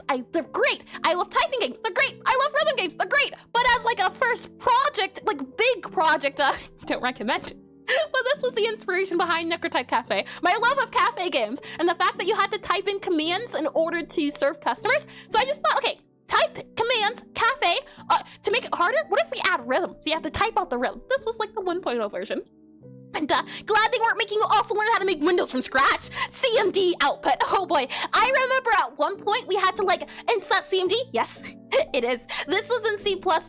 Let me click on this guy here. Oh, welcome back from the ad break. Welcome back. You've missed not a thing when it comes to programming. I was just talking about how Necrotype Cafe was inspired by my final project in school. Which was done in the CMD, and this was in C++, and it's a little game, a cafe game where you had to type out the letters, so it became a thing of you would have to type out long scripts of like random inputs. So it was a lot of typing. It was a typing cafe game, but it wasn't like a typing in the sense of you had to spell out letters. It was a lot of just random buttons you had to press, and I wanted to add art and images to it, hence why Necrotype Cafe was created. Nah, I can't pay it all, huh? Hardtronics, you shouldn't be able to. Paying is if you want the files of it. If you click on download now, you click the skip, you'll be able to play it. You can 100% pay it. That's if you want the code, the college approved A+ code. Mine, you cop. I have the right to brag. I shall brag. With that said, though, welcome back from the ad break. Shall we continue then? If I click on theater, and through sheer pain and despair, Necrotype Cafe was created. Oh my! If we click on where are we at into programming here, we should be good to go. And that said, let me click on you here, So, in this guy, and I see then. Is it to hide the sheer shame, or is it to support, or both? It is, as I said, Hardtronics, I got an A+, you know, my professor congratulated me, so it's not the shame, merely to support. The idea of saying behind the scenes, once upon a year time. Maybe, since we're coming upon the 2-year anniversary, it could be free. Maybe we can go even look through the code for old time's sakes, and I cannot remember a thing that happened. That could be a lot of fun. Yeah, you should be able to play it for free, but if you want the files themselves, those are priced. But I think maybe, considering the times we're coming to and the fact that this August, so like a little bit over a month, it'll be the anniversary, maybe we can see about things and stuff. With that said here, what we have to do is if utility game state equal null, show game controls. Otherwise, here, but we also have to see if the options menu is enabled. That's the thing. So like here, where we have all of you there in the screen there, what I'm wondering is, options hidden control all of you guys here. I think what we have to do is do something else a little bit. The thing is right now, if we're in the options menu, we can enable it to be visible, but as soon as the options menu is closed, that's the thing, and that's what I'm not too sure about. Maybe we have a bool for options menu is opened or closed. That's a thing we could definitely do. So like a utility bool, utility, and now my first big computer science project was an OS scheduler and disk management. The thing was written in C and held together with glue and tears and hope and passion. You know what? Or hope and passing. Yeah, that was a thing too, in the sense of I wanted to make games. I wanted to do what I'm doing right now, but I couldn't. I had to look through like the console and everything. So very quickly I got frustrated in the sense of that's not what I want to do. And not only that, I'm not a fan of English, but in order to get a degree, you have to take English classes, and no, thank you. Not again. I am very happy where I am right now, and I'll explain what happens to you after stream, alright? Could you elaborate a little bit? Let's see, and I think we're all good to go. Lovely. With that said, click on that here. And what I wanted to do was, I wanted to make a bool for in options menu, and you literally speak English. No, not English as in the language. English as in reading books and writing book reports and writing essays. That type of English. Because it became less of a thing of, I'm interested in this thing, so I'm going to talk about it. And it became a thing of, I don't want to talk about this thing, but you're making me talk about this thing. And I have to talk about this thing very specifically. So it became less of a passion, more of a thing of, what minimum value, what minimum thing can I do to get the most output maximum value? I aimed for like straight A's, and I was straight A's, but then at some point I realized in college, C's are acceptable, they're okay, they're passing, I am fine with it, I'll take it, thank you very much. Let's see here. What I'm wondering is for our options menu, I would like a bool to check to see when the options menu is open or closed and see us get degrees. See 6 degrees. Yeah, 100%. And you mean you don't like literature? You ain't intellectual? How dare you not be a nerd? I like literature when it is on topics I enjoy. But if you want me to read books I don't enjoy, I very quickly forget things very easily. For example, what was it? Geography. Geography and history were also courses and classes I was not good at because I could not for the life of me remember names, locations, and dates. Oh boy, I still can't. Not one bit. We'll go here and what I want to do is search up options. So OPTIONS, options. And in our options, we have a signal for hide, we have a signal for select, but we don't have a signal for options menu opened. So let's go ahead and add a bool here for it. So what I would want to do, let's see for all of you guys here. Let's do, oh yeah, this is old too. Look at that. Bot enabled, bot will play for you. You don't have to play on beat. Oh boy, this is very old stuff. And see you later. No worries at all, Hardronics. No worries at all. And talking about low level things, I'm thinking about coding out on OS, operating system. Oh my, how's the word I'm looking for? Not passionate, I guess I'm gonna be passionate, but what's the word I'm looking for? Means a person who does, I don't remember the word. Not passionate. There's a different word for it when someone strives for something, but I can't remember the word exactly. Ambitious. Not ambitious, but it's like ambitious. It's a different word, but how ambitious, I'll say.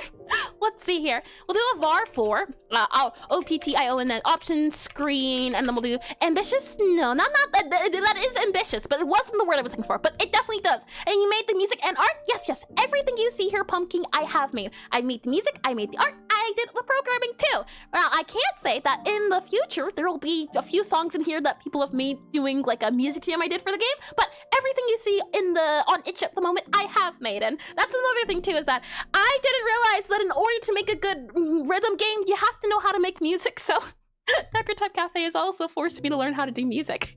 Oh my. So we do option screen is visible. Option screen visible. VISIBLE. Option screen visible. Day 43. I'm music jam. I was late. Oh my, how ambitious are you, Eris? Apparently very. Oh my. Option screen's visible. Let's set this bool equal to false. So bool equal to false, like here, bool equal to false. There we go. And then we'll make sure to set this guy to false when we open up the game and the cafe. So back in cafe here, we'll also make sure, and you know what? I'm thinking at this point, we're going to have to make a function for reset universal controls. I like that idea. So you know what, maybe we go ahead and just do a function now for reset reset RESET, reset UNIVERS. Reset UNIVERSAL universal universal VARIABLES. Reset universal variables. There we go. And I came back. Welcome back. Fish, welcome back. How's it going? It's going and it's slow. And can you allow the music? I'd like to hear. Oh, do you mean can I show the music? I certainly can. Hold on. Let's see if I can find it properly. What I can do, I think, is if I very quickly mute this guy here, I should be able to show you the main menu song. If I click on, let's see, if I click on you here and I go to view all, and then we go into this guy here, I think if I then click on run game, you should be able to hear. Do tell me if it's too loud. I won't be able to tell. How about that? There you are. I made what you are currently hearing at the moment. This is the main menu screen. It's supposed to be very fancy. So yeah, and since we are nearing the end of stream, how about I keep this on in the background while things are going on? Hopefully, as I said before, tell me if it's too quiet or too loud, and I can certainly up it or lower it. So in the meantime, let's go ahead and go to void here. So we'll set this to void, and then function reset universal variable void. And I want to set this option screen visible bool here into, do not loop. Oh, I have to have you open.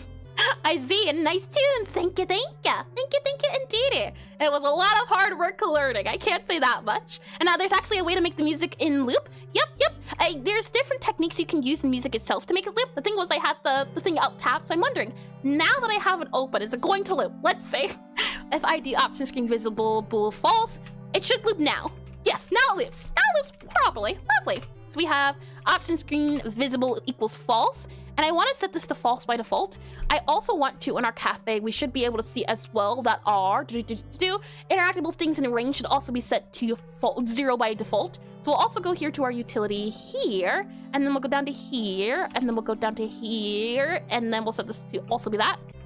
So now in our cafe, we can set it to be this instead. So set universal, utility dot. Have to make sure it's utility dot. and we'll set this to be in here, as well as in our, let's see, cafe, that's true. We also need it to be in the main menu, so let's go back to our home guy here. So home screen here, and in our ready, we'll also set it to be here, so can show control screen false. That's not true, we have that there, good.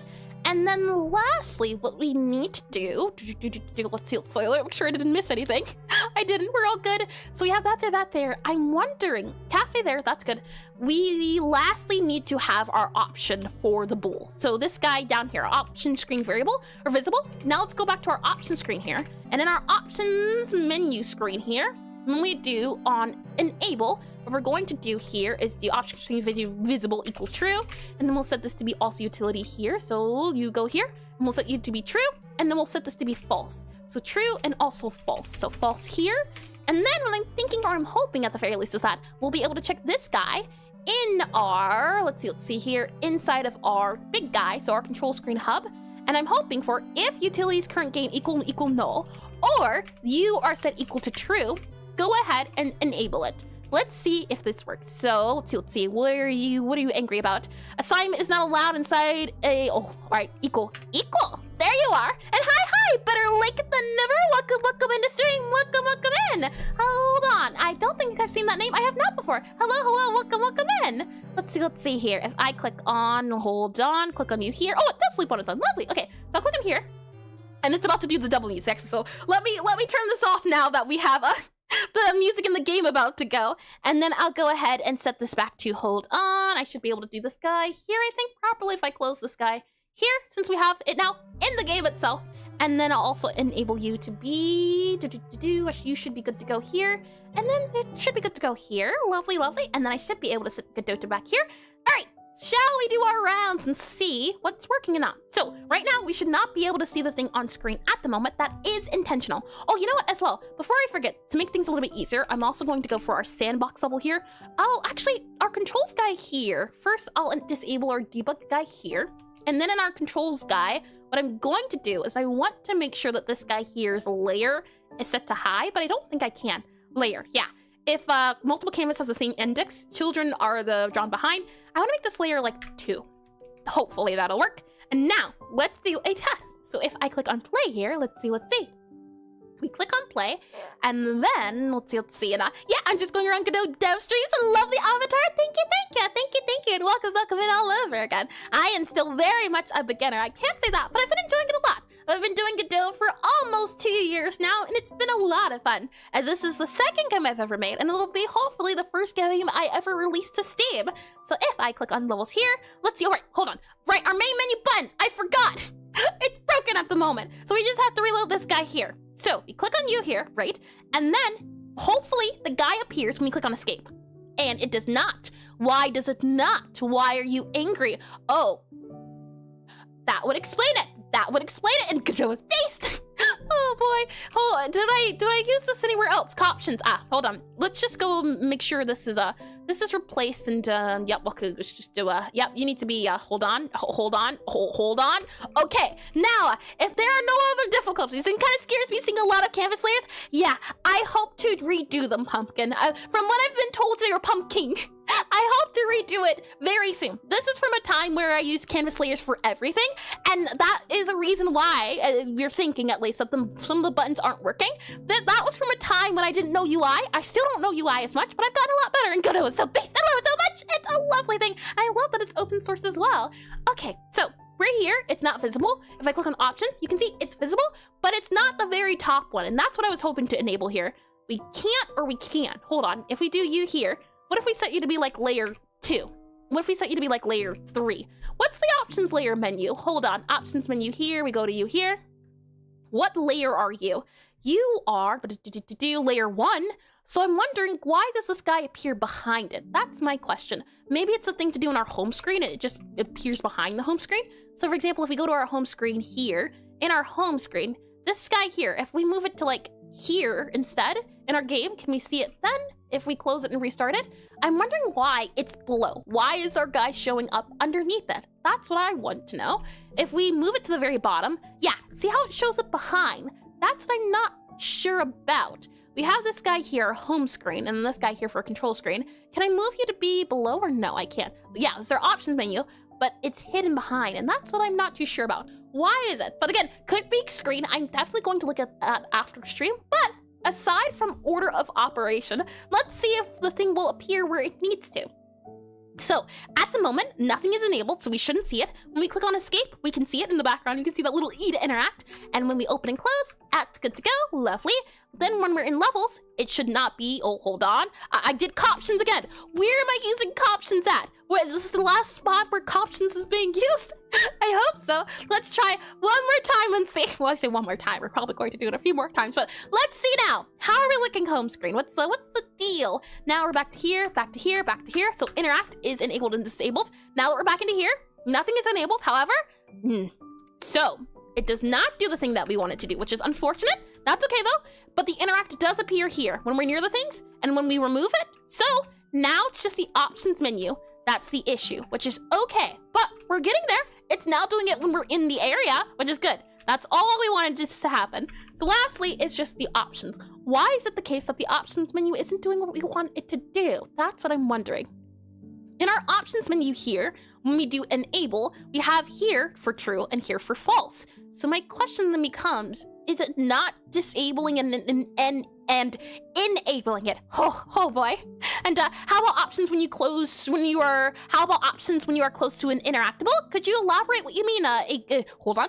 Eggery, right? I think? Or was it egregore? I think it was eggery, possibly. And how about options when you are close to an interactable? Can you elaborate a little bit? Let's see. General pause, yeah. Egg. I did say egg. Let's see here. And we do you there can show temp screen settings, utility, temp screen settings and utility you there. That's what I'm wondering. Temp screen settings. Yeah, that goes there, that goes there. I'm wondering, what do you do in the cafe? You play as a necromancer here. And the idea is that you have to serve customers by summoning food by typing out poems to the beat. And if you'd like to play it as well, Pumpkin, you certainly can if I do exclamation NECROTYPE. The idea is that different customers will walk in wanting different things, and different wizard houses will have congratulations on the VIP too, Jaxus! My goodness, many VIPs today. I have the power! Hold on, I didn't mean to pin. Hold on, I didn't mean to pin. Unpin. Oh my slash VIP at Jaxus. Congratulations. There you go. Oh my. There. Oh. You saw nothing. You saw absolutely nothing. Unable to delete message. Oh, I see. Well, maybe you saw a little bit of something. No, leave it in. Let chat know who's China. Why didn't it work? I did the thing, but did I not do it right? How about that? Did that work? Are we good now? Lovely. Okay, it's working now. Oh my, I wonder why I didn't want to work before. Oh boy. Oh, what was I saying? Yes, we play as this gal here. You have to serve customers food. And hi, is it Taiga possibly? Taiga editor? Welcome into stream. Welcome in. And hi, is GDScript similar to JavaScript? I could not tell you. I can't say that it is similar to VIP. No. I don't want to go back to it. I can't say I've been told it's similar to Python. I only have a background in C++, but from what I've been told, it's similar to Python, but I'm not sure how accurate that is, but I am coding in GDScript. Yeah, it's similar to Python. Yep. And it's Pythonic in syntax, but isn't based on it. Yeah. Oh, hold on. Did I say base? It's similar to. I hope I didn't say based, but welcome into stream. Welcome in. Let's see. With that said, why is it the case that our option guy here isn't doing what we need it to? I want to see about this guy here and doing visible equal true, and I want to see what happens. And you did C++, but not Python? Yep, the college I went to taught me C++, and it's Python inspired, but it's its own thing. Yeah, it's its own thing. Let's see here. If we click into levels here, we go into this guy here. Now if I click escape, we do get option screen visible equal true. Okay, so that is true. And I'm wondering then, why is it the case that, let's see here. Option screen isn't able to true. So why are we having issues, Gabe? Do you want to talk about it? Do you want to have a chat? Do you want me to get you a cup of cocoa? Let's see. I'll go here. So we have if null or you're true, but it's not working, which is what I'm confused about. And it's not like Unity where it's C#. It's literally based on the .NET code base. Those are words I don't understand one bit. But I have heard of like the capital net. That does ring a bell. I can say that at the very least. Let's go back into this line here. I'll close this guy here. I'll click and play here. And you can do C# and Godot. Yes, I have seen that before. The thing is, I was looking for a engine where you could do everything in shop. So it wasn't like you had to have like an IDE to the side while you had your engine open. I wanted to find an engine where you could have everything. Unfortunately, Godot doesn't have its own like, oh, what's it called? Art thing. And so I use Sprite. But for the most part, everything I can have is all in Godot. And yeah, the Godot C#. It isn't mature, also requires a VS Code. I see, C# is fun. Oh, and you can do, I did for this one, lovely. So let's see here. Levels here, you here, we're in here, click on escape. So for some reason, when we click on escape, that option isn't going off. So it's something here that is the issue. Hold on, control screen hub here. Yeah, something's wrong here that we aren't able to go here. So what I'm going to do is I'm going to spam the console. I think that's a great idea. We're going to do print here, and we're going to do this here. I just want to do a quick old check to make sure underneath the hood it is setting to true. And Godot 4.7 actually added a new awesome node, drawable texture 2D, lets you draw directly into the engine. Oh ho! I haven't tested it myself, but it isn't fully featured. Oh, how fun! And I imagine someone will make a plugin for it. We can make a plugin for this. That'd be lovely. The thing is, I do have a plugin already that implements what I do with Sprite. I use Sprite Wizard, which is a lovely program for implementing Godot and Sprite. The unfortunate thing is sometimes it's super duper buggy. So if there's like an official thing, oh boy, I would be very happy for it. But thank you for that one. I will surely keep a lookout for it, because I know Godot's been putting a big focus on doing 3D updates, not much 2D. So I'll be excited when they can do a little bit more of a 2D updates. So let's see, levels here, you here. Aha, false. Aha. False still. Interesting. Interesting. So, why are you getting set to false? In our options menu here, let's see, you here. Yep. Enable, disable, get tree false equals false. Yes, on exit pressed. Yeah, okay, so we'll do you here on exit press, current game state pause, current game state disable on main menu tree. What if I just do that there, possibly? And they're trying a lot to expand to wider use cases, and for some reason there's still an assumption that Godot's a 2D only engine. That does surprise me that they're putting a big focus on 3D, and yet it's still known as 2D, but the thing is, it's like, Godot is still very small, so I'm not surprised at all. Let's see, we go back into here, Why is it the case? Oh, now it's doing true. Huh, but now it's not doing false. Interesting. So on true here, we do get tree there. My question then becomes, on our disable, utility.release focus can show control screen, temp screen setting equal false. Yeah, And Godot is our 2D engine. Oh my, and it's a process of tracking down fixing unwanted behavior. I'm new in code. What is debugging? Debugging is when you go through the code and you fix what's broken. And now the question becomes, what do you mean by what's broken? I describe things broken as things that are not intentional. For example, at the moment, we are trying to bug fix, so we're trying to debug the fact that this guy here, when it opens, we should see true. And when we close, we should see false. Right now, we're not seeing false in the code. It's not swapping back. That's the current issue at the moment. And I'm not sure if we're able to fix it, but we can certainly try. I thought by adding it to the disable, so the function that runs when you close the options menu, it would be a good idea, but it seems to not work by disabling it. And 3D only. Godot did 3D before, and it did 2D. When it was 3D in the house proprietary Android, only used 3D. And I think the first Godot 1.0 release in 2014 was 2D only too. Don't quote me on that though. Oh boy, I would not know history one bit. And didn't Godot already have one? What do you mean? The options menu, or do you mean the 3D versus 2D? I love debugging. I spent an hour working on a script that wasn't connected to a node I wanted to use. Nope, don't like debugging. I like refactoring, but not debugging. Refactoring is optimization. Code already works, but you can make it cleaner. You can make it more efficient. That's what I like doing. I don't like fixing things that are broken. I like cleaning things up that are already fixed. That's the difference there. Now if we go back into this guy here, false, right? False, but it doesn't say true. It should say true here. Oh, I think maybe I know why. Maybe, possibly, it could be the case, possibly, that it has to do with process mode. Possibly. So, to fix our control screen, what we'd have to do is set the process mode to always. Click on play now. Give that a go. Give that a try. It could be process mode. So now we're in here, True. And then that's it. Yeah, I intended. That's it if I understand. Let's see. That's the cast, by the way. I hate debugging. Oh, I see. I'm glad we're on the same wavelength then. So let's see here. True, false. So it is working, right? It's showing behind it. You can see a little interact thing. Then when we're in the levels here, you can see it does not appear. But we're in here. Yep, false. So it is not because of process mode, unfortunately, which is sad. I thought I fixed it. I truly did. I was excited to think, boy, I don't have to debug anymore, but that's okay. Let me just double check here. Our process mode is, you're also set to inherent. Hold on, it could be it. Always. Set the process mode here to always for you. And then let's make sure in our home screen, it's also set to always. As always means that even if the game is paused, it still runs. That's why we set it to always. So let's go back into our home screen here. Make sure our control screen hub is also set to always. Always here. Save that guy there. Okay, now try all over again, and let's see. If I click on play here, we get you here. We click on escape. It is running. You can see it now. Definitely running, right? It's enabled, disabled, disabled, or enabled, disabled. And that's something I've come around to doing to catch bugs is to make the program crash whenever I don't have the preconditions for the function.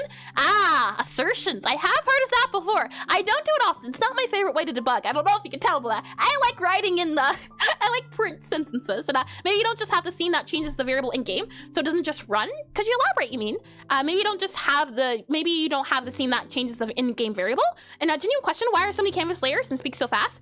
Canvas layers, to answer that one, it's because I have no idea what I'm doing. I am very much a beginner, and canvas layers was the way things worked, so I used it. I do plan to go back and change these eventually, but they're there because I don't know what I'm doing. As far as speaking really fast, if it's a topic I'm very excited about, I tend to speak very fast.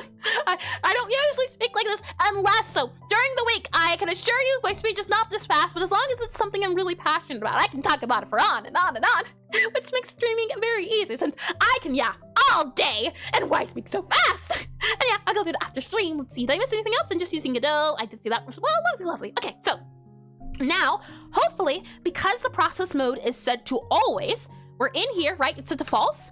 I did it! Look at it! Yes, it was process mode. Oh, I did my own debugging. I did the thing. Can you see it in the background, the little interact? Oh, that's lovely. So now the interact is there, and now the interact's not here, but interact's here when you click on it. Oh, that's so neat. It's working. It's doing the thing. And you can see interact appearing there, and then if we're in here, you can see it appear here, and then it leaves here. Now, question is, if we're here and we close it, it's doing the thing. Isn't that lovely? Okay, we're doing things. We're making progress. Now, the question now becomes, why is it looking a little off? I'm not too sure, but it's functional. And you know what? Since it's functional, let me go ahead and make sure I make a backup just in case. We're gonna do like a double backup, but just a backup functional, making sure it does the thing. Commit. There we go. And I watch everything in 2x. It's a breath of fresh air to have someone who I can watch in their natural state. Oh boy.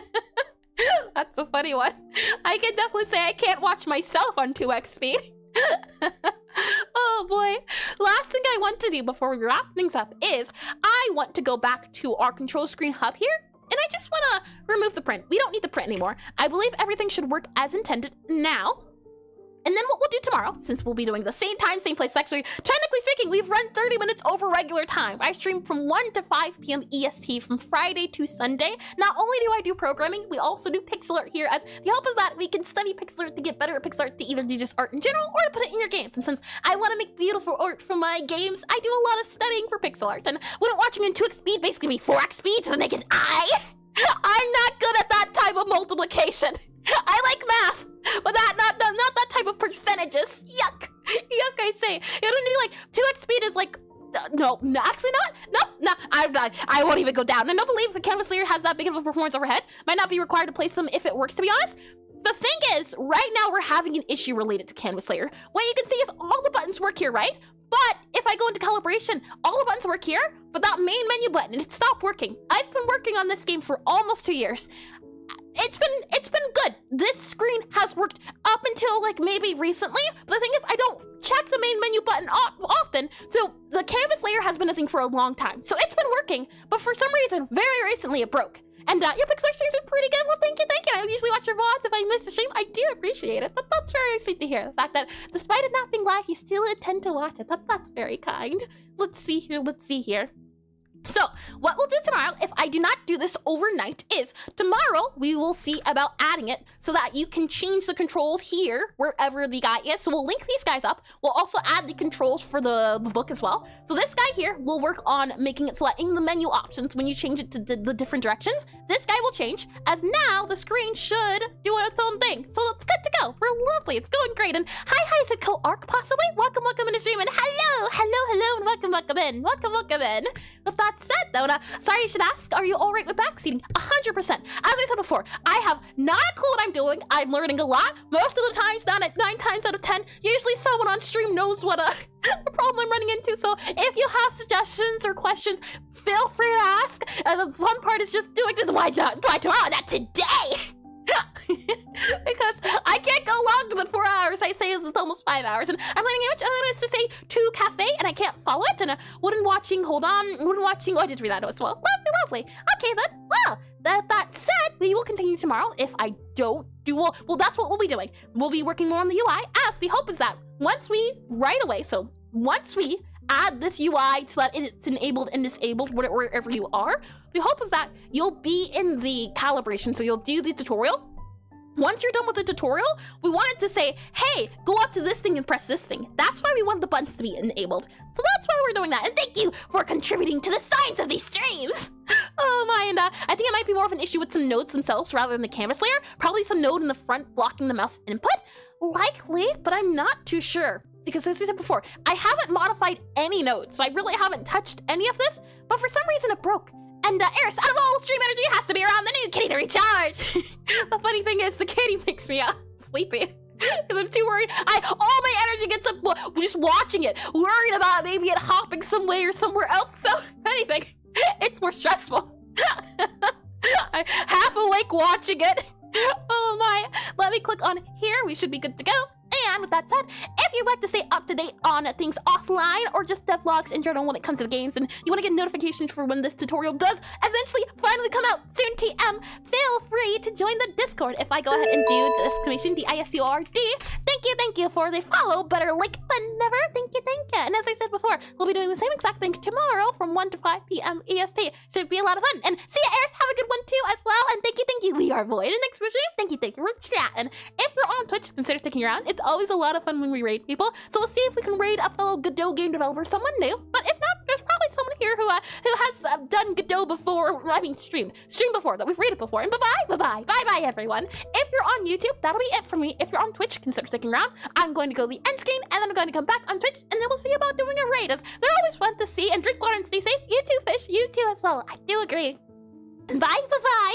With that said, if I don't see you tomorrow, I hope you all have a lovely morning, afternoon, evening, or good night, and I hope to see you all soon. Alright, bye-bye.